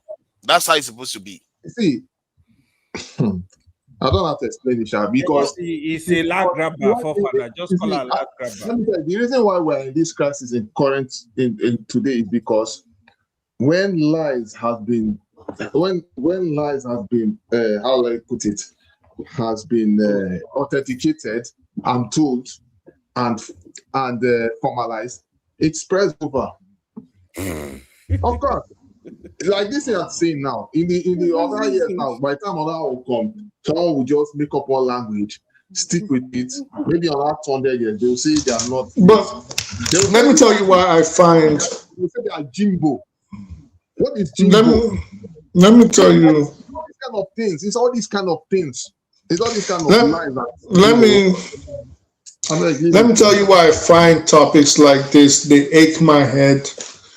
They're redundant, and I think they're very infantile because they're not intelligent at all. They're not intellectual. Again, I don't know. I've always put a caveat and say, please don't take it anyway. I'm talking on the topic, not any. But why is it that whenever you talk, you have to insult people first? If you do that again next time, I will take you out. Okay, so this is why I did not. Let me finish talking. If you do that again, I will take you out. I never come here to insult you. Don't ever do that again. I'm not going to tolerate that anymore. All right, I know you continuously every single time. And it's tiring. This is what you do for fathers. Just give me a chance to talk. If you don't want me on your show, it's fine.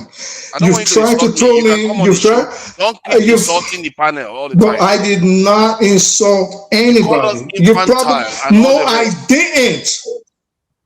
No, I didn't. If you did not mute me and try to start an argument, you would have heard me say, I do not have to put a caveat, but I have to, because you obviously muted me so you didn't hear it. I said, while I was speaking, can I speak, sir? Is it okay? Please, do I have to get on my knees? Can I just speak? And I did say You don't need a video. I know what I said. And I said I put a caveat, which obviously you muted me before you heard me. And what I was saying was, again, I do not need to insult anybody, but I am talking about the topic. So obviously you didn't hear me because, as usual, I want to antagonize him. I want to fight with him. I'm not going to listen to him. I said that it was infantile. I don't like talking about topics like this. I did not insult you. I did not insult Jefferson. I did not insult AY. This is what I said. And let's there play it what goes. you said. I said it. Are you listening to me? I did say it. Hold on. I did say Let it. me just play for the viewers to listen. There's no need for you to get angry. What the redundant, and I think they're very infantile because they're not intelligent at all. They're not intellectual. Again, I don't know. I've always put a caveat. So what we are discussing is unintelligent and not intellectual. No, I did not say that, forefathers. You've tried to put me under the bus with the Igbo topic. This is what I said. If you listen, play it from the top. Play from the top, please. Okay, let me go back then. I don't know if comprehension is an issue or what it is. Maybe. Let me play it again. They ache my head. Rewind it, please. I've rewinded let me tell you why I find. What is let me tell you. It's all these kind of things. It's all these kind of lies. Let me tell you why I find topics like this, they ache my head. They're redundant, and I think they're very infantile. Because they're not intelligent at all. They're not intellectual. Again, I don't know. I've always put a caveat. So there you go. There you go. No, it's not. I was talking about the topic, and I put a caveat. Let me speak. I know you're looking for a way to suck up to the Igbos. Let me speak. Wow. It's okay. Yes, you are. So this is what I said. I said, let me put a caveat because I know that speaking to Nigerians, I would have to explain that I am speaking on the topic and not on the individuals themselves. But already, because you have taken umbrage and you've decided to skew the narrative because you're seeing the comments of what they're saying about you, now you want to take attention away from yourself. And you're fond of doing this. And why did I take offense? Okay, now, let's restrict it to the topic that you said you are addressing. Now, I will respond to that topic itself. I've not done. I'm not done. You can't. I'm not going to do this. I don't want to go round and round. This is what you do. Now, you said the topic is what you were addressing. By saying the topic we are discussing is infantile, it's non-intellectual, and whatever, you use one other language again that was derogative. That is also an insult to like me that bring the topic up. I'm infantile. I don't know what I'm doing. That's basically what you are saying. I shouldn't have to do that because it's a childish topic. All right. So this is the thing. And it's okay if you let me speak. I know you don't like divergent opinions. I let you speak, but don't try to pretend when you're actually doing it. All right, but let me speak. Sir, if you know me properly, you've known me for at least a year. I'm not scared of anybody. Yeah, so I don't pretend. Don't pretend as if you are not insulting. Is it okay if I'm not going to engage in the debate? If you want to be pretending as if you are not doing it and pretending as if we are silly, you are going to be out of here. I'm not interested in that. Right. If you do something wrong, just admit that you have done it and move on. Stop pretending as if you are not doing it. Can I speak? I speak? I know you.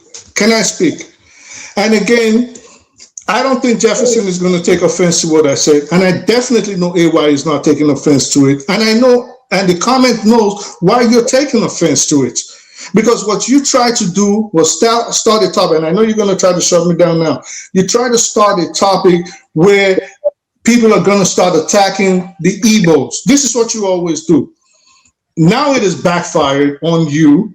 What you decided to do is who is going to now take responsibility for the carnage that you caused? You start a topic which I try to keep intellectual, and this is my position. Why I called it infantile is it is not, now it became a U and AY and John Albert versus Jefferson. And what I'm saying is, if we are looking to nation building, maybe we should stop bringing up all these little tribal conversations. It is not helping anybody. You can go ahead and mute me now and throw me out if you want, but it's not going to change the opinion of people, and it's not going to change the opinion of the comment section, because they can see through what you just did. See, they can see through whatever they want to see through. My opinion is still the same. I talk about every single tribe. I don't hide anything from anybody. If you say I'm trying to brown nose to the Southeastern, good luck with that one. Because the next minute I will say something that will offend them, like I've already said to Jefferson here. My point is that if somebody is discussing stuff honestly and topics that people don't broach in a mature way, would you rather people that are not balanced are the one having that conversation? No, I'm not going to sit that ground to bigots having that conversation that nobody can actually challenge what they are saying. And that is part of the problem, because what you are saying here, don't have that conversation. Let's leave it to the bigots to only control it. That is what you are saying. Let other people, the politicians that like to divide people, let's leave it for them, because that is too much for you to handle. If that's too much for you to handle, then I can assure you, you are not ready to build a nation. Now we can move on. Let me remove this stuff from the screen. All right. So is it forefathers at your time? I just sent something to you in person. So at your own time, whenever you have chance, you can go and do your research. You can go and read about it. This one is not that link I sent to you was a research done by one of the, I don't know if the other guy is alive, but the lady, she's late now. She died 2014. An extensive research on the origin of Igbo as a language. You see, it's not a small research. It's not me. It's not even about the fact that the person did it is Igbo or whatever. And it's not because anybody was trying to prove anything, but was giving down detailed analysis of the origin of the language. It's very, very extensive. It's very, very extensive, but due to mixed views, whether you believe me or not, there's a lot that has to do with it anyway. So I'm going to, anybody that wants to, it's up to you. It's up to you, whatever I want to do. So it's I'm looking into it right now. So that you can look into it and do your research. I'm not saying buy into what I'm saying or whatever. It's just to tell you the extent, how far things have gone over the years.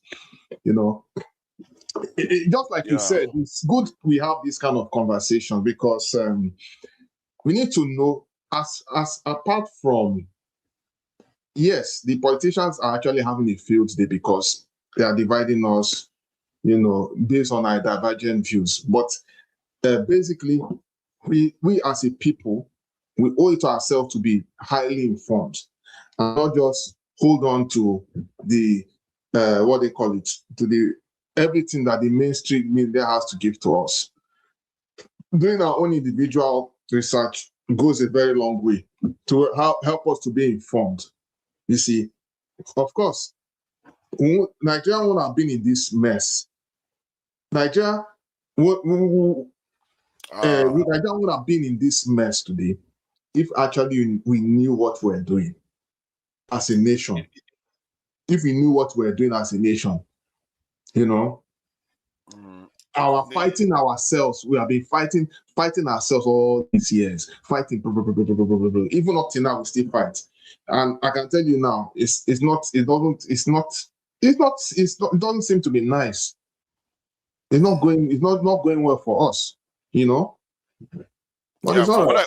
for what I can see here, look at the conclusion that was reached on that article that you sent me. It says the controversial and non-mainstream aspects, many of the connections drawn, for example, between Igbo, Egyptian, and Sumerian words, are not part of mainstream historical, linguistic, or accepted academic consensus. Yes. The linguistic archaeological claims are presented from a specific ideological and cultural perspective rather than establish comparative methodology. That, in other words, compared with the way he relates with others. The article frames Igbo not only as a Central African language, but as a modern language of a global linguistic heritage, a viewpoint that is controversial and not broadly endorsed in academic linguistics. So that is basically, they are saying that it's a kind of driven more by that. Okay, I wouldn't say driven more, partly by ideology than actually following the normal method that you use to establish because language hierarchies.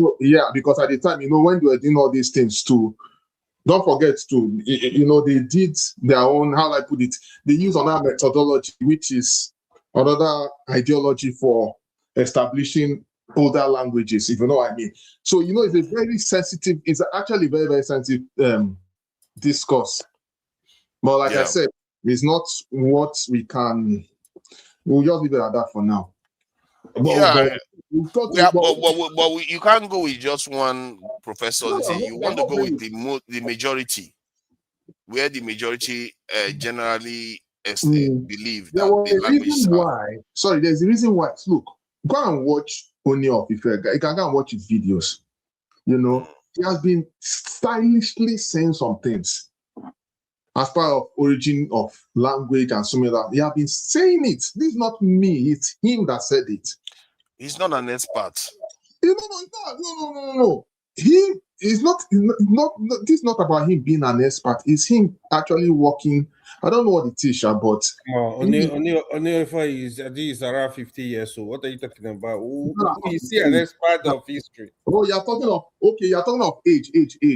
Okay, the other people that are older, what are they doing about with the information? What are they doing about?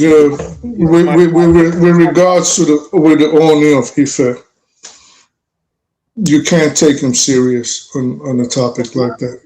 Especially, well, like Awaz rightly said, he's not an expert. Never in Yoruba history have I heard that statement come from any reliable source. Now, for example, we know the Benins, with the Benins, for example, we know about their link with the Aworis when they landed in Lagos and things like that. We know about the linkage with Oromion and the Benin Empire and how they spread westwards towards the River Nile. So we know all these things. Never in Yoruba oral history have we ever heard of such a link. Now, why he said it, that is up to him. That is up to I guess that's his prerogative. But authentic Yoruba, this is beyond prerogative. Authentic Yoruba history, oral history, it has never been said ever. And I don't think the ordinary Yoruba will even take that serious. They will not. Right now, they are not going to take it, which is fine. And I totally understand. Because it is what it is. It is what it is. So it's left for us to do our own individual research according to what exactly? Like what exactly? Like the history that has been around for centuries, supposedly over for thousands of years, does not have that.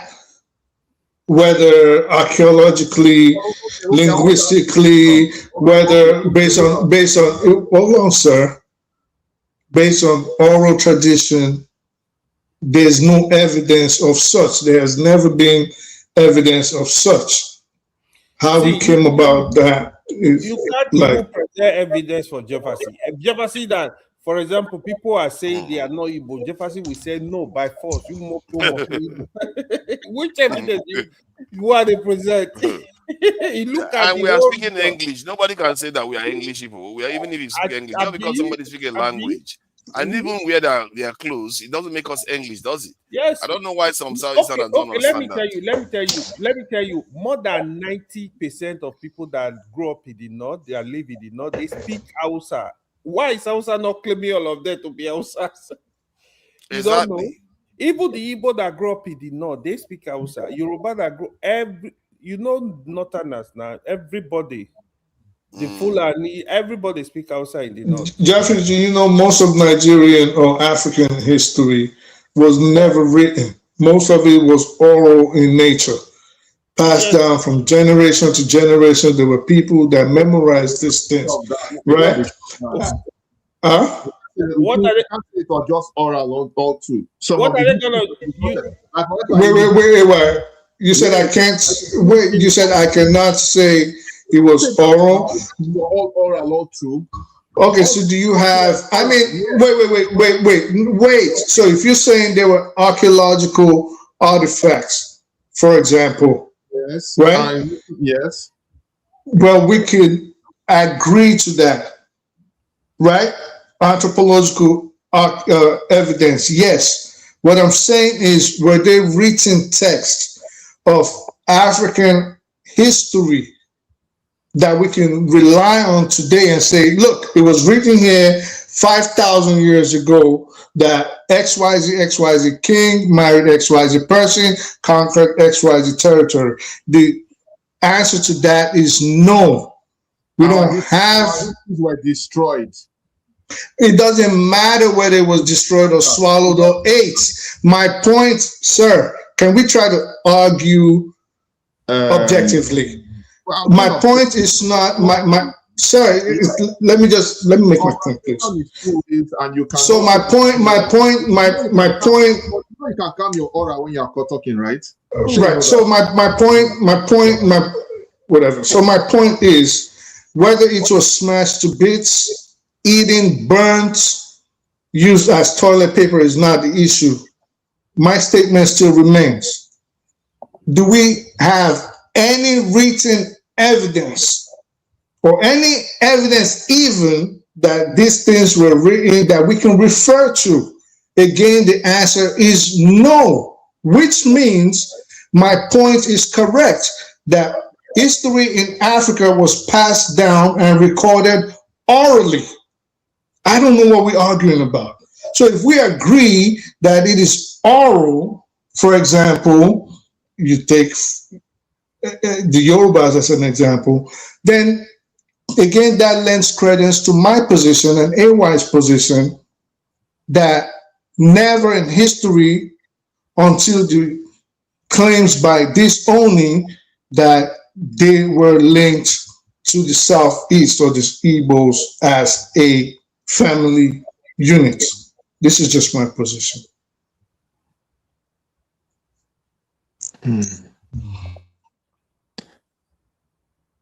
Anyway, I wanted to thank everybody for coming in, including one brain cell that decided that he's going to represent Josely one's brain cell of mine. But it's all good that he is. AY, thank you for coming in. I know you are getting frustrated by my antics, but it's all right. You know, we all have our flaws. No, I'm not frustrated. I'm just going to correct you if you are. All right, that's good. Just call me Brian. Oh, just call me Brian. Nice to have you. I think you can actually come in. I forgot to mention, actually, that's a new announcement. During the weekdays, when I'm hosting, people can be able to come in without their cameras on. You know, I don't want to reveal it to people that are used to. So you want us to be jubilating? No, I'm saying you can jubilate. I'm saying for people that want to come in without cameras on, they are free to come in without cameras on to come and contribute. That is actually true. Happy Boxing Day, and I see you, Gladys Oyeo Obo. Why am I so bad in names? Gladys Oyebo. Gladys Oyebo. Yeah, Oyebo. Thank you for that. Happy Boxing Day. I don't even know what Boxing Day is for. Really. You should go through boxing, though. Yeah. Just I used to think it was actual boxing. Maybe I don't know what it is really. Why does it even exist? Not be your Christian religion. It's the day you unbox presents. That's what it is. How come you don't know anything about your Christian religion? What do you mean? I don't know anything about What Christmas what religion. do you mean that man? They what Did I create? tell you I was Christian? Did I not tell you yesterday I was a Christian? You don't You call listen. Jesus Christ every minute here, Yeah, every I called minute. Jesus Christ. That's an exclamation. You know, Oh sometimes yeah, it's just an give me a exclamation. break. Give me a break. Give me a break. Give Don't me a argue break. anything. Okay. Thank you all for joining us. Oscar Blackbone really donated to the channel today. I have to appreciate him Oscar for Black that. will always donate. Tima Jack is there. He's a rich man anyway, so it's okay. His money he has log money, not like us. Not Barrymore. Thank you When for you say the he's $1, stingy to not me. Barrymore. And we have to appreciate all these people that are donating. They are precious people to us, to the channel, to support the channel. And Ghost Steel for the $5. I really appreciate their donation. I think they were asking to shut AY off. She was passionate enough to want to donate to shut you up, AY. All right, now, guys, thank you very much. I have to go. Yeah, thank you, Jefferson, for coming in. I appreciate. Jefferson, have a good Oscar night. Blackbone Don't again. plan to grab my light though. We'll grab your line. A banker is coming with us. Look at it. I think what AY said about that was actually apt, actually, because what you said was that they might be Igbo if you want to claim them as Igbo, but they don't have any claim to the territory. They are just immigrants. Kind of. That's so. And you see that people Jefferson when you want to discuss that issue, don't say anything because the kind of things you say is very incendiary. Very annoying. It's very you represent the Southeasterners very badly when you do that. I can imagine Jefferson going to the heart of Port Harcourt, heart of Benin, heart of Oh God, Igbo land. you're gonna piss people off. They go chop you raw. They are waking up gradually. Oh, you say they are waking up. Some people will wake up. Some of them are waking up. They deceive yourself. Just go to the heart of Bayelsa of Port Harcourt and say, I wish you good luck. How are they supposed to wake up? They are the ones that used to capture. Did you know that they used to go and capture people from in the hinterland? That's how they capture King Jaja Bobobo. How do you think it happened? King Jaja Bobobo is from my village. Yeah, somebody went and captured him from there and brought him to Bonu. No. He's from that one. This one is not made up. He's actually from my village, Gong. Yes, he's from your village. Hold on, Jefferson. He comes from your village inside Southeast. But South people, because they had more power, then they go to the Southeast, capture them, and bring them to sell them to Igbo people. He was serving as a slave. Then he became the ruler of the house. And he went and founded the Opobo kingdom that you see today. So you have to understand, these people are different. That's why they were going there to capture them. So they didn't have people that were indigenous in that place, Abi? The Bani people are the indigenous people there. The Opobo people that are indigenous, some of them are Igbos. Are you aware of that? No, they are not indigenous. You know what indigenous means? I beg. Good night. Bye-bye. You know what indigenous means? Evil king of indigenous means you evolve there. That's what it means. You evolve some traits there, yes. Okay, if that be the case, that all of us evolve now. Make everybody live like Jam. Look, we hear one. You guys, you are Southeasterners now. So, bro, sleep that one, I beg. Good night, guys. It's nice seeing you guys. Thank you for coming in. And I think Oscar Blackbone is the winner of the day. He seems to have really contributed on a day that Nigeria is being bombed. I really appreciate that. And shout out to everyone on the panel. Yeah, just call me Brown. Thank you for that. And I appreciate you. And how do you donate? I think there should be a dollar super sign. chat. Yeah, dollar sign there. Like donate, you want, where you want to set the make comment, you see a dollar sign on your right. Yeah. Click on it. You'll be able to just pass through there. You'll be able to donate. Yeah, that would be cool to get some extra change for not the damages and to Nigeria. To Nigeria you can donate to. I think you can donate to Nigeria too. So I don't collect donation. I think what I'm gonna do if the people donate to my channel, I'll just keep it there because I don't need the money technically. I'll just keep it there and keep showing it. Oh, look at that. See that? Yeah.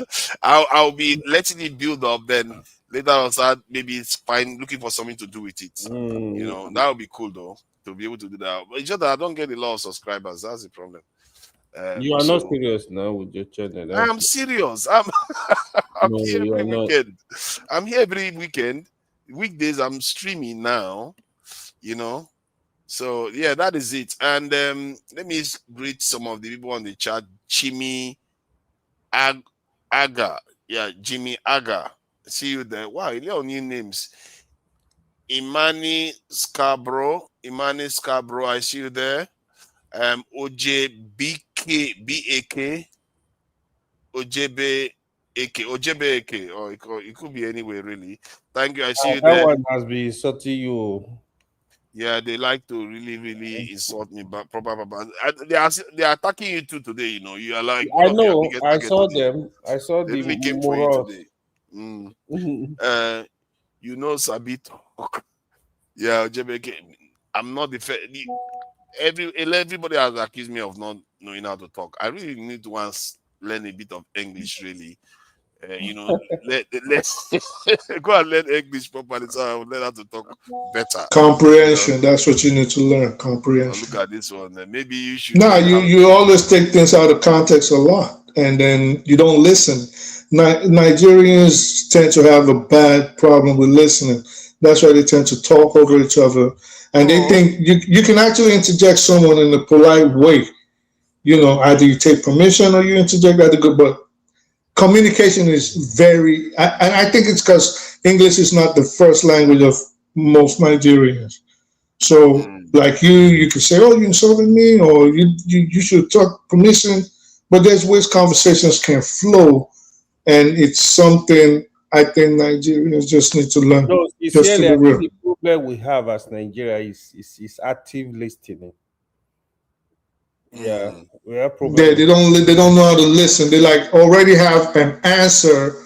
Yeah. Even it happened to forefathers today. He's trying to tell Obi, and he's like, I haven't even asked the question, and Obi's already like, no, no, no, no. Let me tell you, no. It's like let the person land, and then I let think the there are two types conversation. that I see two types of people that want to have conversations. Some people want to learn new things, they want to engage, while others actually just came to bear their this thing, their chest. And as a matter of fact, more people came to do that. Actually, they want to come and tell people what is in their mind, whether it's good or bad. They don't care. They just want to come and say they are not there to take your own this thing on. Most people are like that. Like people like AY is listening, wants to give, want to also discuss. You know, he responds in real time to the answer you're giving him, and sometimes you can see that he shifts his position a little bit. And so sometimes you do that to the one brain cell, my one brain cell. You do that a little bit, and Masca does that. You know the kind of people that actually engage in conversation. They are the ones that people regard as intellectuals because they want to engage, while others just come to want to. Can you imagine trying to change Constance's mind? Yeah, but people like us, AY, like people like myself and AY, and even Dr. Damages are the people most people tend to dislike. Because if you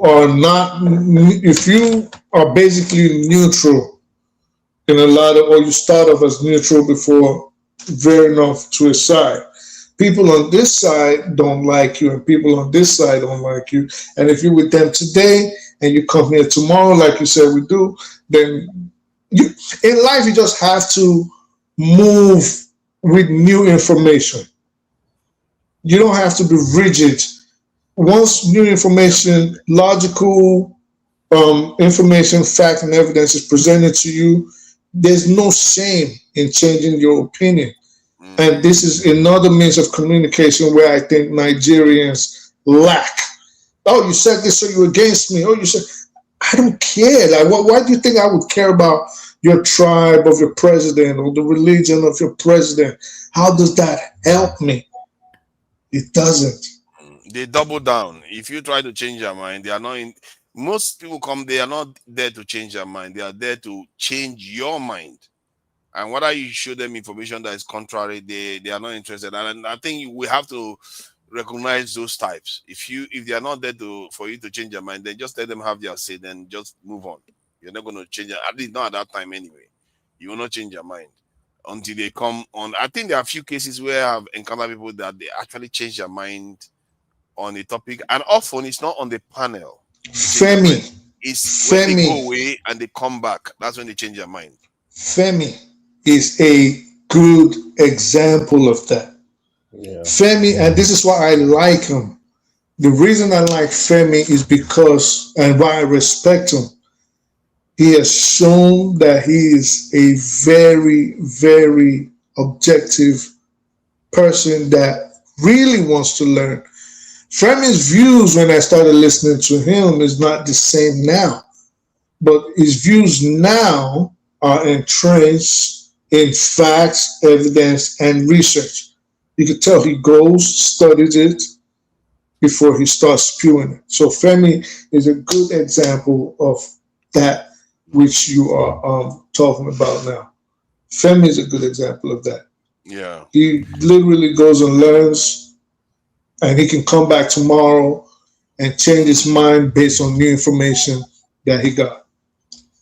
I've had a few people come online. They'll change their mind on certain topics, especially the one I've changed people's mind the most is security one.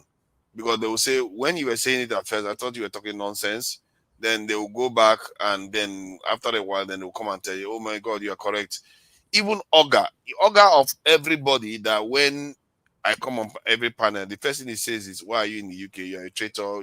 Why don't you go back to Nigeria? Stop talking about national security. So now, whenever he comes and talks about it, he say, oh, you have been vindicated. That's the only thing he says now. And it's one of my biggest reasons, just like Tracy Jacobin and all the rest. You know what will save the world and why more people will start thinking critically like that? Social media. Because most of us are our own news sources now. So the traditional media does not have the benefit of brainwashing masses or multitudes at a time. You know, imagine CNN tells you there's nothing happening in northern Nigeria right now, for example, but Masker can show you a video and say, look, they just drop a bomb next to my, God forbid, my XYZ house in northern Nigeria. So we are our own news sources, and what that's going to do is help everybody become more intellectual and critically thinking minded. But again, we have to be very careful, because the rulers and the powers that be will not like that. If they cannot control the information that we take in, they're going to have a problem with it. So people all over the world have to be mindful about that. This is why they're trying to buy up TikTok, and they bought on Twitter, and they're trying to buy CBS and all the influential means of mass communication.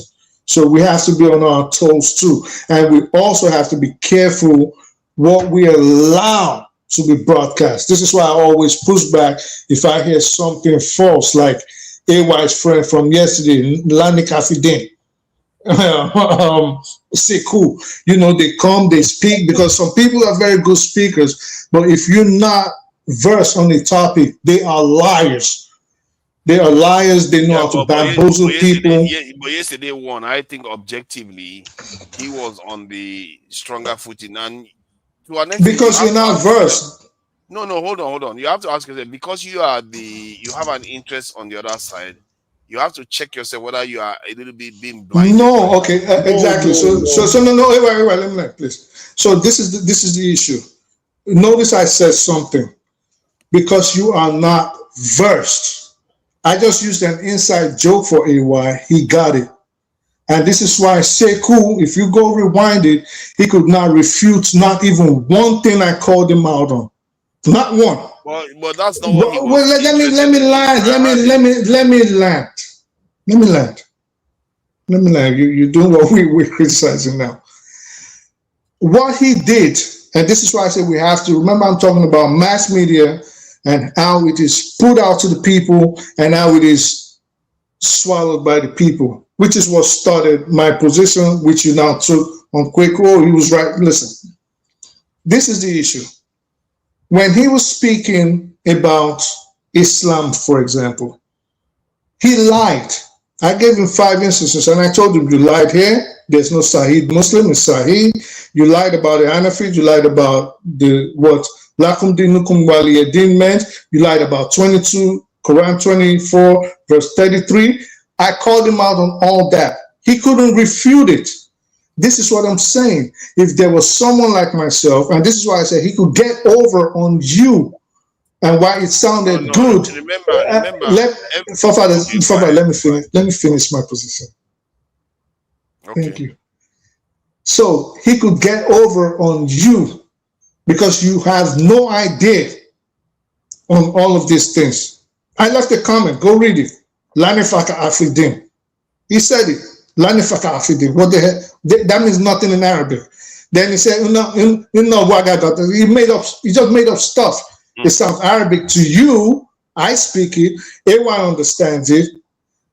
Hassan was trying to call him out and tell him, like, no, are you trying to say lakum dinukum waliyadin? So what I'm saying in essence is we also have to be careful, even though we are fighting against the old style of media, we also have to be careful the kind of people we allow to give messages to the world, because they can deceive people easily, like he easily deceived you.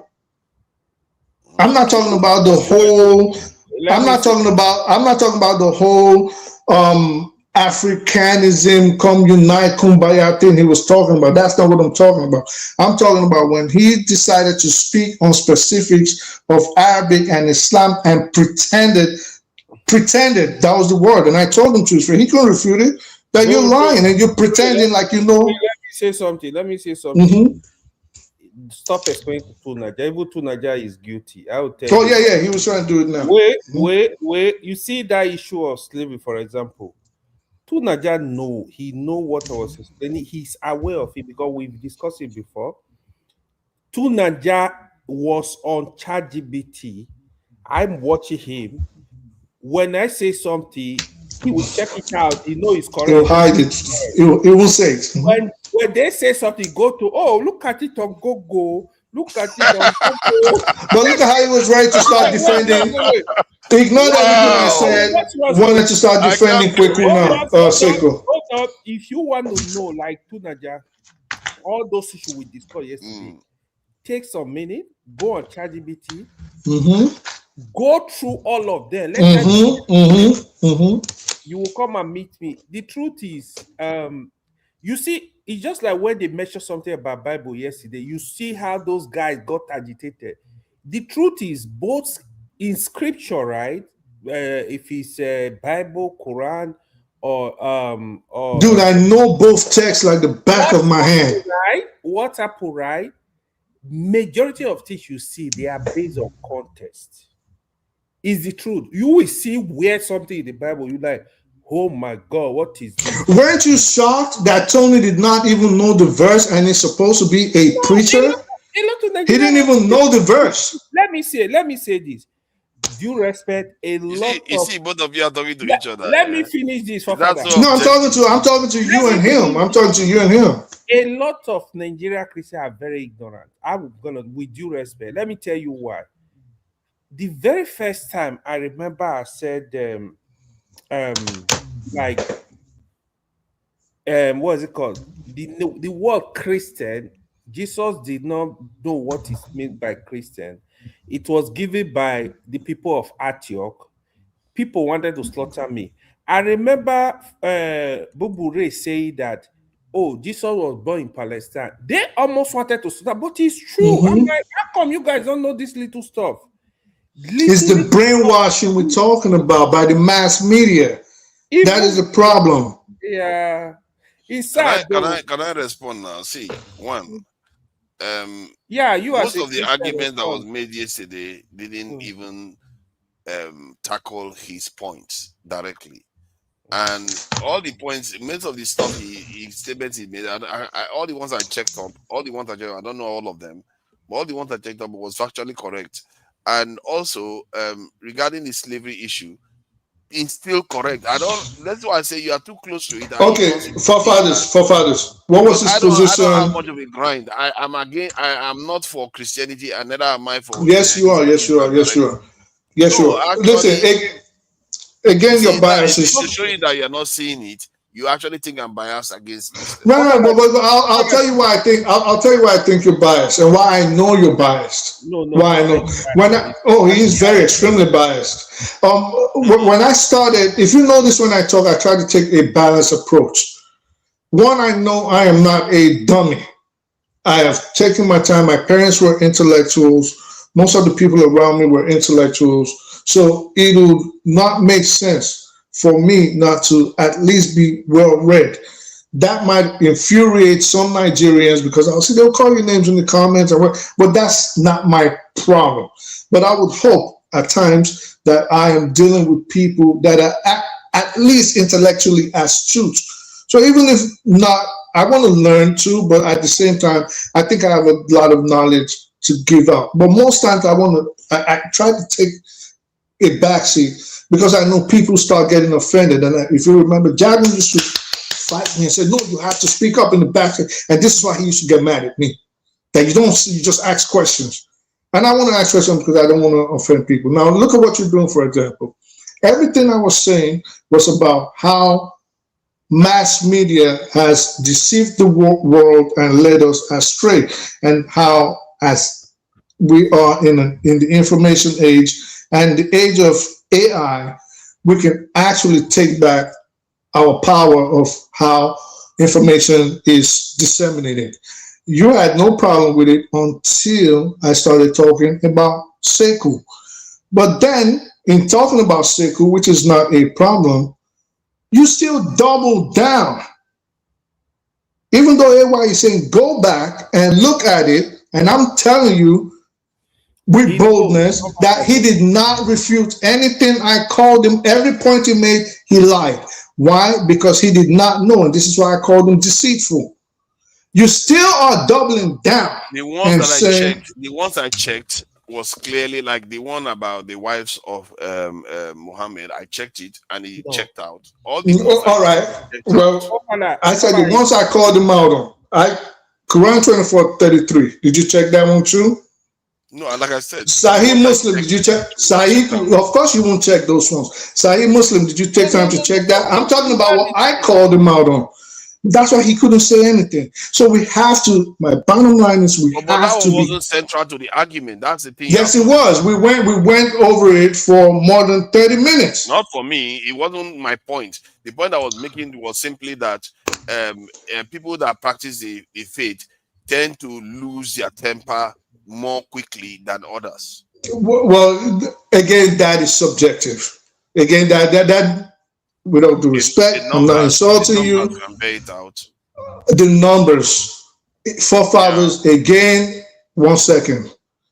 What numbers, what data, what poll can you quote? What scientific study can you quote that says, let me finish. What scientific study, what poll, what numbers can you pull out and say, these are the poll that says, when it comes to anger, Muslims tend to be more angry than Christians when they're speaking on their faith. So this is why I said we have to be careful about the kind of languages we use and try to pretend that they are fact. What you said is just subjective. It is subjective, but I want to defend this guy because I like his position better, which is there's nothing wrong with that. But let's not start turning lies into truth and pretending they are facts or evidence. Let's learn to stop doing that. And I don't know why with Nigerians this seems to be a problem. See, the reason why even when Fofana is saying something, I just look at that and I'm laughing. I know Fofana, if he will find out the truth one day, I'm strongly believe Fofana is gonna die as a Muslim. Because you find out the truth, you will be converted. It will never. A lot of people listen. You have to remember, truth, right? So you will find out the real truth. You will find. But what matters? That you might actually leave the religion. Exactly. So why does it matter if he takes your position as the truth or whether he thinks it's right. I It want to, doesn't. I want you But to let me follow the finish. protocol Let me to finish. guide it. So he doesn't have to. That position doesn't even matter. That situation doesn't even matter whether he dies as a Muslim, as a Christian, as an atheist, as a fire worshiper. It doesn't matter. What matters is what can you prove. This is just my own position. If you, for example, are Sekou and you come in and say Lakne Frakadin, it means no this and then you start making up stuff or you start lying about things that are evidence based, chapter 24, verse 23, things of that nature, provable stuff. If you lie about it, then for me that is where we can have a problem. But for someone becoming a Muslim or a Christian or thinking it's the truth, it doesn't matter what you think. Subjectiveness is your prerogative. You can eat your subjection, but what can you prove? What is evidence? Like now, when I ask the information, the question about is there any evidence indicating that Muslims are more prone to violence when blasphemed? I think when blasphemed, when their religion is blasphemed. And he says evidence suggests that a link between blasphemy laws and increased Islamic terrorism in Muslim majority nations, creating a culture where extremists justify violence as defending Islam. But it isn't about a general Muslim propensity. That is what involves Bob Ray is saying now. Yeah, it involves specific extremist interpretation and political factors. So yeah, that is for Islam. But I think I need to put it compared to other religions. But this is okay. So see my position on things like this. Even though, are you asking ChatGPT? Other religion. This is Google. All right. So I want you to hear me out. So you don't say. Can you hear me out? So you don't say I insulted you.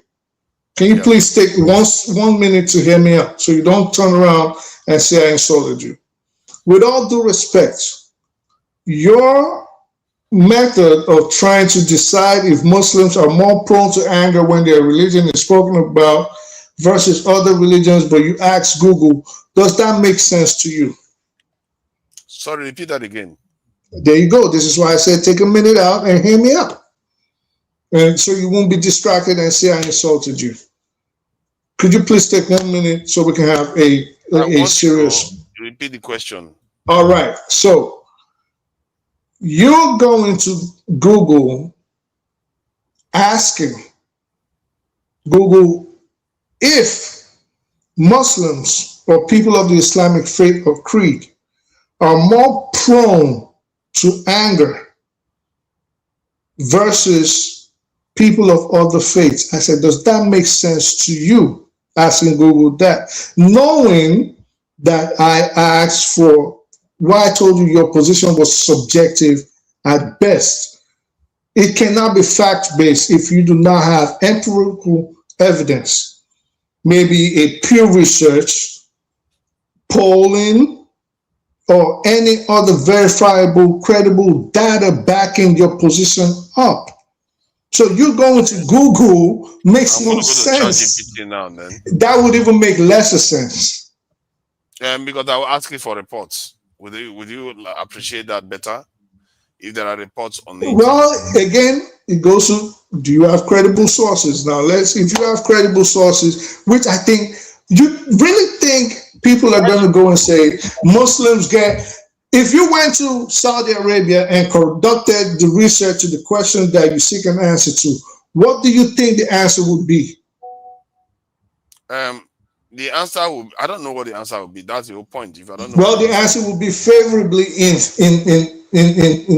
the Muslims. If you went to Southeast Nigeria, for example, and asked the same question, it would be against them. So do you see why I said your position is subjective? But there is objective truth. There are objective truths. The objective truth is when you compare all of them together, if they are all subjected to the same kind of blasphemy, which one is more likely to get?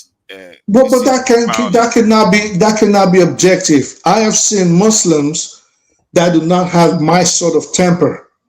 Someone like I know. Well, let me if just out of 10, one of them have it, but the other group, out of 10, half of them have it. What do you mean out of 10? How many? Listen, this is why I said this makes no sense. Because you would have to take, for example, cultural behavior into account, right? Because you're trying to make something subjective into a fact or evidence. It's subjective. It's your culture. let me forefathers. Is it okay? So you're trying to take something subjective and make it into fact. I am not saying it cannot be objective because it is based on your own position. Based on data, not my position. Where is the data backing that up? You cannot find any credible. Hold on, let me see. If I ask you now, do you know of one case where somebody blasphemed against Christian and they were killed? Can you have one? I'm not going to get into that. We're not going to see goalposts. I can give you okay, but that is now. But again, that is not what we were talking about. Forefathers cannot land. Again, you will say you don't side with one side, but you do it when you hear but you are choosing not to take responsibility. I compared Christianity and okay, hold on. Let's compare it objectively. Is it okay if I lie? But we're not going to shift the goal. We're not going to shift the goalpost. That's what we're not going to. You're not being objective. Is it okay if I land? You've already stated your position. Let me land. Okay. Let me land. Especially if you claim to be neutral, let the other person land. You're not as neutral as you try to proclaim yourself to be. This is why I said it's subjective. And I'm not saying your position is wrong because we have to take, maybe these are the kind of people you met. And this is why I've made mention of Saudi Arabia, for example, versus the southeast of Nigeria, if you ask the same question, which is why I'm saying, barring any credible research or the results of such, your position at best is subjective. Now you're saying, well, blasphemy laws. Well, the blasphemy laws, we know that the Muslims have taken things into their own hands, but that's not what we were talking about. You were talking about Muslims getting angry when, and you implied like it was on an individual basis, which it actually is. And I'm saying you're not getting anything that will say, yeah, Muslims are more violent. Google that, you check, just gave you the answer. And it was favorable to the Muslims. And I'm still disputing it, that this is not how you check things like that. Oh, right, okay. And so now let me ask the question directly to, in terms of with Judge GBD. I said, compared to Christians, have some Muslims, I use the word some, Muslims more frequently resorted to violence. The question was, your initial statement was not violence or blasphemy and all these things you're putting on. You said they get angry when their religion is spoken about, based on how myself and AY were talking about the conversation with Sekou yesterday. But as usual, you're shifting the goalposts, adding nuances that were not included originally, just hoping you get a favorable answer. This is not how to approach a conversation. There we go. I want to explain why I use it, because I want to get a clear answer. Because if you don't use something offensive, I can say, okay, I can remove the blasphemy and say when people say something offensive. But which is what you started off with. And which I'm telling you, your position. Let me change it. Let me change it so you'll be happy. It doesn't matter what you change. It is still going to be subjective in the absence of credible research. That's why I'm going to see that. I will ask you for references. Oh my God. How do you? Forefathers. Pretend you are the one organizing a poll, right? How do you reasonably think you would frame the Muslims get angrier when their religion is spoken about versus Christians getting angrier when their religion is spoken about? You cannot get an answer because a lot of study has to be done. Their mindset, their temperament. I stated this to you. their environment, the cultural aspects of how these kind of statements are taken into account. These kind of things will have to be included. Let us just agree to disagree. You're not finding an answer. At best, your position is subjective. You can't say it's objective. It is subjective. It is not fact-based. It is not evidence-backed. And it is not the truth. It's subjective. There's nothing wrong with having subjective. But subjection just shows your bias, which is what you're trying to fight. Okay, hold on. So when I ask you with my own words, and I told you, okay, give me a list of Christians that have gone on to attack people because of their faith. There we go. You cannot provide it. When you cannot provide it, No. We straight up. That's not true. That's not true. Don't do that. You'll be talking. See, when I say you should provide that list and I provide my list, you refuse. I didn't refuse. Again, this is what you did. When I started talking about it, as usual, you shift the goalposts. I forget. Then again, you're doing it again. No, then I forget about. There is no list. This is what I'm saying. Listen to me. Listen, hear me. All right, good for you. But hear me out. This is what I'm saying. We were talking on a personal basis. You keep changing the goalposts and changing the sport we're playing, right? This is what I'm saying. On a personal level, I guarantee you that if you can show five Muslims that get mad when their religion, they feel slighted at their religion, I guarantee you, myself and AY can also show you 5 Christians that their religion, they get angry when their religion was slighted. But this does not mean that on a personal level, you can objectively say factually, this group gets angrier more or these people get angrier more. If we're not talking about things like blasphemy or other nuances that you try to throw in. Remember, this was about me, AY, and Sekou. This is why I say Nigerians probably will not like the way I discuss, because I don't believe in shifting the goalposts. I believe in staying on track.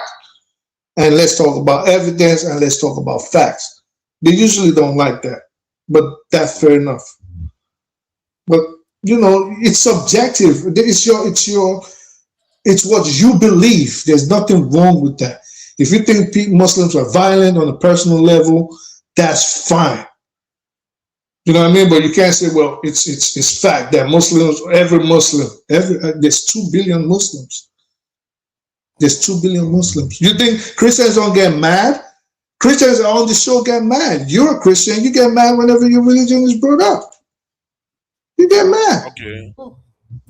So from what I can see here, let me see. From what I can see here, I'm trying to see if I was an idol worshiper, I'll be happily doing that.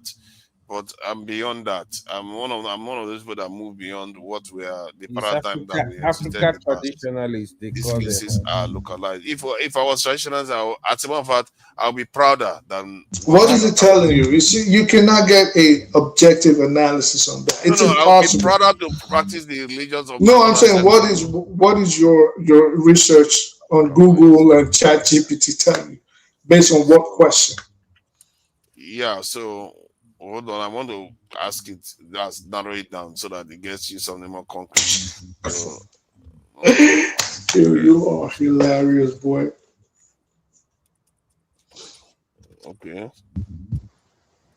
I'm just trying to get something concrete. You cannot get something concrete out of a subjection. It is how you feel about a group of people. Not necessarily. Oh boy, okay. You want to ask it how angry people get? How angry the Christians get versus how angry the Muslims get when they talk about their religion, without adding inflammatory nuances like you've been trying to do, like blasphemy and things like. You're not getting nothing out of it. Yeah, no, because he said something about localized cases. He gave examples about Deborah and all the other ones that happened that is localized. Then I said, okay, provide me the ones for localized cases for Christians, and let me see what is going back. It's going back to medieval England. It's going back Which to medieval okay? period. How did you Because I think how did I you didn't frame frame the the question question? very well. I didn't frame the There you question very go. well. Let me tell you why. I Listen, should have framed it for this current period. The how did timeline is why I didn't how did you frame the I just question? asked it generally. I just asked it That generally. what? That is there evidence that Muslims versus this in other religions? No, how? What were the exact words? You have your history there. Tell us how exactly you framed it. Okay. Hold on. I'm just trying to read. I'm reading now. So Tell us how you framed the question. what is Jesus Christ? Are you going to let me read it? Is there any evidence indicating that Muslims are more prone to violence when their religion is insulted compared to other religions? That's the framing. And then he decided to talk about Deborah in Nigeria, not all the killings in Syria. Hold on. He says there's no clear evidence of it. And that is okay. Let me even go back to the question. So there's no clear evidence, but you decided to mention Deborah in northern Nigeria because he gave those examples as localized cases. That's why he said there's no clear. What I'm going to do is I'm going to constrain it. But listen, this is my point. Just hear me out. The last for every 40 years, in the last 40 years, that way it's constrained. That it doesn't just ramble. In the last 40 years, yes. That what? In contemporary times. Forefathers, your answer is still going to be subjective at best. How do you read polls? How do you think? Let me. You see, the answer has changed now. No. See, because AI doesn't know what you are implying. When you ask it generally, it will think about medieval times and everything. But when you restrict it, then now he's going to see what is going on in the ground in the recent times. So it says, answering the question, is there a credible evidence indicating that Muslims are more prone to violence when their religion is blasphemy or compared to other religions in the last 40 years? Requires careful separation of empirical evidence, contextual factors, and bias versus reality. See, it's trying to make sure there's no bias there. What is different from everything I've said? Not that much. Okay, let me carry on. Empirical evidence on blasphemy-related violence. A pattern in Muslim majority countries.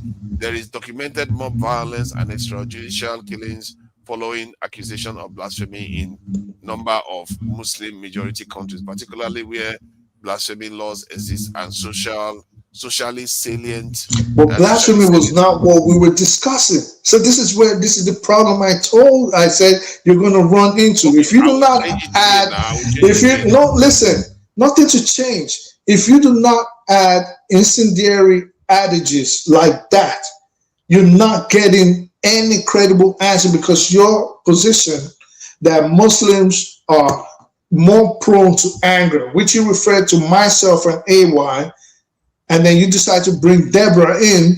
But check it out. If we're for every Deborah that happened in the north of Nigeria, right? I can give you 1,000 incidents from the archives of Christian southern Nigeria extrajudicially maiming suspected robbers, burning them, beheading them, and killing them right there before the justice system takes effect. You get what I'm saying? So I'm not saying. I'm changing it now. Now, when something but obviously you're not listening. Is said or done to their religion, and when something this thing is when something offensive is. Oh goodness, he said. You are hilarious, bro. Said. Yeah, sometimes it's not easy to type. He said, because it is a non-question. It's your belief that on an individual basis. I'm just trying to tweak it. Already, it was saying that there was empirical evidence previously. That's not true. It cannot say that. If it put on blasphemy, of course. There are incidents. Why do you think blasphemy to say that?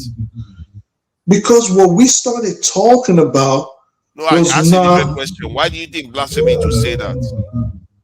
Again, forefathers, you let the other person land when they speak, when they're speaking. Of course, it will say blasphemy because there have been incidents of Muslims reacting violently when they feel that they have been blasphemed against. So we will have evidence of such, which wasn't the original question until you shifted the goalposts until you got here. What we were discussing was how myself and AY related to what I termed, which I provenly termed as lies, untruths, and misquotes by Sekou. No, the video is what there I'm for, talking about. but that was what we started talking about until you That again was never started my moving. context. I don't know why you keep moving my context. It wasn't. It My wasn't. context, That was. the show had a specific point. I'm saying that I'm seeing violent behaviors, like in the case of Deborah, with the case of that guy in India, Bangladesh, and everything. That generally, when you say something that is considered blasphemy or offensive to the faith, then like trying to draw the image of this in Muhammad, that is highly offensive, and then they react violently to it. Hold on. If you are acknowledging that that is true, then what is the discussion about? The discussion is you are on a I'm not going to lose crusade right now.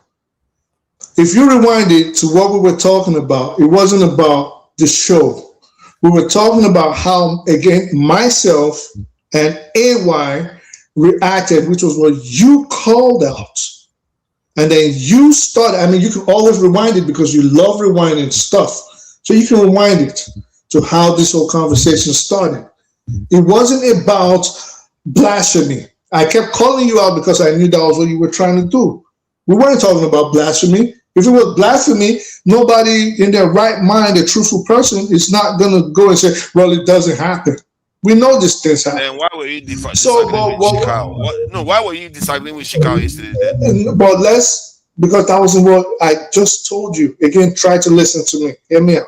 No, you see, hold on.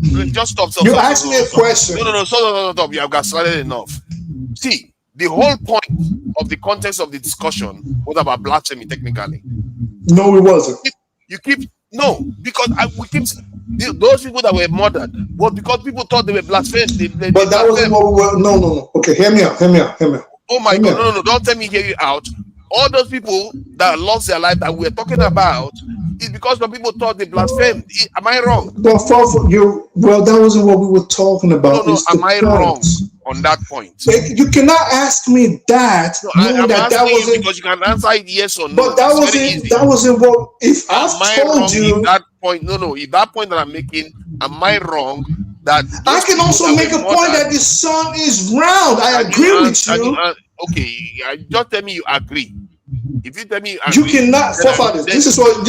Hold on. This is where it reveals your bias. You are not trying to acknowledge a simple point. You have to go around and everything else. Let's not argue and let's not fight. All right, let's not throw it away. Just relax. It's a simple question. Those people that lost their lives, is it not because which people that lost their lives? Deborah, the man that was burnt on the on the tree. Of course it's wrong. But that, of course, it's wrong. I'm not saying it's wrong. Hold on. I'm not saying whether it's wrong. I'm asking you, the reason why those things happened to them, was it not because the people believe that they blasphemed against their faith?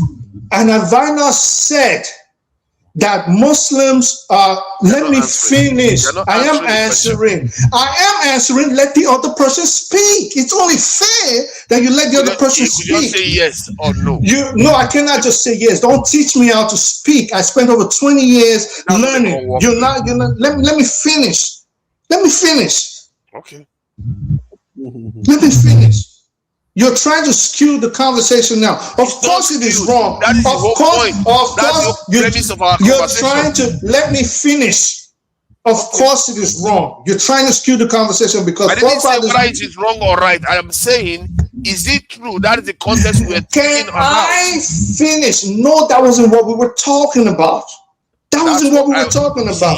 See, that tells you that you are completely misunderstanding. Why would I say the entire conversation? But hold on. This is why I say you always try to win. Why would I call that subjective if it is a factual evidence that Deborah got killed by Islamic fanatics? We all know this.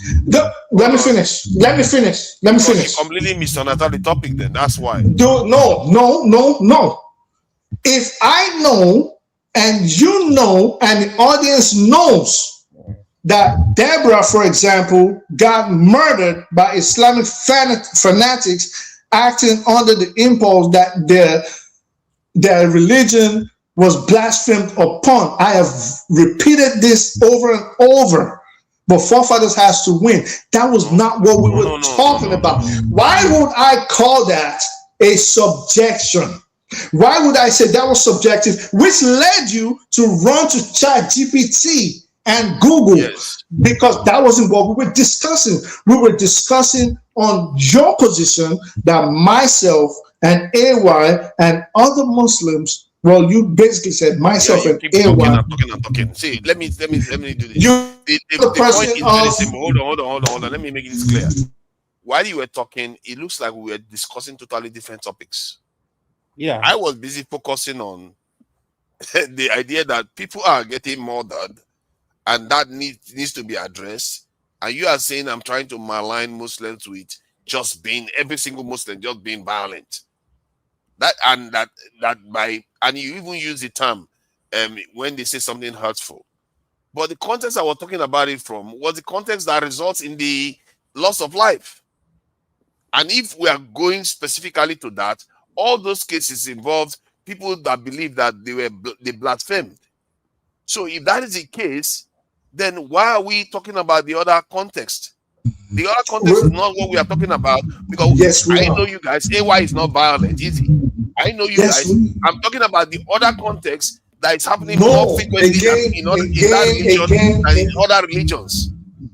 Again, forefathers, you love rewinding stuff. You can feel free to rewind it. What you're doing now, because I kept calling it out, that you're shifting the goalposts, you're adding nuances to it that was not part of the original topic. You're adding words that are not part of the original topic. This is why each time you claim you ask a source on the internet, I ask you, who did you ask? You said Google. What exactly did you say? What exactly was it? And I'm like, for what? This is not what we started off saying. Your position, it wasn't about the violence. You started out, It wasn't about the violence. Why would I talk about it then? What you ascribed to myself and AY was me saying Sekou did not know what he was talking about. Then you claimed that we are biased. And see, you guys are getting emotional, and we're not getting emotional. You guys are getting angry. And this is why Muslims get angrier more than other faiths when you talk about the religion. This was your position, and you said, "I'm going to check, and I'm going to check chat, and I'm going to check, and I'm going to check Chat GPT." And I said, "Your position, forefathers, your position was subjective." I kept telling you. You're not listening at all. See, you say that you have comprehension. This is where it's very, very important we understand. When I talked about Shekau, I said everything that he said, and I checked, it turns out. Then I also went on to say, in the bigger argument, which was something that I was more interested in, I wasn't interested. No, you didn't. No, father, you didn't. Remember, yesterday I tried to stop it. I wasn't interested in all the details of what Muhammad did. I wasn't that much interested in all that. That wasn't the context of my debate. I even got cross once when I said, while we are busy talking about it, people are actually dying. That is what my focus was on, the idea that, okay, if people of a certain faith tend to get cross and people lose their lives, and that needs to stop because it has implications for Nigeria too. That was my only focus. I wasn't going into what Islam does. And as a I tried to stop you from even talking about Islam. I'm not interested about talking about Islam faith itself. I'm interested in stopping the killing. Whatever needs to be done to stop that. Because sooner or later, people are going to just start feeling like, okay, Hindu is feeling the same way, Christians are feeling the same way, Jews are feeling the same way, Buddhists are feeling the same way. What do you think is going to happen? Is gang up. And nobody needs all that. That for all the preaching, that was not what we were talking about, and that is not what led That us is up. what I was talking about. It cannot be what you were talking about if we were talking about the fact that Sekou was wrong in his quotations of the Quran. Sekou was wrong in his quotation of the Hadith. Sekou made up Arabic words. Sekou mispronounced a lot of things, and Sekou lied about being a Muslim because the basic question that I asked him, which even the 3-year-old would know, he didn't know. But you kept saying, well, he's right. And we started talking about biases. That was what we were talking about. Not all of this are you now all of a sudden. And I kept telling you, Nigerians have a tendency of shifting the goalposts instead of sticking to topic. Okay, and I knew this was where we were going to end up. You know what? If that is what you are saying, I'll concede to that. If you are saying your original premise of all this conversation you're having this evening was about bias and everything, then I'm saying your original premise was subjective. And that's where we're going to stay. It was subjective. You cannot try. I keep telling you, you cannot try to make. It's not subjective. All right. So rewind it then, because what you're trying to do is my original premise was that Muslims, generally, based on information I have available to me, tend to get crossed, get violent, and result in people losing their lives when you blaspheme against their faith. More and than I asked you, to others. Good, thank you. So now you're being truthful again. So let's not move the goalposts. And I asked you, I said, what evidence do you have to such? Because you only made that claim because the moment you talk about Sekou and myself and AY said, no, I told you it was because you were being bamboozled, because if you're not versed about something, someone like Sekou is dangerous because they can lie and sweet mouth you and feed into your bias. This is what started the whole conversation. And then you decided to ask ChatGPT and Google who gets more angry. And I said, you're not going to get anything because your position is subjective. Now, barring, as you moved along, I said, barring you start adding things like blasphemy, then you might get answers that we will all tend to agree on.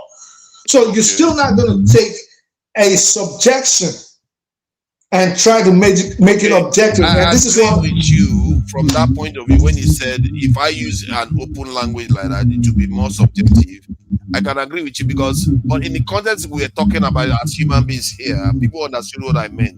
That what results in that loss of life is often blasphemy anyway. So if I say they get angry, is it not similar stuff? They're getting angry because somebody says something. But we weren't talking about blasphemy. This is why I kept saying your position is subjective. We had nothing. God, this is where comprehension comes in. I don't know why you. No, this is where being biased and factual comes in. You cannot keep twisting stuff. It's not biased.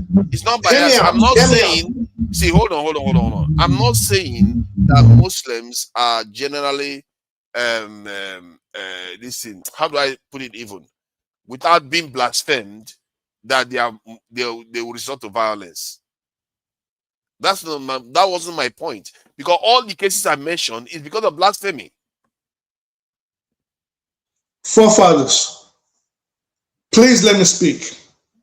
Would you agree that it was at least 20 minutes before we got to adding blasphemy into the issue? From the jump. Yes, of course, yeah. So how can you then say that your premise was based on blasphemy when it wasn't? When the other person is telling you, if we were talking about blasphemy, you would have to be a lunatic to deny that fact, even if you were the Pope of Muslims, if that even existed. So that wasn't what we were talking about. Why would I call that subjective? Why would I say so? But it's okay like that. You know what? Go ahead. I think again, you people like a critical question, and it deserves answer. That why would you say that would be subjective? Because you misunderstood me. That's why you decided to hold on to the precise wording that I use, that it will be subjective. Because if you had looked at the context that I was speaking about, you would have known I was talking about blasphemy, wouldn't you? Because you would have known what caused those casualties was because they blasphemed. Forefathers, I misunderstood you. Yeah. I told you something earlier when AY was asking you about Google. This is why I say you cannot enter every conversation hoping to win. It reveals your bias. Even when the other person is conceding because you want to win, you're going to keep harping on non-issues. Now, if I said that, how then did you just agree that it took over 20 minutes for us to get to blasphemy? If that was what we started off on. Because we're talking about it without isolating the key word, because you insisted, because you remember you insisted that it is subjective, so I had to find a specific word that is going to make it actually objective.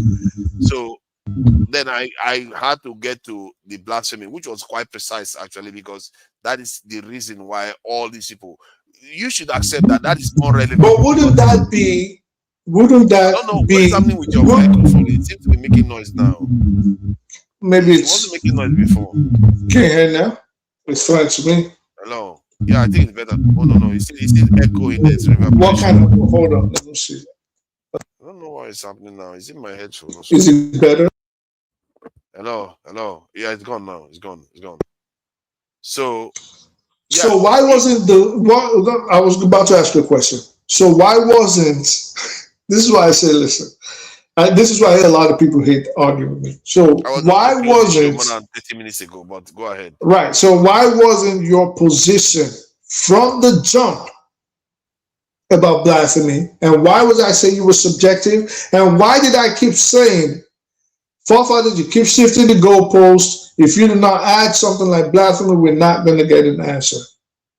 You know why? Because the issue was not about blasphemy. It was about how do Muslims react based on myself and AY and the fact that you were on Seku's side and you were objecting to our position. This is how the whole conversation your problem started. is that you are not thinking, you are choosing to run away from the actual issue that was being discussed. Because if you were, you are not going to make it look like, oh, they are talking about how Muslims react individually, this thing like that. We are talking about how they react to specific situation. And when I said when you say something negative about their religion, is it not blasphemy? Blasphemy is negative. But that was forefathers. Again, you're switching the situation. I think you have a different picture of what happened. I have to use the word blasphemy before it's No, hear me out. You don't have to raise your temper and get upset. I understand. I'm not doing this. You are just gaslighting right now. You can always rewind it. No, hold on. You can always rewind it. I tried to explain to you that the context we were speaking about was to offend a Muslim, and I told you that that was a mistake on my part, because you hogged on to the fact that, oh, I'm saying offensive, so it's going to be subjective. No, the context I was talking about, you have to understand it. I was talking about people losing their lives, and you know the context that they lost their lives. You could have said, oh, you know what? Hold on. You could have said, oh, don't use the term offensive, use blasphemy. Why would I say use blasphemy when that wasn't what we were discussing about? We were discussing about losing their lives. No, we weren't. You kept shifting the goalposts till you got here. This is what I kept calling you out on. You shifted. Please let me land. You were talking about Chicago, and I said, everything I checked, see, when you are talking about Chicago. So far, is it okay if I land? Hold on. I don't want to waste time. I want to end the show. I don't care about what Chicago said to you about your religion and everything. That's not my context of discussion at all. And when you raise it up here, I said the only thing I care about is the things that I checked about Chicago's statements were actually accurate. And I gave the example of the wives of Muhammad and all the rest. But that wasn't my point. And that the original point that I was making, he basically presented a more compelling case to win the argument. Okay, I'll tell you this. This is a waste of time. What you need to do is an absolute waste of time. We've had fun about it. What you need to do is go back at your spare time and look at everything again. And maybe, just maybe, this might be a lesson in how to enter conversations, discussions, arguments, and debates. Because if you keep, this is a problem discussing again on this show, or with even Nigerians usually, where this is the topic and they keep moving the goalposts because they have an objective and moving it and model everything up until we don't even know what we're talking about again. But that does not work with me, because I will always stand on what the topic was, and it gets them frustrated, gets them upset. So this is what you're going to do, especially as a moderator. Go back, rewind it, watch everything again, maybe the preceding 5 minutes, how we started and how we got to this position. And then you will see that maybe in the future, your way of conversation, maybe you need to tweak it a little bit, and then we won't have this kind of situations. Okay, do you agree also that I should do the same for you? If I go and find out that you actually made some mistakes that I should, next time you come, I show it to you and say you should correct your ways. Of course, I'm always open to correction. You see that? I listen. My ego is not overinflated. I do not have an issue. You don't have to say that. You don't have. No, I have to listen. It's not it is again, forefather. This is the comprehension issue we talk about, and I probably understand. Maybe I'm not insulting you. Can I land? Can I land? How can you guys always try to tell people how to speak and take offense at basic English words? Because nobody speaks to you like that. I don't. Because if you spoke to me like that, I would not get offended. You're not insulting me. I didn't say I did not. Like that. Okay. I don't care if you don't know how to speak to people. That is fine. Again, I'm not insulting. If you spoke to me in a way, I like to treat people with courtesy. I do that too. What I am saying again is, this is why I say, if I say what now, you say, oh, you insulted me. How can you try to start dictating how a person speaks? The moment you hear something you don't like or a word you don't like, you take umbrage to it. You said I should check the email, and I said fine, I will check. I wanted to say something, but of course you threw me off. No. I think the only thing you wanted to say was about you don't have an ego. You are fine with accepting. Exactly. So let me finish. So I wanted to say, wow.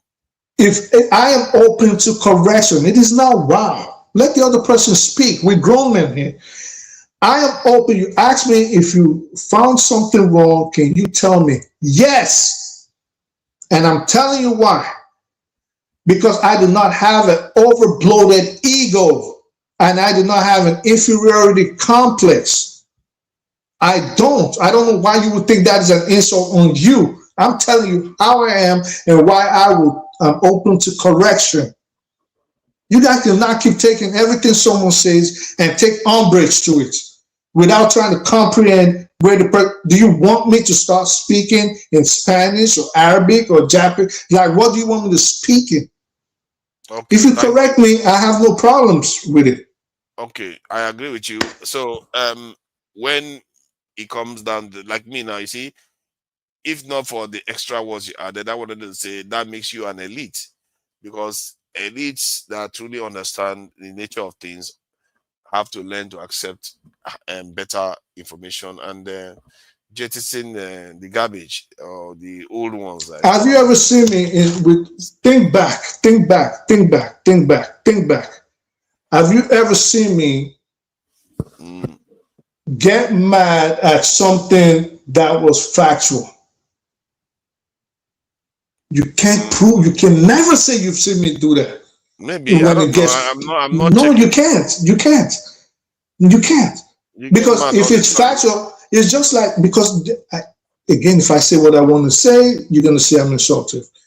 Now, it's just like now we kept harping about blasphemy, and I keep telling you that yes, Muslims have been guilty of blasphemy, of being violent when they said their religion would blaspheme the poor. But you chose to ignore it.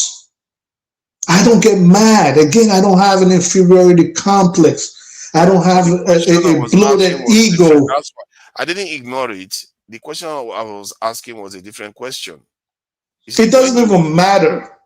you see, It doesn't even matter. because he went to the heart of our conversation at the time. Then you were like, "Oh, I know it's wrong," and I was like, "But that's not what the question I was asking. I was just basically asking, was that what we were discussing at the time, so that it But will be straight that that's the original conversation we're having." But that at is this point, by the at this by. point, that by the side. At this point, it doesn't even matter. My point is, it's okay for us to see eye to eye, and if the person uses a word in a certain context, you can't say, "Oh, well, because I think this is the meaning of that word, it must be insulting me." No, I just said I don't have an inferiority complex, and I don't have an overbloated ego, so I'm open to correction. That does not mean you have an inferiority complex or you have an overbloated ego, because this is what Nigerians tend to do. They'll say, if you say this about yourself, that means you're talking about me. No, I'm not. I'm talking about me. All right then. Thank you. Till next time, I will see if I can play some of our favorite people's songs out. My Southeastern brothers, like they said, I'm trying to brand those to Southeastern brothers. Don't worry, tomorrow I'm going to offend them again. I'm an equal opportunity offender. And this, who is that person that's calling me a hot-tempered man?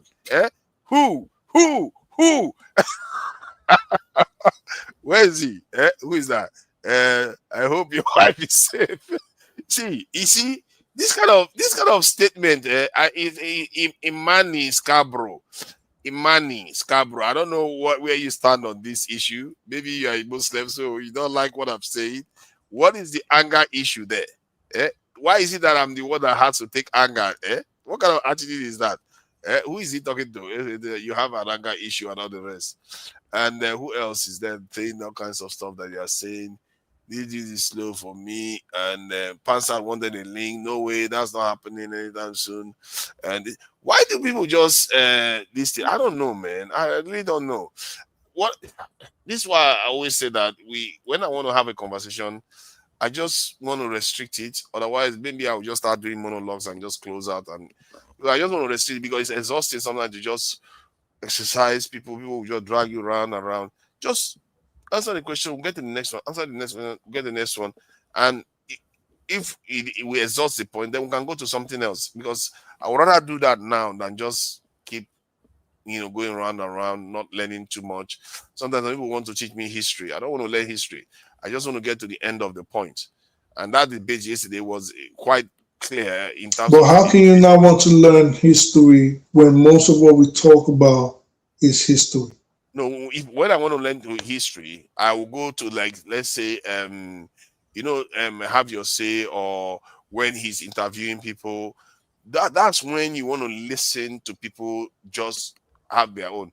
But like in the way I tend to talk about stuff, it's because nobody drills deeper into issues within our own context. That's why the facts session started, and that's what I would like to do more of, where we have a baseline of our agreement, then we drill deeper into the issue, because I feel like that's where I learn more from. Because somebody will share something with me that I don't know before.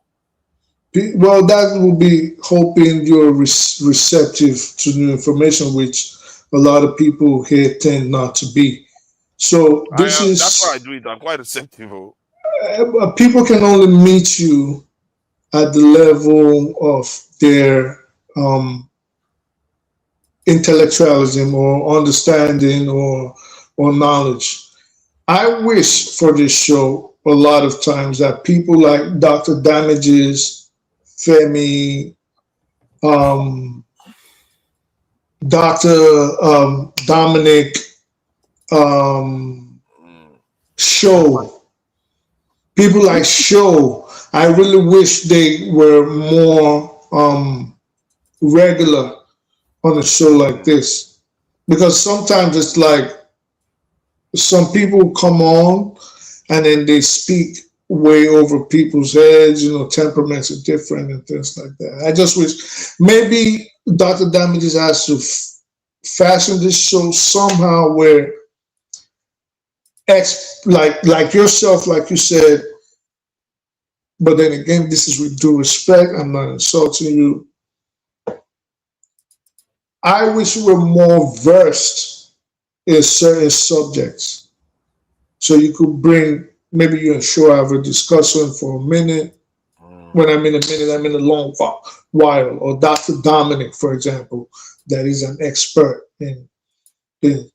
But what I gathered, again, not just seeing you, I have to always apologize when I'm shooting to you guys, because you guys, what I gathered was people tend to talk about what they don't even know.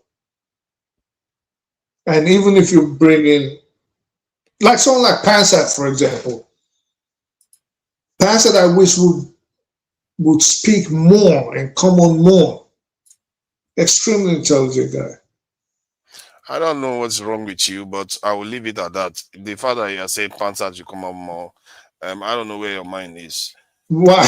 I'm talking about his intelligence. The moment saying Panzer is good, I don't know where your intelligence is there, because Panzer telling me that Panzer that comes here every time insults minorities and is disruptive. I'm not the country.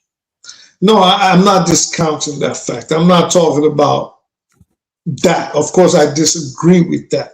I'm saying on an intellectual level, on an intellectual basis, Pansat is very versed on topics. Like you could really, Pansat could tell you 10 things, and he's right 7 or 8% times out of 10, right? Of course, he throws in his usual ethnocentric positions and objections, but you cannot deny Pansat is very intelligent.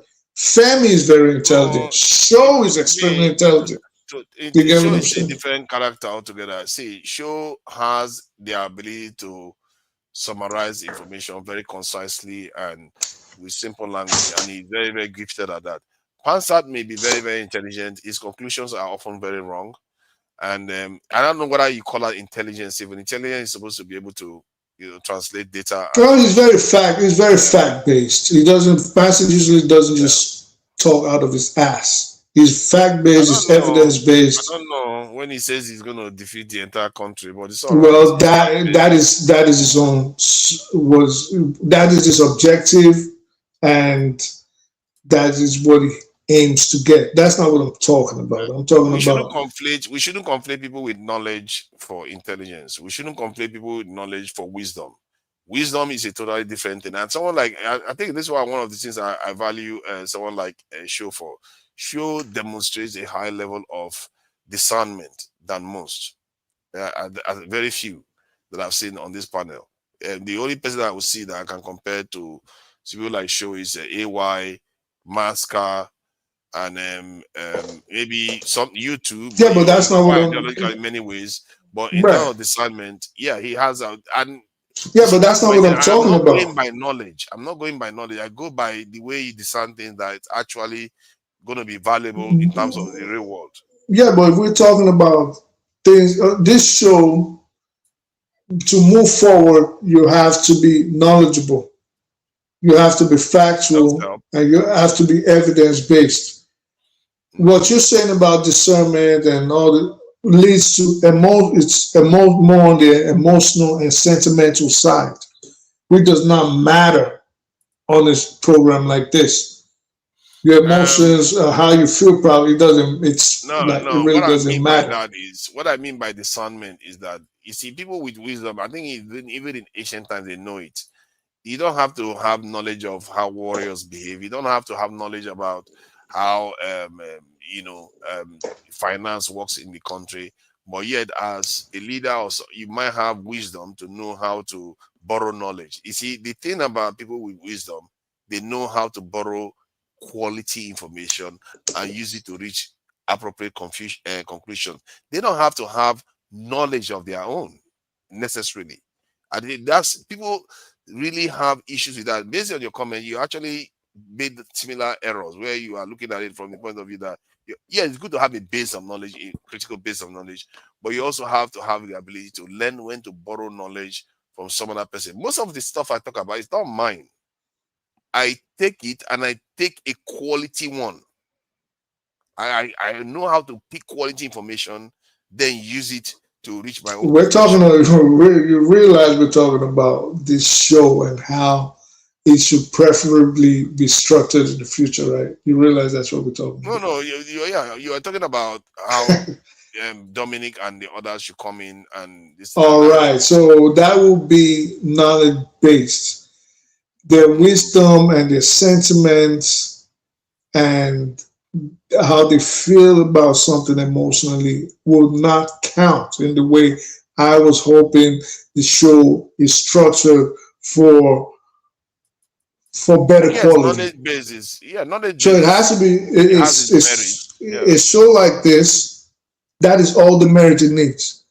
It has to be knowledge based. The people have to be factual, and the people have to have um, indisputable facts and evidence to present to themselves, to the audience, to their contemporaries. Your wisdom and your discernment, aside from trying to figure out how the other person is acting or is going to come at you, really doesn't matter. It really If they are doesn't coming to present a show that has to do with knowledge, like I described, interviews and stuff like that, of course that is fine. And there's no issue with that. If somebody is coming to, like someone like Dominic that is a doctor that wants to come and talk about medicine and all that, that doesn't require necessarily wisdom. The only wisdom that's required is how he conveys information and all the rest. That's knowledge-based information. But when it comes to areas where judgments have to be made about things, yeah, knowledge is useful to back up your judgment, but it doesn't necessarily count for much when it comes to reality. In the reality of critical thinking is at the core. To be fair to people like Dominic and the others, because they were able to achieve that level of education anyway, they tend to have a higher level of critical thinking than most people. So they probably even have that too, to be able to do the necessary analysis that they need to do. But I always say to people, don't worry too much about those things. I've seen people that, like Madame H.O., the woman may come across as crazy, but that woman's instinct on so many levels, out of what she says, only 6% I would disagree with. But again, that is where your Her own instinct is right. but that is based on your sentiments now. You're not saying she's factual, you're saying instinct. No, it's not. No, it's not. It's based on facts, because the judgments that she reached, you don't see, most Nigerians don't reach it. And I've gone and studied and, like I said, sought out quality information about these things, and I've reached similar conclusion that it's not common. So that's why Right. So if you think, then if that's a quality person to bring on the show, then moving forward, maybe that's what y'all need to start doing. But again, we started talking. This is why I said we have to be careful before we start straying off. Before we got here, what we were originally talking about was a criticism of me saying Passat is intelligent. Yeah, what I'm saying. So I don't this know is why what we call that. I don't know, man. I don't know what intelligent is anymore. What is well, intelligence encompasses a lot of things. It just doesn't mean just because it's just the ability to discern. Discernment is part of intelligence. It's the ability to present knowledge. Encompasses. I mean, that's just the basic. Yeah, intelligence is the ability to learn, understand, reason, and solve problems. That is just what intelligent means. Panzer reached very, very wrong conclusions on problem solving. I don't know about reasoning too. I have an issue with its reasoning. It has knowledge, so in other words, it has the ability to learn. But his reasoning is flawed. No, it's not flawed. It's not flawed. He leaves out so much evidence that tells you that it's flawed. It's broken. Yeah, well, it might be. No, okay. So if that's your description of flawed, yes. Like if somebody says, "I welcome Trump to come in and bomb us," yeah, okay. So our problem. He tells you that he left out so many information. No, not true. Not true. Not true. Not true. This is where our biases come into play. So you cannot discount a person like Panther. This is why I'm saying you cannot discount a person like Panther and say he's not intelligent based on like that example you gave, because you do not have Panther's lived experience. You do not have his biases. You do not have what his interests are compared But to if he his says that people. Trump is coming to help us, objectively, most people, even Americans that are objective, will tell you that no, that's not what Trump is coming to do. Well, He's to not going to help them, Christians. but But he believes again, that. He believes Trump is coming to help again, Christians. he is right. What do you mean he's right? Did you hear me out, forefathers? When the person speaks, listen to them. Just don't hear I them. listen. All I'm right. just saying So he's wrong. if you listen, then he's not wrong. The people So by that that want standard, Trump, everybody's right then. yes, That's yes, ridiculous. it is not ridiculous. Let the other person explain it to you. Do You know there's objective truth. let me land before we start shifting the goalposts and talking about what we are moving away. Let me land. Why do I say people like Pansa and people that call for Trump to come into Nigeria are right in their own way? Remember, we're talking about Pansa's intelligence. Again, you brought this in as an example. Do I want Donald Trump to come into Nigeria or any invading force? Absolutely not. I don't. But you haven't lived, and this is why I said you haven't had their lived experience. You do not have their biases. You do not have their expectations. This is why I always try to listen to me. So you cannot say just because he chose what is against yours, he's not intelligent. He is intelligent, but he might be biased as opposed to your position or my position. I look at him as flawed. You look at him as flawed, but it doesn't mean he's not intelligent. This intelligence is what we're talking about. Intelligence. If somebody tells you that they are intelligent and they tell you that their solution to their problem is let's go back to where we were in 1960 or 90 before that, or they tell you that Trump is coming to help us, in other words, to help Nigeria do better. If you use that as the context of their statement, you can objectively say that is not true because he has contextualized it. If Yabini says, "Oh, I want Trump to come and help Nigeria in the sense that it will help Nigeria to break up," maybe that's a different context. Then you can say it's actually intelligent because he's supporting Trump for a different objective that from mine.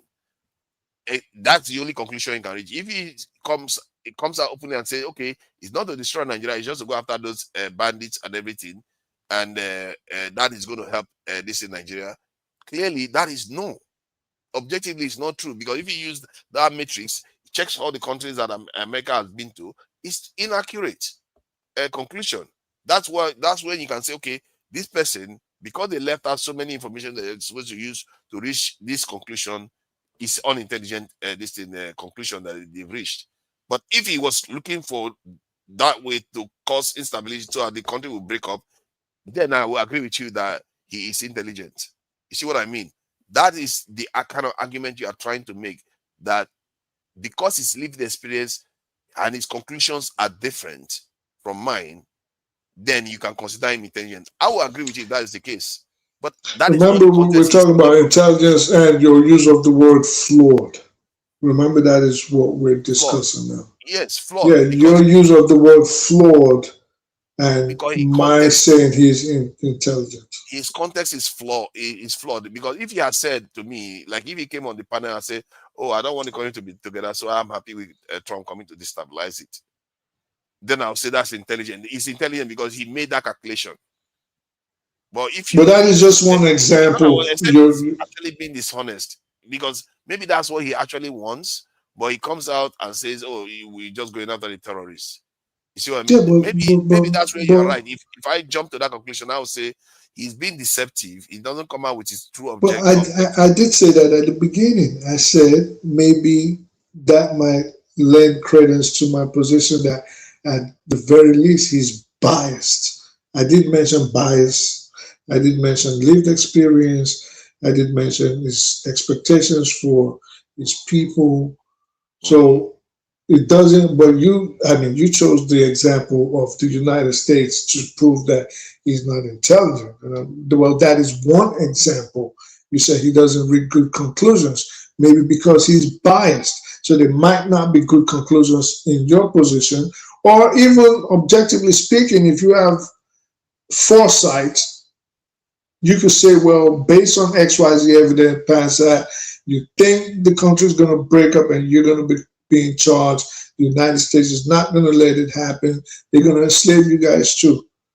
I can see that. But again, that is just one example of you trying to argue why he's not intelligent. My point in the end is people like him and the others that I mentioned are very versed in what they try to discuss about. And I told you, I'm not insulting you, but I tend to see or know, not just believe, that a lot of things you talk about, you are not versed in them to discuss them. And this is why it is you might take Can you positions. give me an example? You've used this statement a few times. Give me one example. So I would. I was about to do that. A good example is what we were talking about yesterday with Sekou. That is what we actually started this whole conversation. So again, if you were versed in Arabic, if you were versed in Islam, if you were versed in the Quran, you would have known off the bat that even your position today that, oh, I still think it was right, we're telling you, like, no, he lied. He tried to bamboozle the crowd, hoping nobody knew.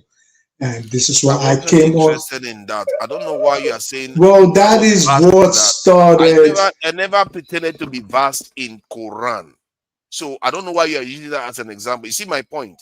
You are using. No, I don't see your point. I'm talking about Islam. I told you to give me an example where I pretended to have. I'm talking about a subject that I'm not vast in. Yeah, I never wanted to discuss that topic. The topic I was discussing was something else. Calm down. So you I don't always know get why. I don't know why. when I think I'm tired of this. You are not even trying to make sense, because in reality, you keep telling me that I'm something that I'm not. Clearly, I gave you an opportunity. Okay, let me give you another opportunity, even to give me a subject matter that I'm discussing that I didn't know much about. All right, good. Okay, if you want to do that, U.S. politics, for example. U.S. politics, you would argue over and over.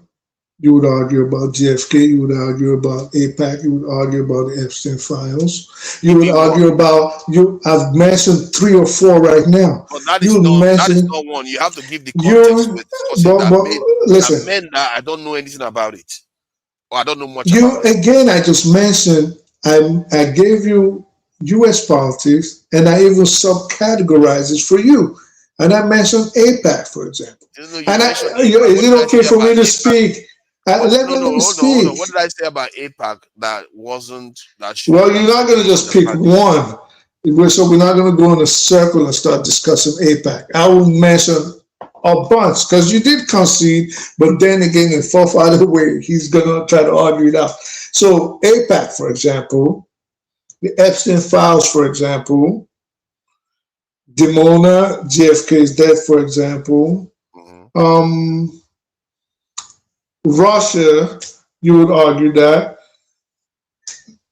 For example, you and G-Day, when I would say, oh, you do know that the Bolsheviks were Jews and they killed a lot of Christians.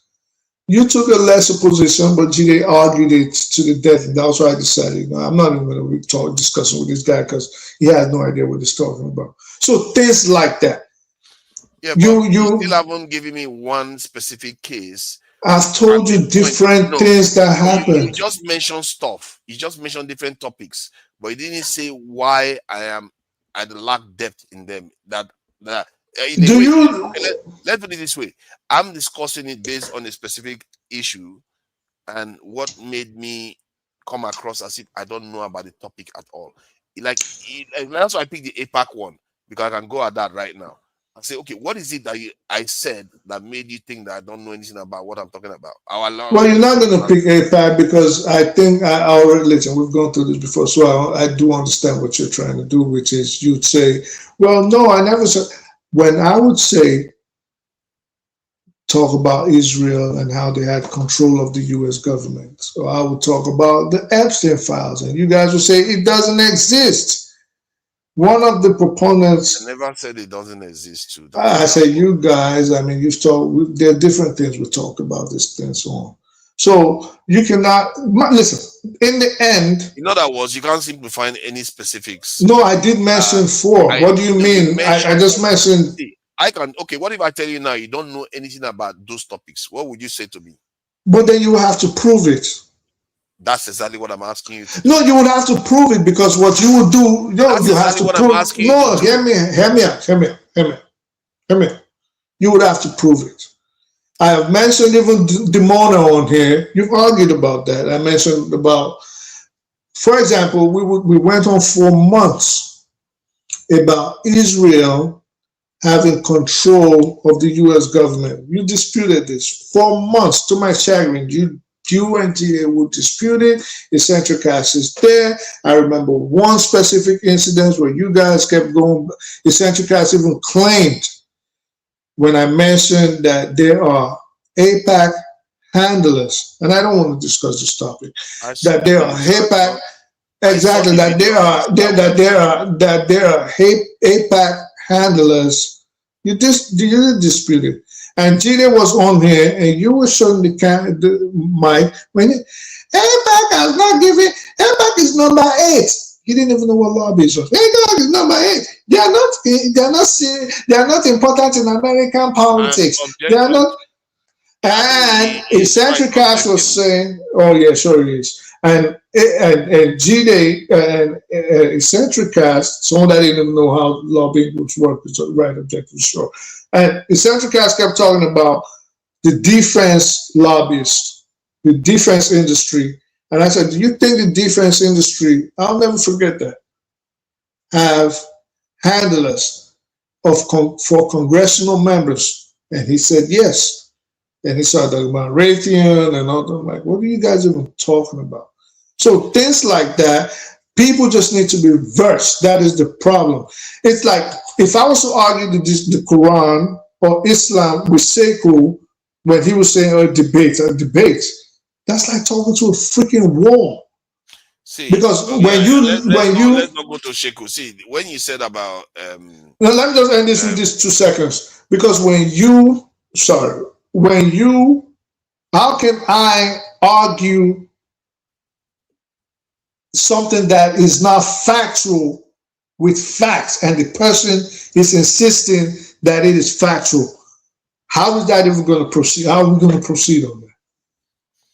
Okay, so that's why I told him, like, just go sit down somewhere. When you said about APAC, we're cross-talking each other, because I always felt like America, that the Israeli lobby has influence in America, very, very powerful influence. And I also even can concede that they are controlling America in so many ways. But my contention was that whenever the West truly wants their power back, they will get it. Because generally they've proven that in history. I even gave the example of what happened to the Jews during the Nazi period was able to happen. Because you have to look, for me, I don't use one data point. I have to look through time. When somebody tells me that, okay, Israelis, Jews have so much power, I'll say, okay, yeah, that's true. But when did their power start? Did it start before 1945? Yes, it started before 1945. It was around in the 18th century.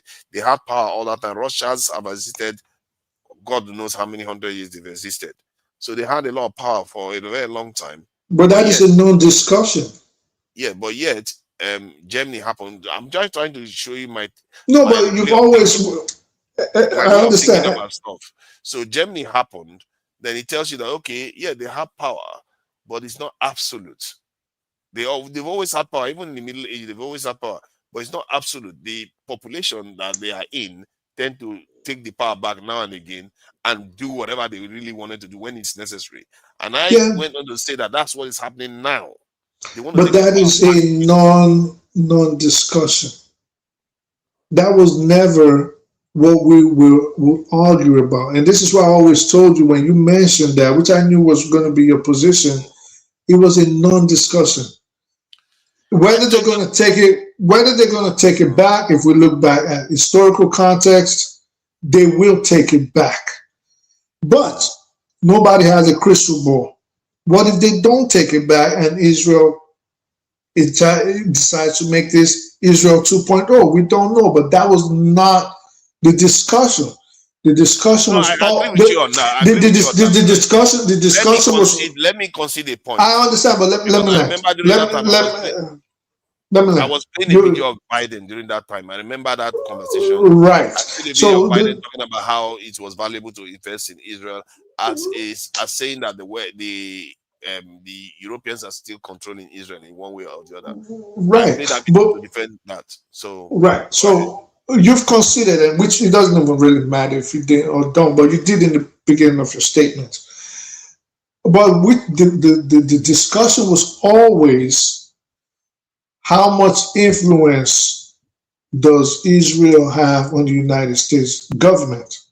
And my position was always they had an overwhelming influence on the infrastructure of the. I think it's on foreign policy. You have to restrict it to that. Well, that's why Jide was objectively correct, because the list. No, Jide cannot be objectively correct because the list included were not foreign policy people. Jide is just from at the risk of sounding condescending.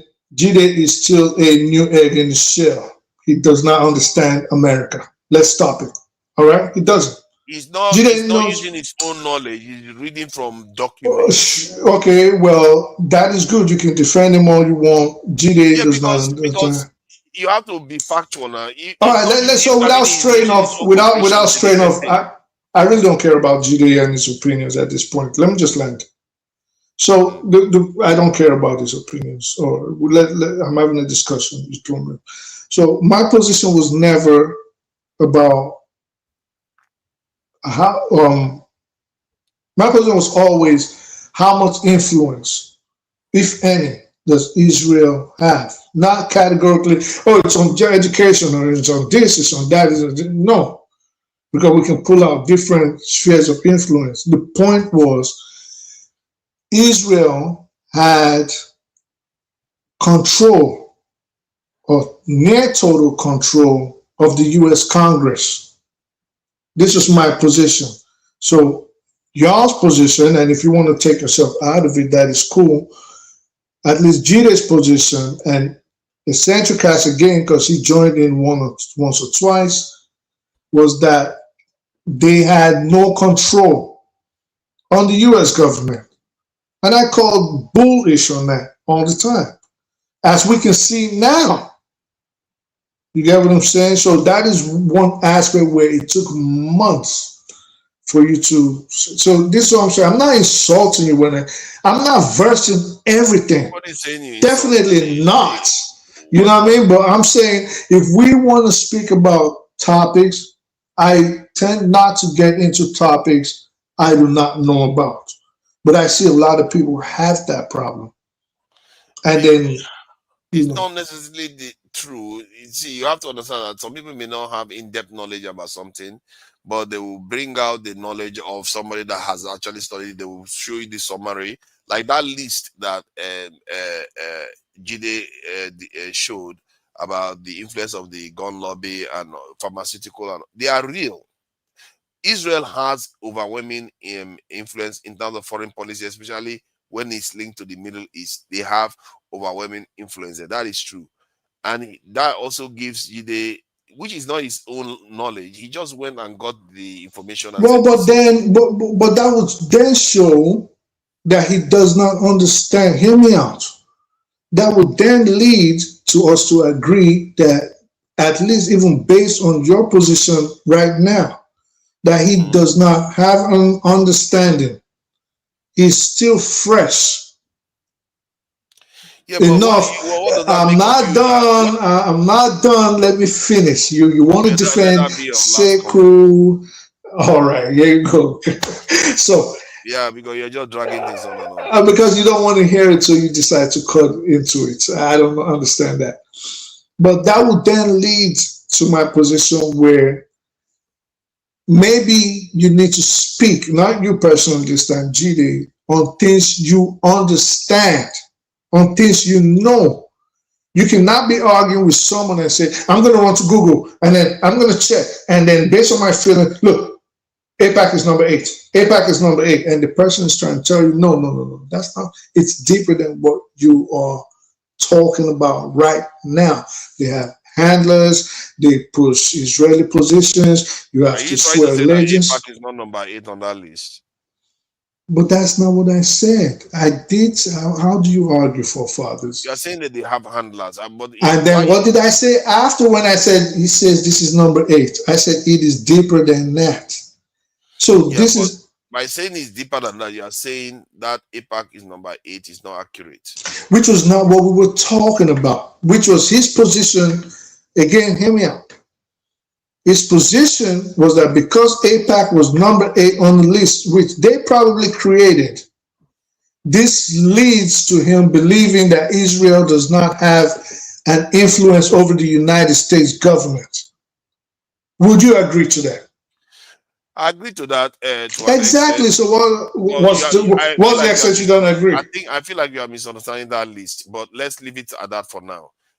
Thank you for coming in, Jide. I have to not Jide, sorry. Yeah, you missed that boy so much, huh? No, you are the one that kept talking about him, and I'm a bit tired, to be fair.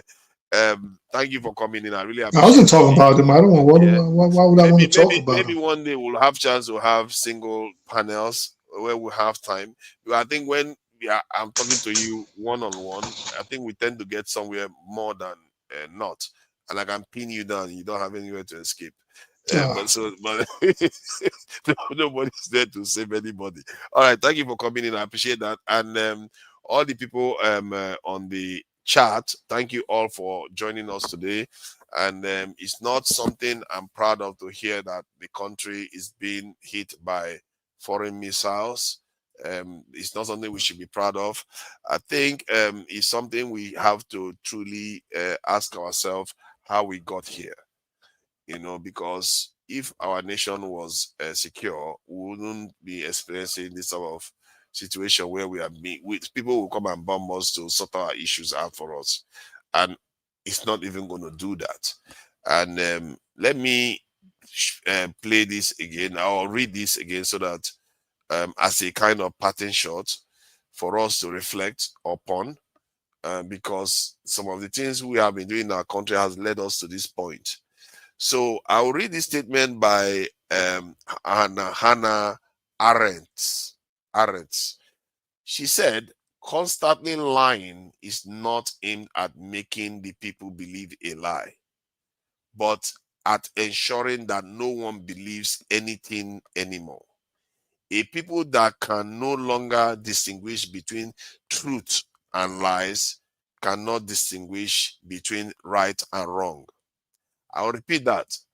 A people that cannot distinguish between truth and lies cannot distinguish between right and wrong. With such a people, you can do whatever you want. And I think this is something that should make us reflect. And our politicians and our elders, when they lie and think these things are not consequential, it is consequential. When you divide the people and you think it's not consequential, it is consequential. There will be day of judgment. This one doesn't even come close to a day of judgment. It's just a prick just to show us what is possible. And it's not even, this is just nothing. If you are putting on the scale of 100%, this is just about 1% or 0.5% of what is out there. And we have to be careful what we are asking for here, because when the anarchy arrives, all the people, all the gnashers of teeth, all the wailers, all the complainers, they will not have complaints to make then, because the problem will be so much, they will be traumatized into silence. Our politicians have to do better. Our people have to do better. Our problem is not that serious. It's just our minds that is a problem. We have to demand what we want to change the country. If you want security, demand it and know what you're asking for. When I keep telling our people, recruit your people to protect your country, it doesn't mean you shouldn't arm them. It doesn't mean you shouldn't give them technology. Just get the people into the forces to protect the country. Then hold your politicians accountable. When they do something wrong, you hold them accountable. You may be hungry, but it doesn't mean you shouldn't hold them accountable. But I truly believe if we can figure out how to protect that country, we can figure out the rest. We can rename our country. We can get our own national anthem. We can make our own local languages national official languages. There's no reason why we can't elevate ourselves. Look at where we are. We can't even change our name. That's how debilitated we are. And that is what makes that statement very relevant. Because we don't even know what is right and what is wrong anymore. Our lawyers are wearing white people's headgear. Our name cannot be changed from somebody, a name that was given to us by an Oyibo woman. Our national anthem was changed back to that written by Oyibo woman. We have to truly ask ourselves some serious question. You know, that's how I will leave it. And then let this be a day of reflection for many Nigerians, instead of those that are just, which I understand why they are doing it. Some people are jubilating that Trump is doing what he's doing. But you truly need to reflect on how we got here, how we are jubilating the attack of our country by the people that actually confess to funding these groups, that have destroyed our kingdoms, that have no reason, they have not given us any reason to believe that they mean well for us. We truly have to do some soul searching and some reflection. Yeah, repent. Maybe I will repent too. Thank you for joining me. Till next time, I will see you all. Bye.